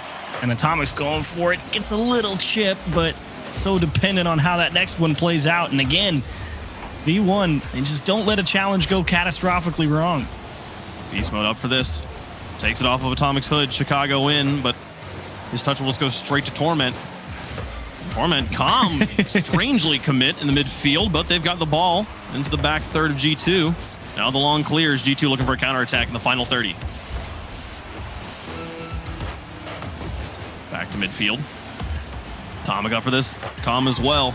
Ooh, here's Chicago with the trap. Torment, push it to the corner. Yes. JNaps infield pass to Chicago. Blocked by Calm though, front of the box. Atomic. Against Calm. Slow touch on 1. Slow touch on 2. JNaps with a pass to Chicago, but too far forward. The defense gets to it first. Final 9 seconds. Counting down. Calm into the corner with JNaps. Beast mode up for it. Beats Atomic. Onto the backboard. Final 2. Chicago extends it back to midfield. JNaps is there, but he's going to run out of resources here. Calm just pushes it over his back shoulder, and V1 runs away with game 1.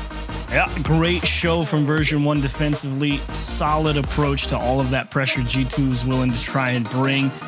Real dead stalemate, to be honest. Version 1 not really able to push out of their own half and keep G2 in there for too long, but at the end of the day, Beast Mode able to convert a 1-on-2 position in the net, and that's all they had to do, just hold out, and they executed. Yeah, the one goal, again, the only goal that G2's allowed today, given their perfect sweep earlier, is enough to win a game here for version 1 as they try to continue this monster run they've put together in our first regional. So best of 7s though, long way to go. Loved just it felt like a very even match all the way around. Did not see any those mistakes that they were able to punish against G2 yesterday on the defense. Didn't notice anything in particular from G2 here defensively erroneous achieved. Yeah, really nothing too much for G2 defensively. But again, they didn't have to spend a lot of time on defense. And the big problem that they had yesterday was Atomic and JNaps really kind of getting all tangled up with each other. So if version 1 can ever get G2 boxed into their own half for an extended period of time, still definitely definitely an opportunity for G2 to fall into that. But considering how they played against Complexity, thought for sure Complexity was going to be able to capitalize on that same thing. But how about Torment? A bullet into the top of the net. Well, how did Torment get his hands on this ball? Chicago in the corner here against Calm. Great kick for him. Yeah. Range. Yeah, there's a little kick there and quick read from Torment. He'll put that one in quickly and a pause coming out here. We'll investigate that and let you know. You think that goal stands? It came pretty soon. I don't know. I don't think this is me saying anything I shouldn't say to say that V1 asked for the pause. So I don't think it most likely won't change anything. But we'll see. We'll see. Yeah, I've been wrong before about these things. So that was a great kick, though, out of the corner for Torment. I mean, it just popped right off that challenge. And unfortunately for Atomic, he's the one heading against the ball, and Torment's coming to it. And it's just a lot easier for Torment to get up above him because Atomic just has such a bad angle there. And that's why Torment just beats him. Yeah, no, fun read as well for Torment to have to look at his players. He has Calm and I think it was Chicago in the corner there. The ball bounces up, kind of like hits two different facets before coming back down. In the corner, corner reads are so hard. There's so many different angles there. We do get confirmation the game will be restarting, so I believe the goal will not. Unlucky. We will see. It's a great shot, Torment. And love the shot from him though. Oh, what are the? Oh, it's just replays from the day. Okay, I was wondering what we were looking at, but the goal. I've received confirmation they're restarting the game, but the goal will stand. So maybe they don't restart the game. We'll see. The player is restarting the game. The player's restarting the game. Okay. I have misunderstood. Okay. A player is restarting this game. We are not restarting the game. Okay. I was like, we're gonna restart the game in 5 minutes and keep a goal on the board. And keep a goal. This is some fun integrity now, chat. It's caster mistakes, not. It's okay. That's okay, buddy. I would have done the same thing. Yeah, we'll get there. So the game, we should be getting back in the game momentarily. I do believe the issues will be fixed. So we'll be getting game number 2 underway with version 1. So far, scoring everything that has been put into the back of the net against G2. Like the G2 yet to score against version 1 as we get back into game number 2. Challenge game just going so well for him, you know? If you're hitting the ball well, it's not many things that can go wrong as Atomic just trying to buy time. Now that's a dangerous touch from Calm. Yeah, it will buy him time to get back on defense as actually Torment able to get back too and buy extra time. It's a surprisingly quick rotation back for V1. I'm impressed. Here's Torment out of the goal, a long way down the middle of the field. Atomic will take 2 touches to push this back in his direction. Calm will neutralize it. Back to midfield, Chicago. With J-Naps up on the challenge as well. He'll make contact. Beast Mode has to make the save on the goal line. Here's Chicago in an empty net. Torment in the front of the box will reach it as the shot was wide. And now Calm taking to the sky off the ceiling. Taken away by J-Naps into the backfield just wide of the goal. There's one of those big challenges that G2 likes to win. Now they get to take a lot of space. That demo on Atomic does kind of hamstring him a little bit. Puts a lot of pressure on Chicago, putting a good pass in Beast Mode and Calm. Both to the same spot of the net. Excellent read on the shot. Here's Atomic out of his back. Up to J-Naps. Chicago. Clear to the side. J-Naps will pick up control. A little bit low on boost as he comes back down, but he's made the ball across the field, taking it the full length. Now the clear is back the other way. Version 1. Finding the counter touches. Here's Calm off the sky. J-Naps away as he was getting pressured from the edge. Beast Mode going for the world there. If he gets either a bump or miracle redirect, you'd love to see it. Now he's pressuring. That one great skip. J-Naps, huge reaction. I mean, that's not an easy play to read with how quick it developed, and that's a big touch to relieve a lot of pressure that V1 could have built there. J-Naps, soft touch above the box. Atomic was looking for it. He likes the touch, but it's covered up by version 1 on the retreating defense, or anybody from G2 can get there. Now Beast Mode back to midfield. J-Naps into mid for Atomic. Plays to the outside, just wide of the goal. Again, Chicago keeps it competitive. J-Naps wants to go, but Beast Mode's already up for it. And now he's got to defend. Calm putting more pressure on him into the corner. It'll be Atomic alone with the ball, but his soft touch, not really the best. And J-Naps demolishes the midfield. Version 1, while the ball's flying into their territory. Some easy touches here can put them back on offense. Get the ball back to midfield cleanly. Touch from J-Naps to go back to Calm. Here's Beast Mode taking a shot towards the goal. It'll be Chicago covered up. Chicago very wisely not committing too soon to the boost in the corner. If he had committed all the way out there, very likely that shot gets by him with just enough time. So being aware of the lanes that were open, he's able to keep this game within reach. Torment to Beast Mode. Oh, look at the touch! You've got to be kidding me! Got one of these yesterday, too, that kind of just made you scratch your head on how does he even get that on target that way. And this one, just the lightest kiss off the back wheels. How are you supposed to figure it out from the defensive side? What are the odds that it's going to kick off his wheels so strong? And even worse, so well into the top of the net?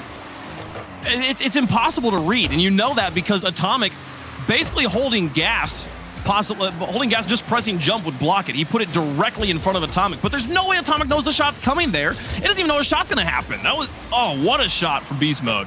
As JNaps tries to return the favor, though, the back flip into the double tap. G2's on the board. Been working real hard to break him down. Chicago, a gentle loft up in front of the box, and way to go get it, JNaps. But the cookie that really counts is the second touch off the wall all the way to the left side of the net to beat all the defense. Great command from JNaps. JNaps, one of the best shooters in North America. Last split. He gets the first goal of the match for G2. Here's Calm out of the backfield. Getting pressure by Atomic, though. He'll put more of it on it, change the direction. We got a tie game. Now, that's that type of speed that you'd love to expect from Atomic. You can put that ball anywhere downfield. He's going to dive at it. Now, you got to give credit as well to the precision. So easy to hit that one square on the nose and go right into that challenge for version 1 and be dealing with a counterattack. Clips him just a millisecond later, and it ends up going into the left side of the net. Yeah, no, the placement so important. And honestly, Calm, brilliant challenge. He covers up so much of the net on that challenge. The fact that that goes in, super impressive stuff there from G2. And tied up now with 1:15 left to go in game number 2. They're dropping game 1. They'd love to tie it up. What do you do? Going soft. Back to the ground. Here's Torment, though. Demolition onto Atomic, opening up some space. JNaps forward on the field, getting challenged by Calm. Neutral in the mid. Chicago out of boost and surrounded by version 1 players. Ooh, get the pinch out.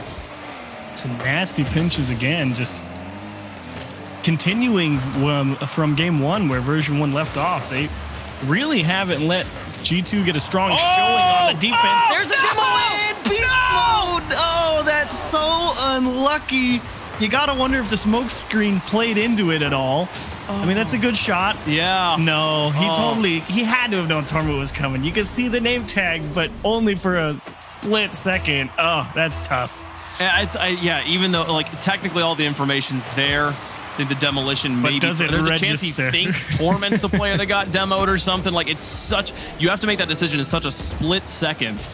I don't blame him there, but a catastrophe here in game number 2 is Atomic's going to get another one. They're running away with it. 25 seconds left, and G2 now up by 2. Yeah, just trying to force something a little too hard here. Everyone thinking, yeah, this pass is going to make its way through the middle, but Atomic is such a smart player. I mean, you just watch that guy do challenges when he's the one in control, and he makes people miss.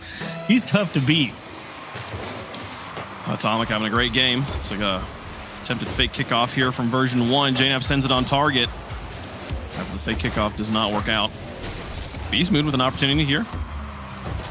JNaps stranded on the ceiling. Ball given lots of space. Final countdown. Calm needs a score on this touch. It'll go to the outside. Beast Mode's going to try and see if he can get one in before 1 second left on the clock.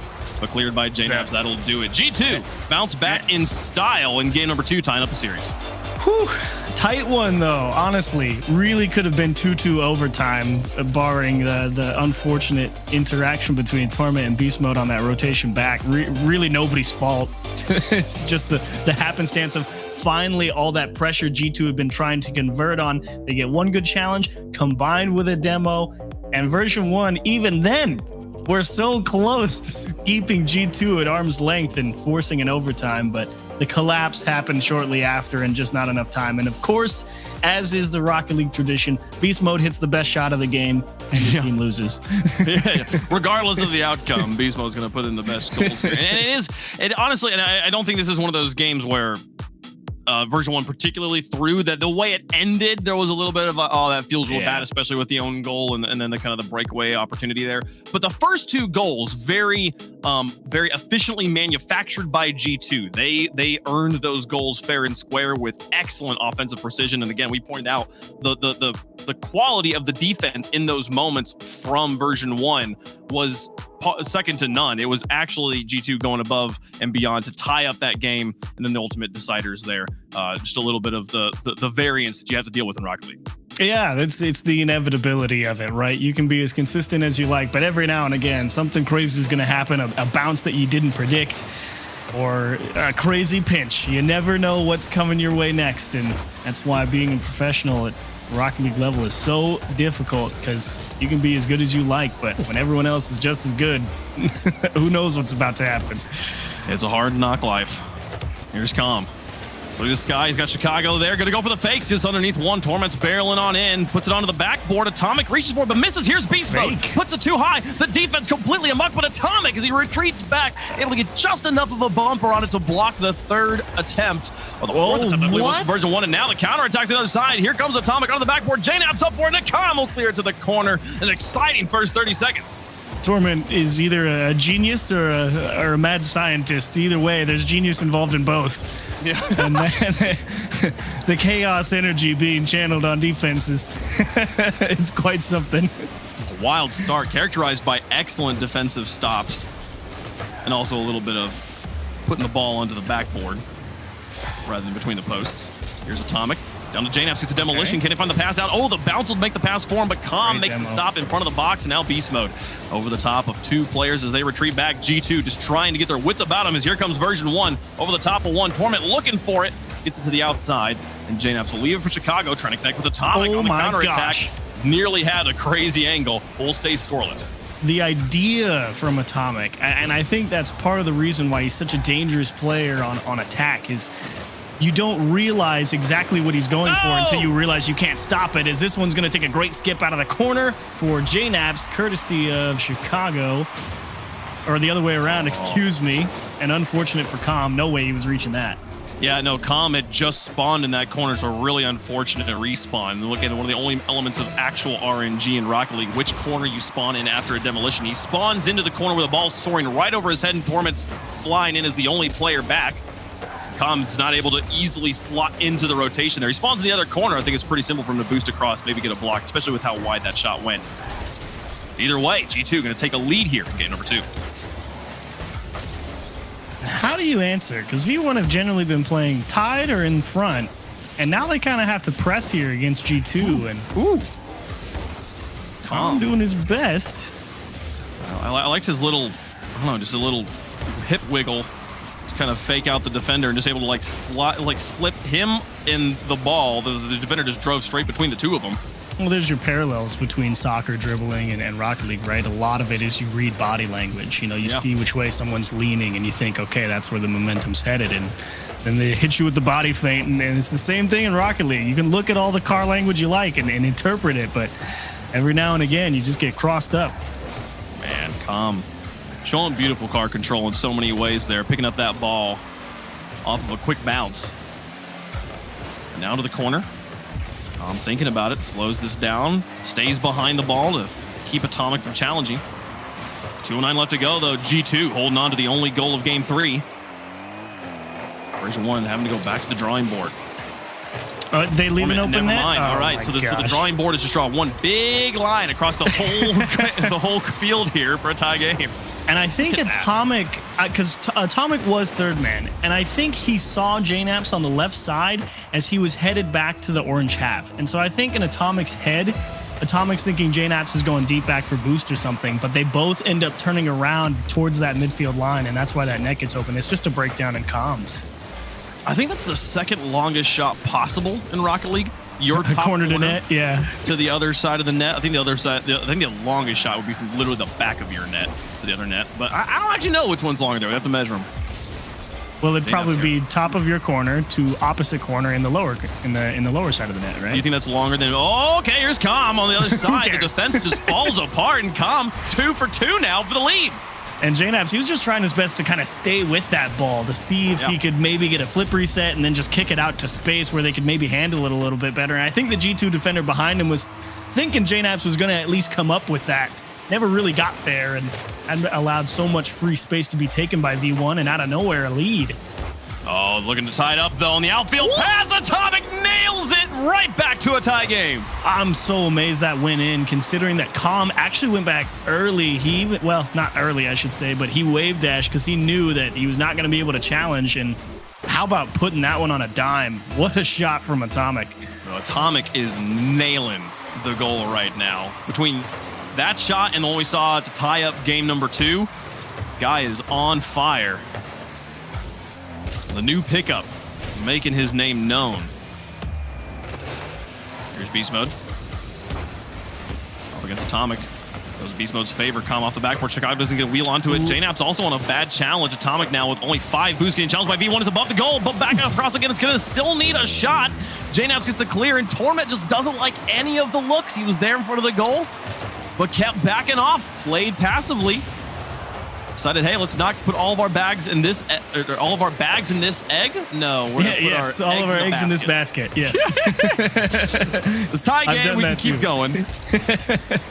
Oh, gotta love flipping them around. 37 seconds left though, and G2 starting to breathe down their neck. Oh, and that miss from Calm actually gives G2 a good look, but Atomic a little too tight, means Torment in control. But he just gave that one up. He realized he didn't catch it well, had no boost as well. And G2, a little extra time to break out here. Oh, getting covered up. Does he get reverse scoop? But those crazy is Calm on the long play. Beast Mode not going to try and reach for this. I said there's be a normal goon, but 8 seconds left. Chicago over 1. Calm.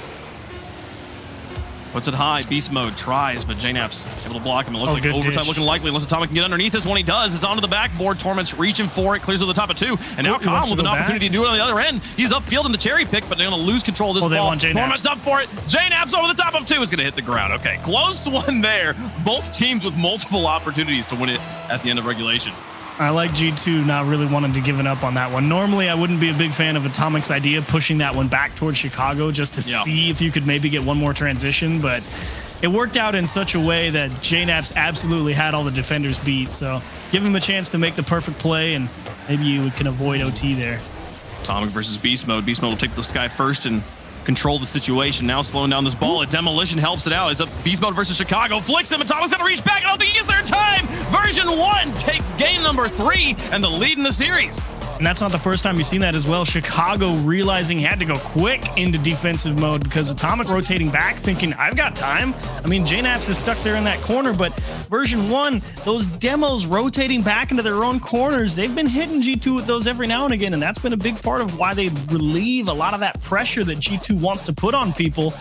And when that comes through in just the right way, at just the right time, where someone's off grabbing boost and the other guy's playing a little bit closer on support, if you get that perfect catch on transition, you can hit that hard touch all the way to the back of the net, and you know no one's going to get there. What a way to end it, too. I mean, this has been, we've had very one-sided series all today at Chiefs, and we were joking before the match started that this is going to be the game 7.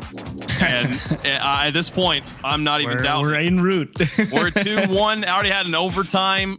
And V1, the favorite is G2 here, I believe, right? From every dynamic, you'd have to, given how they played earlier. And version 1's the one on top. I mean, if for G2 to win this, we got to go to at least game 6. So that's kind of the thing, right? For G2, because the thing about it is their strategy works, and they blow people out like Complexity, or the strategy is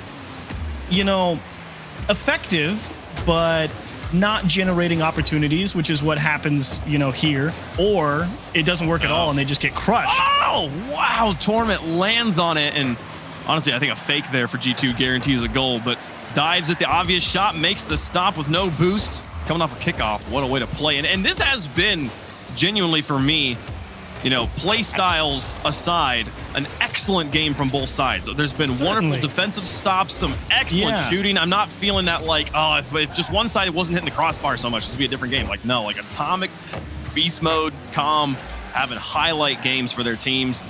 It's been excellent.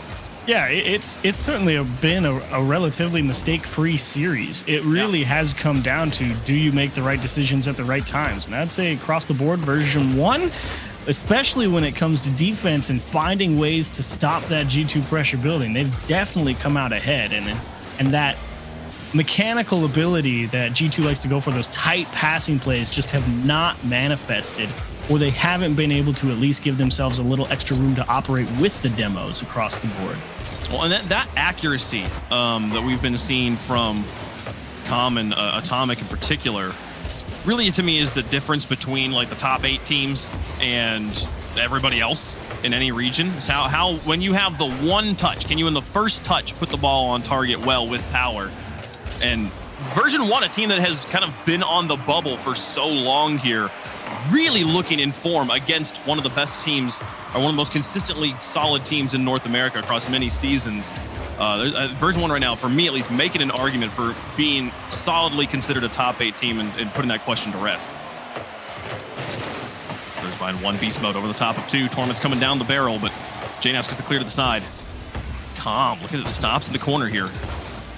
Torment through 1, finally coming out of that third man. And beast mode to the sky before anybody else. He's going to try and hold on to this. Can he get his car back under? He does. Gets the flip over Atomic. Falls behind it, but JNaps with a clear. Halftime here in game number 4. Nobody on the board as Chicago trying to hold on to control. Yeah, and that's kind of the thing. Like, that's a good pass to Chicago, right? But the question becomes is, where does Chicago go? Atomic is cutting out towards the side of the pitch. JNaps is rotating back. I mean, Chicago doesn't really have any options there, and that's kind of the thing. Like, they've got the ability to beat people, but they just don't quite have the numbers or the positioning to capitalize on a pass like that. Well, I don't know. It's like, I understand the pass though. Like hold on to control. Chicago just goes for the fakes, makes him freeze against the first goal of game 4. Now this is the same thing, but this time you're in a great position. It's 1-on-1. You realize that Com is giving you a little too much to the outside, and all you have to do is give yourself the best chance at squeezing it inside the post, because everybody from V1 is thinking, we got the challenge, I got time to get boost. That's not what happened. And now you're behind again. Yeah, I think the big difference between those descriptions is the position of the version 1. Where's the defense in this moment? Passing the ball, with speed and precision to a player as solid as Chicago, there's only so bad that decision can be. It's not a bad play generally. It's right, pretty good. But given that JNaps and Atomic weren't in a place to help him, he's got to do it all by himself as JNaps just sends the howitzer. They're up by 2. The long bomb here. Torment, little cheeky chip, hoping that Com could maybe go get it. And of course, JNaps, stalwart defender. I mean, that guy is so smart. He really doesn't let you get away with too much. If he can go reach it before you can bet he's going to come out on top most times. And Com didn't realize that before it was too late. Oh, Beast Mode reaching back for this. He's still got some boost to chase us down as well. Com upfield looking for bumps. The shot wasn't on target, and now the ball past Torment. It's up to Com. Everybody here. Com, the only player with solid boost here. He's going to fall back down and let that one pop. It's up to Beast Mode. They bounce it over 2 players. JNaps in the back. Com gets to him in time. He puts the goal in. What is his speed? Thought for sure that Com was going to get challenged here in the middle with JNaps coming through, because he knew he couldn't allow that shot on target, but just enough to get over the top of him. Com reverses and deals the same card right back. Wow. And the fact that it was Com to Beast Mode to Com. When Com made that pass out of his box, I'm expecting him to be out of the play at this point. And now they're gonna, it bounces so awkwardly off the woodwork. Dodging the tie game. G2 happy about that one. Now the soft touches. Com the speed and accuracy from this player in every department. Passing, blocking, challenging, shooting. Been brilliant, but can he find the save here? He knew that was off the crossbar. He definitely did, but there's no guarantee it wasn't going to go posted in. 1 minute remaining. G2 looking to tie the series yet again. They've got the lead. Can they hold on to it? Com with the dribble to the outside. Beast Mode to challenge this. Can he find Com upfield bumping? Getting bumped by JNaps, rather. Now Torment, long way. Chicago soft touch to his corner. Getting crowded by the rest of version 1. Here's Torment. Final 35 seconds trying to connect, but JNaps on the interception. Going to block it and make it difficult for version 1 as Atomic tries to put the pressure on and look at the accuracy! The accuracy again! Atomic very aware here that as soon as he sees that mistouch from Beast Mode, you can go and get that. Great understanding of the perfect dismount, really. It's kind of understated, It's so easy to overthink, just jump off the wall and go get it. And like, it sounds easy, but out of that corner, not the easiest thing in the world. He made that look so simple. The angle, he was kind of like pointed at the goal. You got to like short jump, then angle down just enough, start boosting, just to kind of like lightly hover out. Super easy to, like, as you press the jump button, completely eliminate yourself from being able to touch that ball. Well done. Up by 2. Up by 11, but they found it. Oh my goodness. JNabs finds the stop. Calm does not want to go quietly right now. 5 seconds left. 4 into the corner. This one will be another G2 win, but boy, howdy do we have a series on our hands. They tied up at 2 games apiece. Looking for one more for the road. Not going to happen. Into the ground. G2, what a game. Great show for G2, and this really shows why you can't afford to make mistakes against them, because that's the difference maker here. As you pointed out, the difference between some of those goals is the positioning of version 1. And you can make the argument, sure, maybe a few more shots on target for G2 this game, but ones that went in were the product of slight misplays from version 1. And they kept it close, but unfortunately just never got the mojo back. Chicago, great dribbles, and of course, Calm, giving JNabs a taste of his own medicine, but the kicker is Atomic, making sure that one's not going anywhere. Yeah, man, it was 11 shots to 6, nearly double shots for G2, but version 1, 7 saves to 4, finding answers in goal for most of those. It was those outlier moments. I'm still with you that I don't think this series has been characterized by mistakes, but rather ascending to the next level, finding that little extra plus ultra to go beyond and find a way to get past what has been a very strong defensive line on both sides. So, man, it's been beautiful to watch. Atomic in particular, having just every time he takes a shot, do not count that ball to be wide. It's going to be just on the edge. I think he might even hit that one that was the crossbar down that we were like, Calm knew that wasn't in. That's like the greatest mistake he's made yet. just high enough to not go post it. Yeah. So close. So close. Game 5 tied up 2 apiece. Winner here on Wasteland gonna take home, gonna be on match point. Well, now we have to go at least 6, Wave. There's no way to avoid it. Absolutely. Whoa. Okay. Save the best for last. Oh, Atomic score it. Atomic to the outside. Oh my, he goes out. Oh, no way, he gets back. Okay, he nearly had a second follow-up on his own shot. Yeah, wow, Atomic washed, missed a shot. Yeah, he missed it. Why'd they sign that guy, am I right? Can't believe it. There's JNabs looking to pass. Just vaults the ball. Form it to beast mode. Now Atomic back to the sky, looking deadly once more. Trying to tuck this one underneath. I think he nearly got the flip reset, but just couldn't quite guide it all the way back around. Ooh, good effort. JNabs, of course, thinking he can go for it. It's not a bad idea. It's just the placement needs to be there. And that's what G2 likes to do, right? Pop it into the middle. Make someone go get it. Oh no, JNabs not the best touch. Here comes Torment, puts the pressure on, punishes him immediately. Version 1 back on top here for game 1 for 5. Nice recognition there from Torment. And I mean, JNabs, he's definitely going for that high lofted touch through the middle that kind of just floats all the way out to the midfield line. Catches it a little early, and that causes it to kick up a little bit harder than he would have liked, and Torment just jumps right on it. Can they hold on to the lead? Beast mode. Into the side. JNabs now.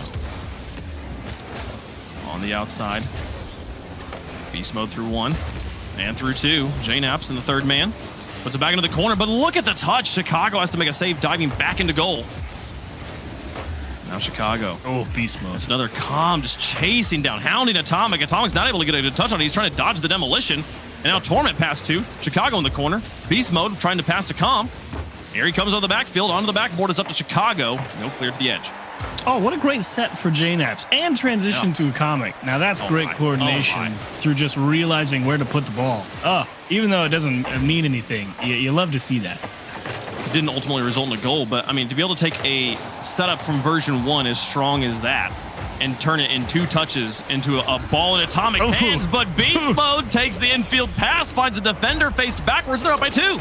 You know, Chicago's been playing the whole game pretty well. Here it's JNabs. He's really not in the most enviable of positions. You've got the whole left side of the net to defend, and the guy's coming straight at the ball, and he can go to either side. So, of course, you commit to take the large side of the net, and they go right behind you. Tough break for JNabs.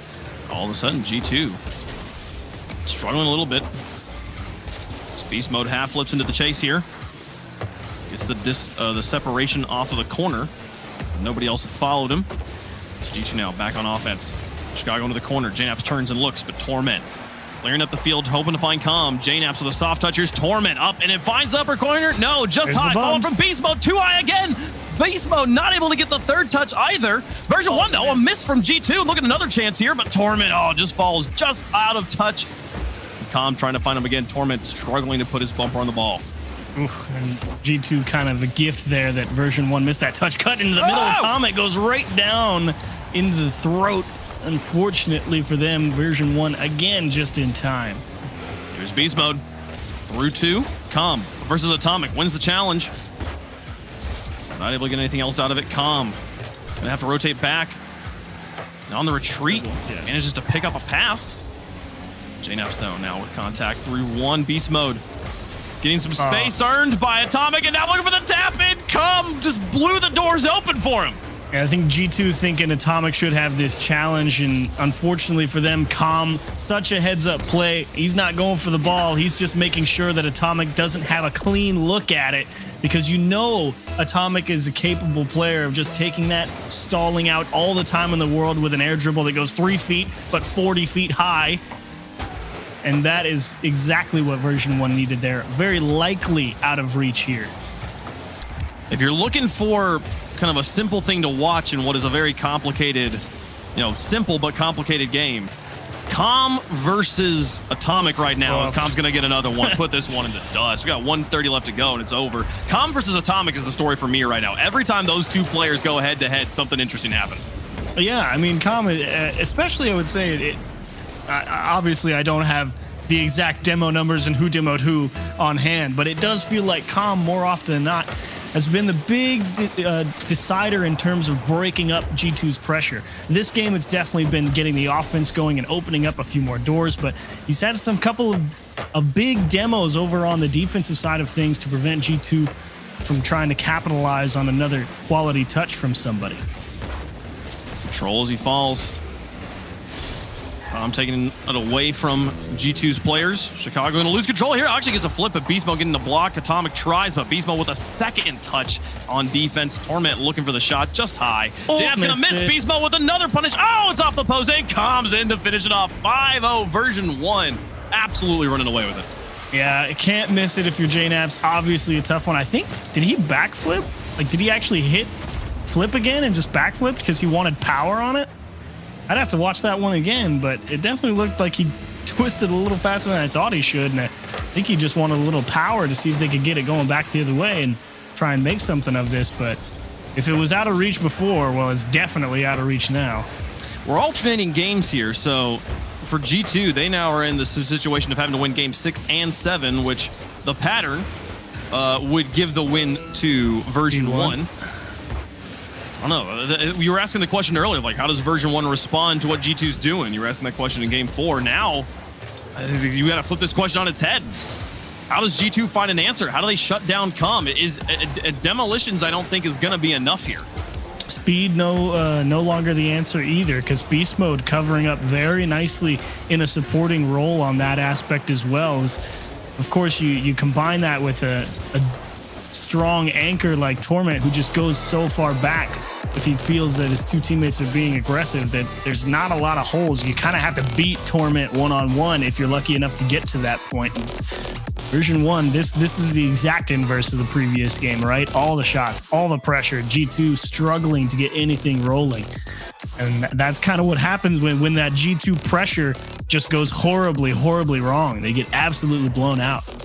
You saw there, I think I saw it for just a second, it was 5 demos from Atomic, I believe, to 3 demos from Calm. That was all the demos in the game. These guys absolutely going at each other here. Calm is the demo leader here for version 1 with 5 to the 4 from Torment and Beast Mode in this series. Calm also the demo leader in the tournament with 2.41 per game up until this point. So demos have been much more of a characteristic of this series maybe than I was previously giving it credit for. Well, it certainly does.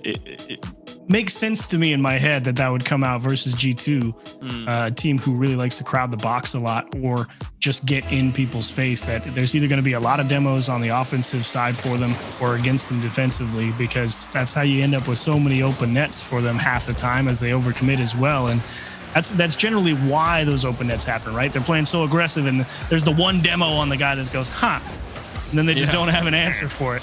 I mean, my thing is with you know, whenever you're like, all right, we got a player that's really a problem, a team that's really outpacing us in speed, demos is oftentimes a really good response. The problem is demos are already part of the answer here for both teams. This hasn't been like a demo-free game.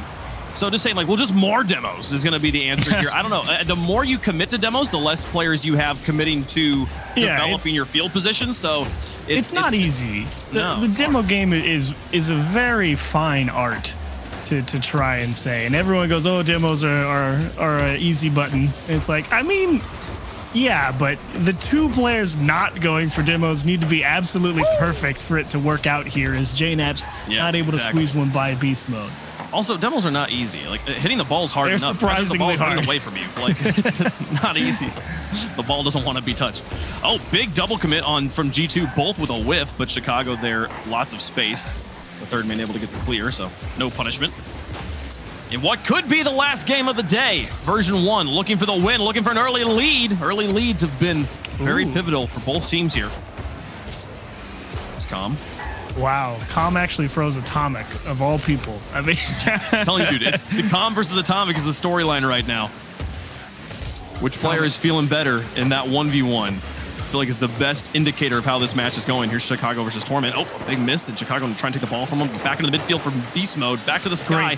Bumped clear. Atomic will put it low, and he gives it to his Chicago to get it around Calm. Yeah, but too far. It's G2 again. They're going for those good passes that generally speak well to the communication where the ball should be going, but it's just a matter of they don't quite have the resources. Now that's a great one. Now JNAPS, what do you do? Torment! He went right at Torment. Tough. He put it kind of high. He made Torment reach for it, but still, I don't know. Like he's shooting from so far back there that Torment, who is one of the longest standing god tier defenders in North America, is not going to have a problem responding to just a straight blanket crack shot on net. You generally feel like that opportunity more often than not would go JNAPS' way, and I feel like certainly aiming for a little bit more than high and hard, just maybe misexecuted it, but I think a little bit harder could have been the answer harder. Like, I think, like high and hard's not bad, but just need to really blast it. And good, quite all the speed on it there. Beast Mode going to stop us in midfield. We're across halftime with neither team on the board, but that might change right now. This one's going to be a little bit high. Going to need some help. Follow up is not quite there. Torment couldn't get it. Calm lurking in front of the box. Can he come back in? Back into the corner. Up against Atomic. Fakes them out. Here's Torment, but back to the side again. 2 minutes left on the clock, and still version 1 not in the back of the net, but they're trying. Beast Mode just wide. Follow-up is going to be good for G2. They get it back to midfield. That positioning from version 1 so scary for G2 to handle. I mean, those touches were good defensive touches, but V1 sitting on the opposite side of the net waiting for them. They're fortunate to get away from that one unscathed. Chicago out to Atomic from their back third. Through 2, but Torment gotta be blessed. Through the front line, and Chicago out of the back's got to clear it. Now Beast don't Mode. have the boost. Oh, struggling in the tanks. Chicago off the wall. Here's Atomic, blocked by Torment. He had him red from a mile away, blocks him high in the sky, but Chicago going to try again. Now out of boost. This one just over JNAPS' shoulder. He'll have to reach far back to try and draw that back in. And here comes Atomic for the double tap, and this one he nails straight down. G2 takes the lead. Big setup from JNAPS. Was thinking about staying and said, no, way easier for Atomic, and how about this? Wow. That's just under the bar. I mean, that's... That's pretty good, Atomic. That's pretty good.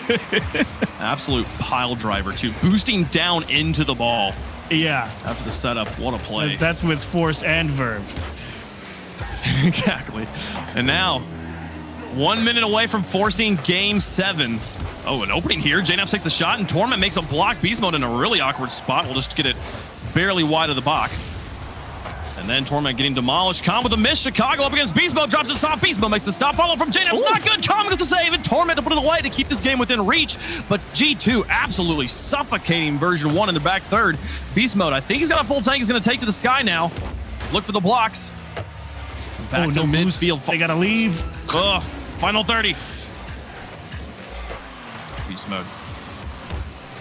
Past one to the outside. Trying to follow it up, but JNap's there.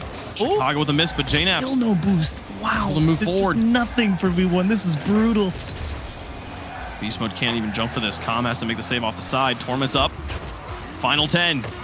Game 7 glistening on the horizon. Onto the backboard. Beast mode with the block. Com wants to reach for it, but not enough boost in any tanks to really make plays, and it's going to go. Oh my Beast gosh, mode keeps they it got alive. Atomic trying through 2. Torment.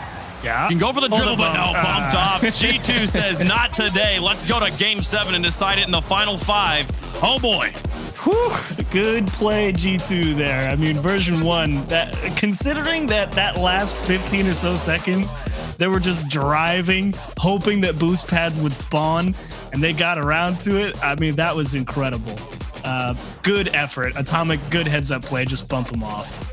And that was going to be quite the comebacker for him. But G2, it's I don't know if you can count on Atomic hitting another worldie in game 7 if you want to win, but at the same time, they did find the answer. They didn't allow version 1 and Com to come through and absolutely just muscle them out of plays and open up a bunch of gaps. So who's to say what happens in game 7? Bets are off for me. I don't know. Yeah. This is the barn burner. This is the match. I told you, Chiefs. I told you. We've been having sweeps all day. Sweep. Here comes the long we run. going to game 7 overtime is what's about to happen here. 1 goal game in game 6 too to get us here. The one moment, the blitzing jackhammer shot there from Atomic to get us here. Man, let's go to it. Champions Field presented by X Games for the final game of the day. Winner moves forward in the bracket. Loser is done for regional number 1. How about it? Tough exit for both teams as well, considering how well that they have played against many of their opposition to get to this point. But that's the price you pay if you don't come out on top of your group. First goal. I guess version 1 did technically, but yeah. But their first match today didn't go their way. I think minus game 1. I might be wrong here, but I think game 1 is the only game. No, not even game 1. Maybe game 2. First game where a team scored first and did not ultimately win the game. So goal number 1 has been very important. Com versus Atomic for first goal. The biggest thing to be watching. Beast mode back to Com. Outside to Torment. Back to Com. Atomic gonna get the block. Oh, in the stretch. Oh, just keeps going for it. Ball hanging in the air. Beast mode tries, but JNap's in the defender's advantage. He's closer to the ball. He's able to get there first. Now Com back to the sky, but no boost. Ooh, the good past one takeaway. player and behind Chicago. Look at him buying time. 8 boost, all he needed. Yeah. Bad control though for G2. Yeah, they had the opportunity to break out with control, but some poor touches really let V1 back into this one. Com forcing Atomic off the challenge, and thankfully Chicago so quick to recognize it. Atomic past 1. Here's Com. Looking for Torment, possibly. Looking for himself. Going to the corner and places it perfectly. Goal number 1 goes to Com. Wow. I mean, Atomic, that's just a straight challenge. And Com to himself off the ceiling? And how about it? How do you line that one up in the top right corner? You got to look up and then just be like, yeah, I just turn my car this way and it'll go right where I want it. My goodness. In the battle of Com versus Atomic, for goal number 1, it was Com. But our statistician is informing there's been 2 games of the series where the first goal score did not ultimately go to the winning team. This pattern breaks down a little bit more. Maybe G2's got a chance.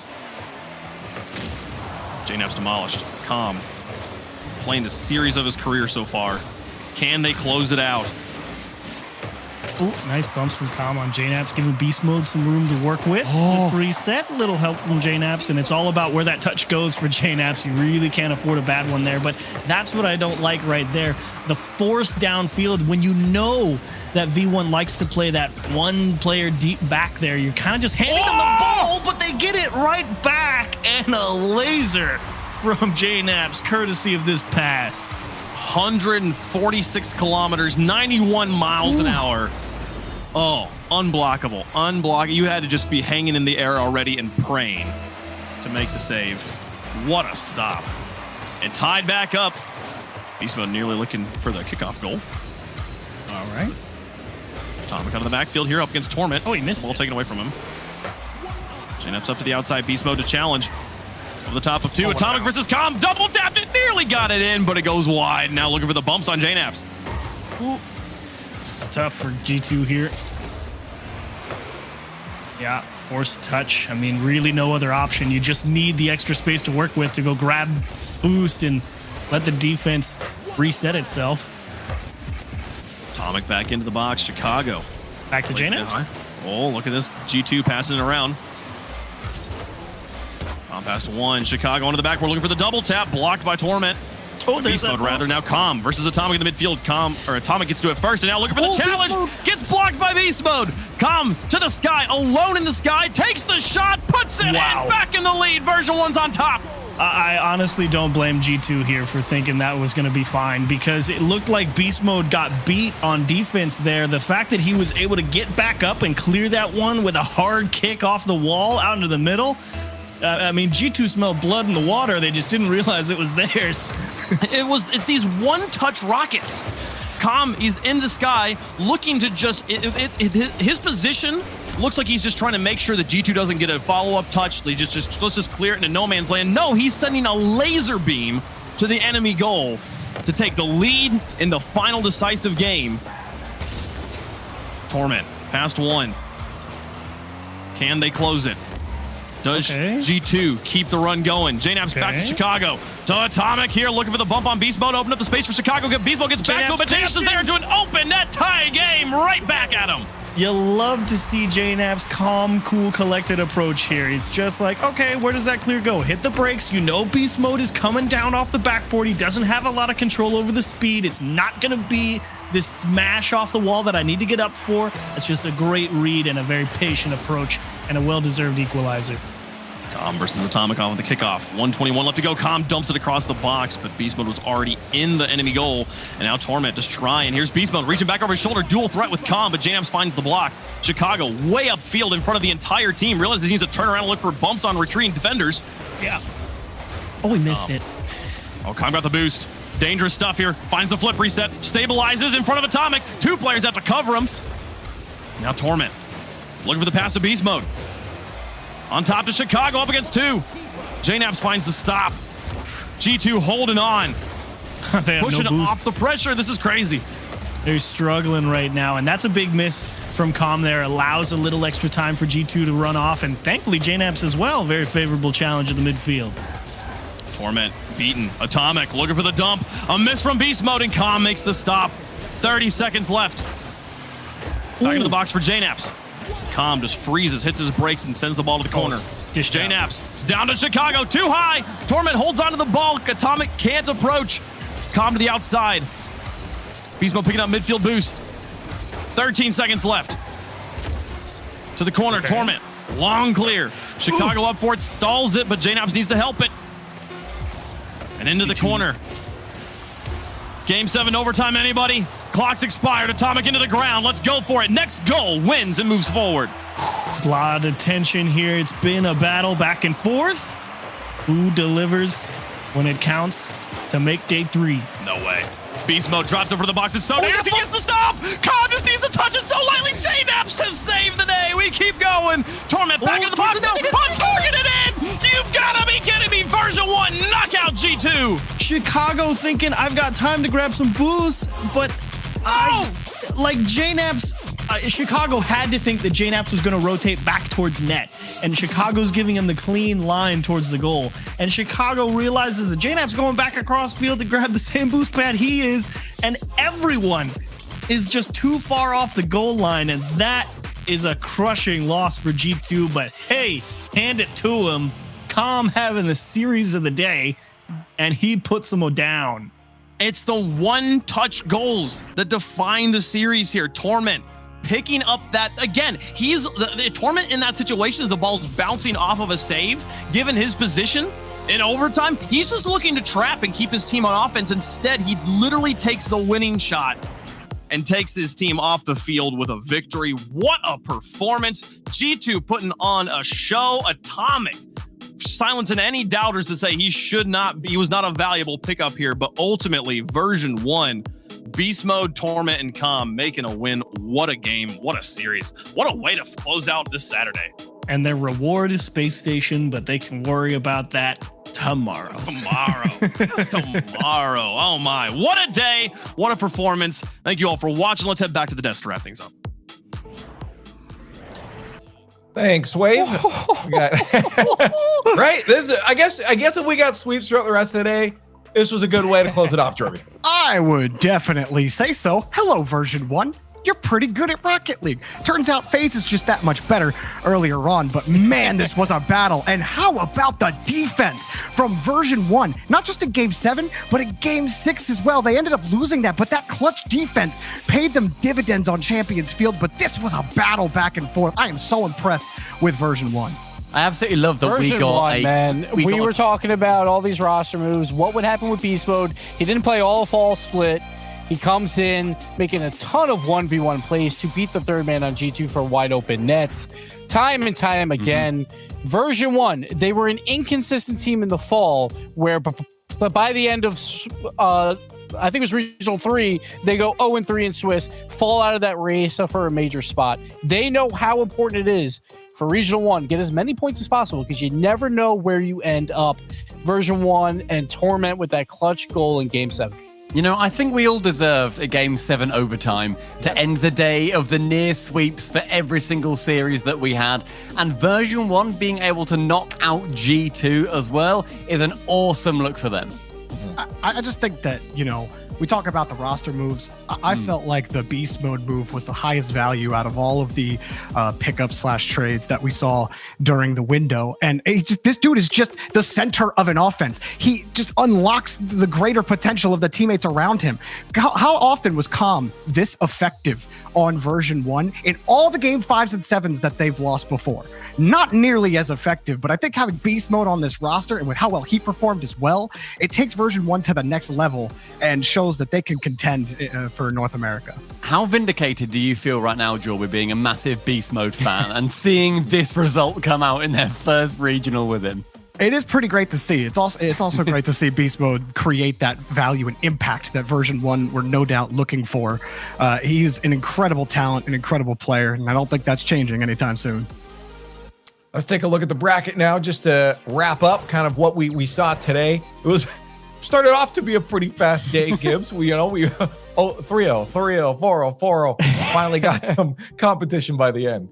Yeah, but now we're down to it. 4 teams left, 3 group winners, and then obviously Space Station, they were in the group with FaZe, so they're still alive here as well. But Energy and FaZe Clan, they have 2 lives going into tomorrow. I think that is a matchup everyone needs to see because FaZe Clan has looked fantastic, and Energy, pretty easy road so far, so we'll see if they can line up against FaZe and do well there. And then obviously V1 and Space Station making these lower bracket runs now at this point where V1's one of those teams, man. Beast Mode coming in versus Daniel. It's going to be a lot of fun to watch. Absolutely will. And I want to get some final thoughts then because we are wrapping up our day 2 here of the X Games Open. So why don't we wrap up our thoughts here so we can get some rest and get prepared for the next day. I want to start with Stumpy and we'll go down the line here. But Stumpy, I got a question to ask you now. Obviously, we've had some, remarks from everyone about North America and where they stand right now. And specifically, the Europeans seem to be very vocal on this. I'm listening. Go on. How do we feel now that we've gotten a bit of a glance at North America? Do you think they're on the right path to being able to finally shut down the critics in Europe? I feel like the big teams in North America are going to be pretty different compared to what they have been for the last couple of seasons. I don't think there's an envy in that conversation. I think G2 have got a lot of work to work their way back into that conversation. And I now think that there is potentially finally a team as good as NRG in FaZe Clan. I think NRG have been at the top of NA for a very long time. I think they've been the clear number 1 team in North America for a very long time, and they've only been able to beat Europe once. I think FaZe Clan potentially, if they keep performing how they have been, and look, we're only looking at like Saturday finishing, if they keep competing how they have been, I think FaZe Clan have got a very, very good chance of knocking them off that top spot and taking it to Europe. Maybe that's the super team that NA needs. Yeah, I'm not really sure that. Yeah, I'm not really sure that the field in North America really proved much so far this weekend. In fact, North America is still more of the same. Space Station, NRG, and FaZe, 3 really powerful teams, and version 1 still remains to be seen whether they maintain that power level. Fair enough. So I just want to talk about bold takes. And obviously, like on the desk here, we're going to have to make some bold takes, right? We need this to be an entertainment thing, but it's only Regional 1. There's 3 regionals to go. Sure, there are a few teams that bottomed out here. Who knows what will happen in Regional 2 and Regional 3? True. Who makes Winter Major? Because we look at Europe, Vitality came in the last Regional 1 and then they made Major anyway, right? So it's like that can happen here through NA, like a team like Team Envy. So yeah, like while you're typing on Reddit, your bold takes and like, wow, you know, I don't know, a Turbo's garbage. Just wait it out a little bit. Wait for a couple tournament the things to go away, and then we'll see where teams lie. I mean, Envy did now, also finish like 14th in fairness at the major. I just want to get that out there. They've had I don't think they get any points this time either, Gibbs, so, or at least not enough. The one bold take that you can do is FaZe is really, really good. Again, I just want to see them in the finals at LAN. Prove it to me there. But it's going to be fun. It's going to be a fun winter split. Well, tomorrow we crown a champion for our first regional here in the winter split. This is the X Games Open. It's been a blast to see what these teams can start showing us. As we said, we think maybe there's a little more work some of these teams need to put in, but they have the time. They got a lot of matches to be able to do that. Tomorrow, though, is an important day, crowning a champion, as we said, and handing out some nice medals for them as well. Make sure before we go today, though, you guys are hitting that follow button, subscribe button, whatever platform you're watching on. Head over to Twitter as well. Follow all the RL Esports socials to make sure you never miss any Rocket League action, because there's always a lot going on. But that wraps up our day number 2. Again, tomorrow, the champion, you don't want to miss it here at the X Games Open. We'll see you then.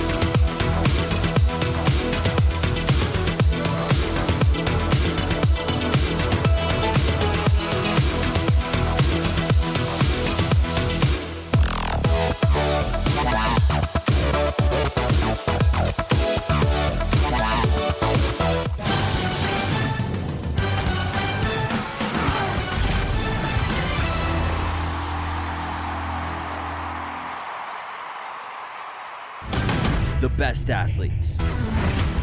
The biggest tricks. Oh, He-Man! In Aspen, Colorado for the 21st year in a row. Whoa. How you do that? We're back. You're back. Can't wait. X Games, Aspen. January 21st through the 23rd, 2022. Let's go. You know how some carriers give you so little for your older busted phone you just end up living with it?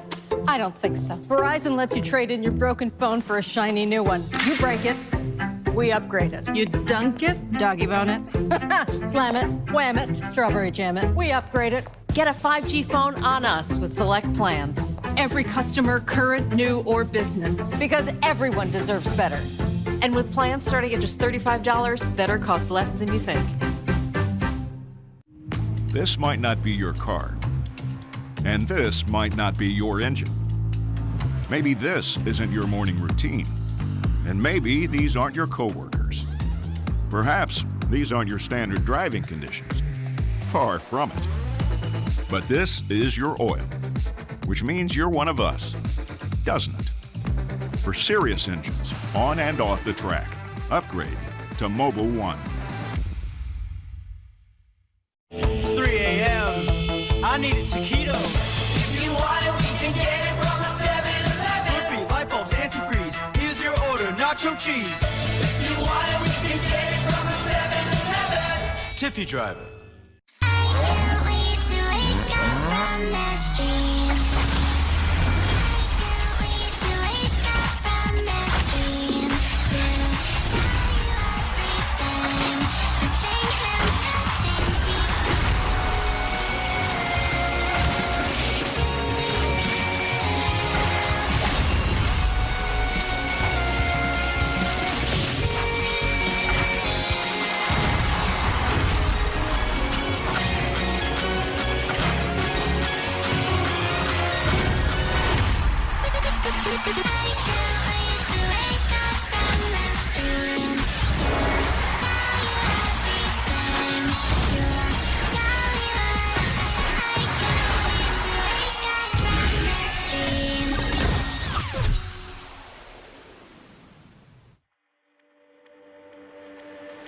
You lift me off of the ground. I close my eyes and I wait for the come down. I used to live in the now.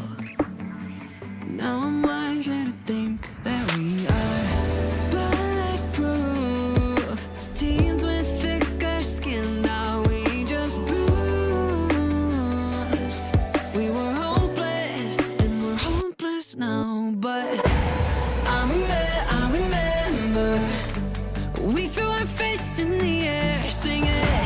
I remember when we were kids, never scared, yeah. And the sky went dark, we used our hearts to guide us. You showed me you care. And I remember, yeah, I remember.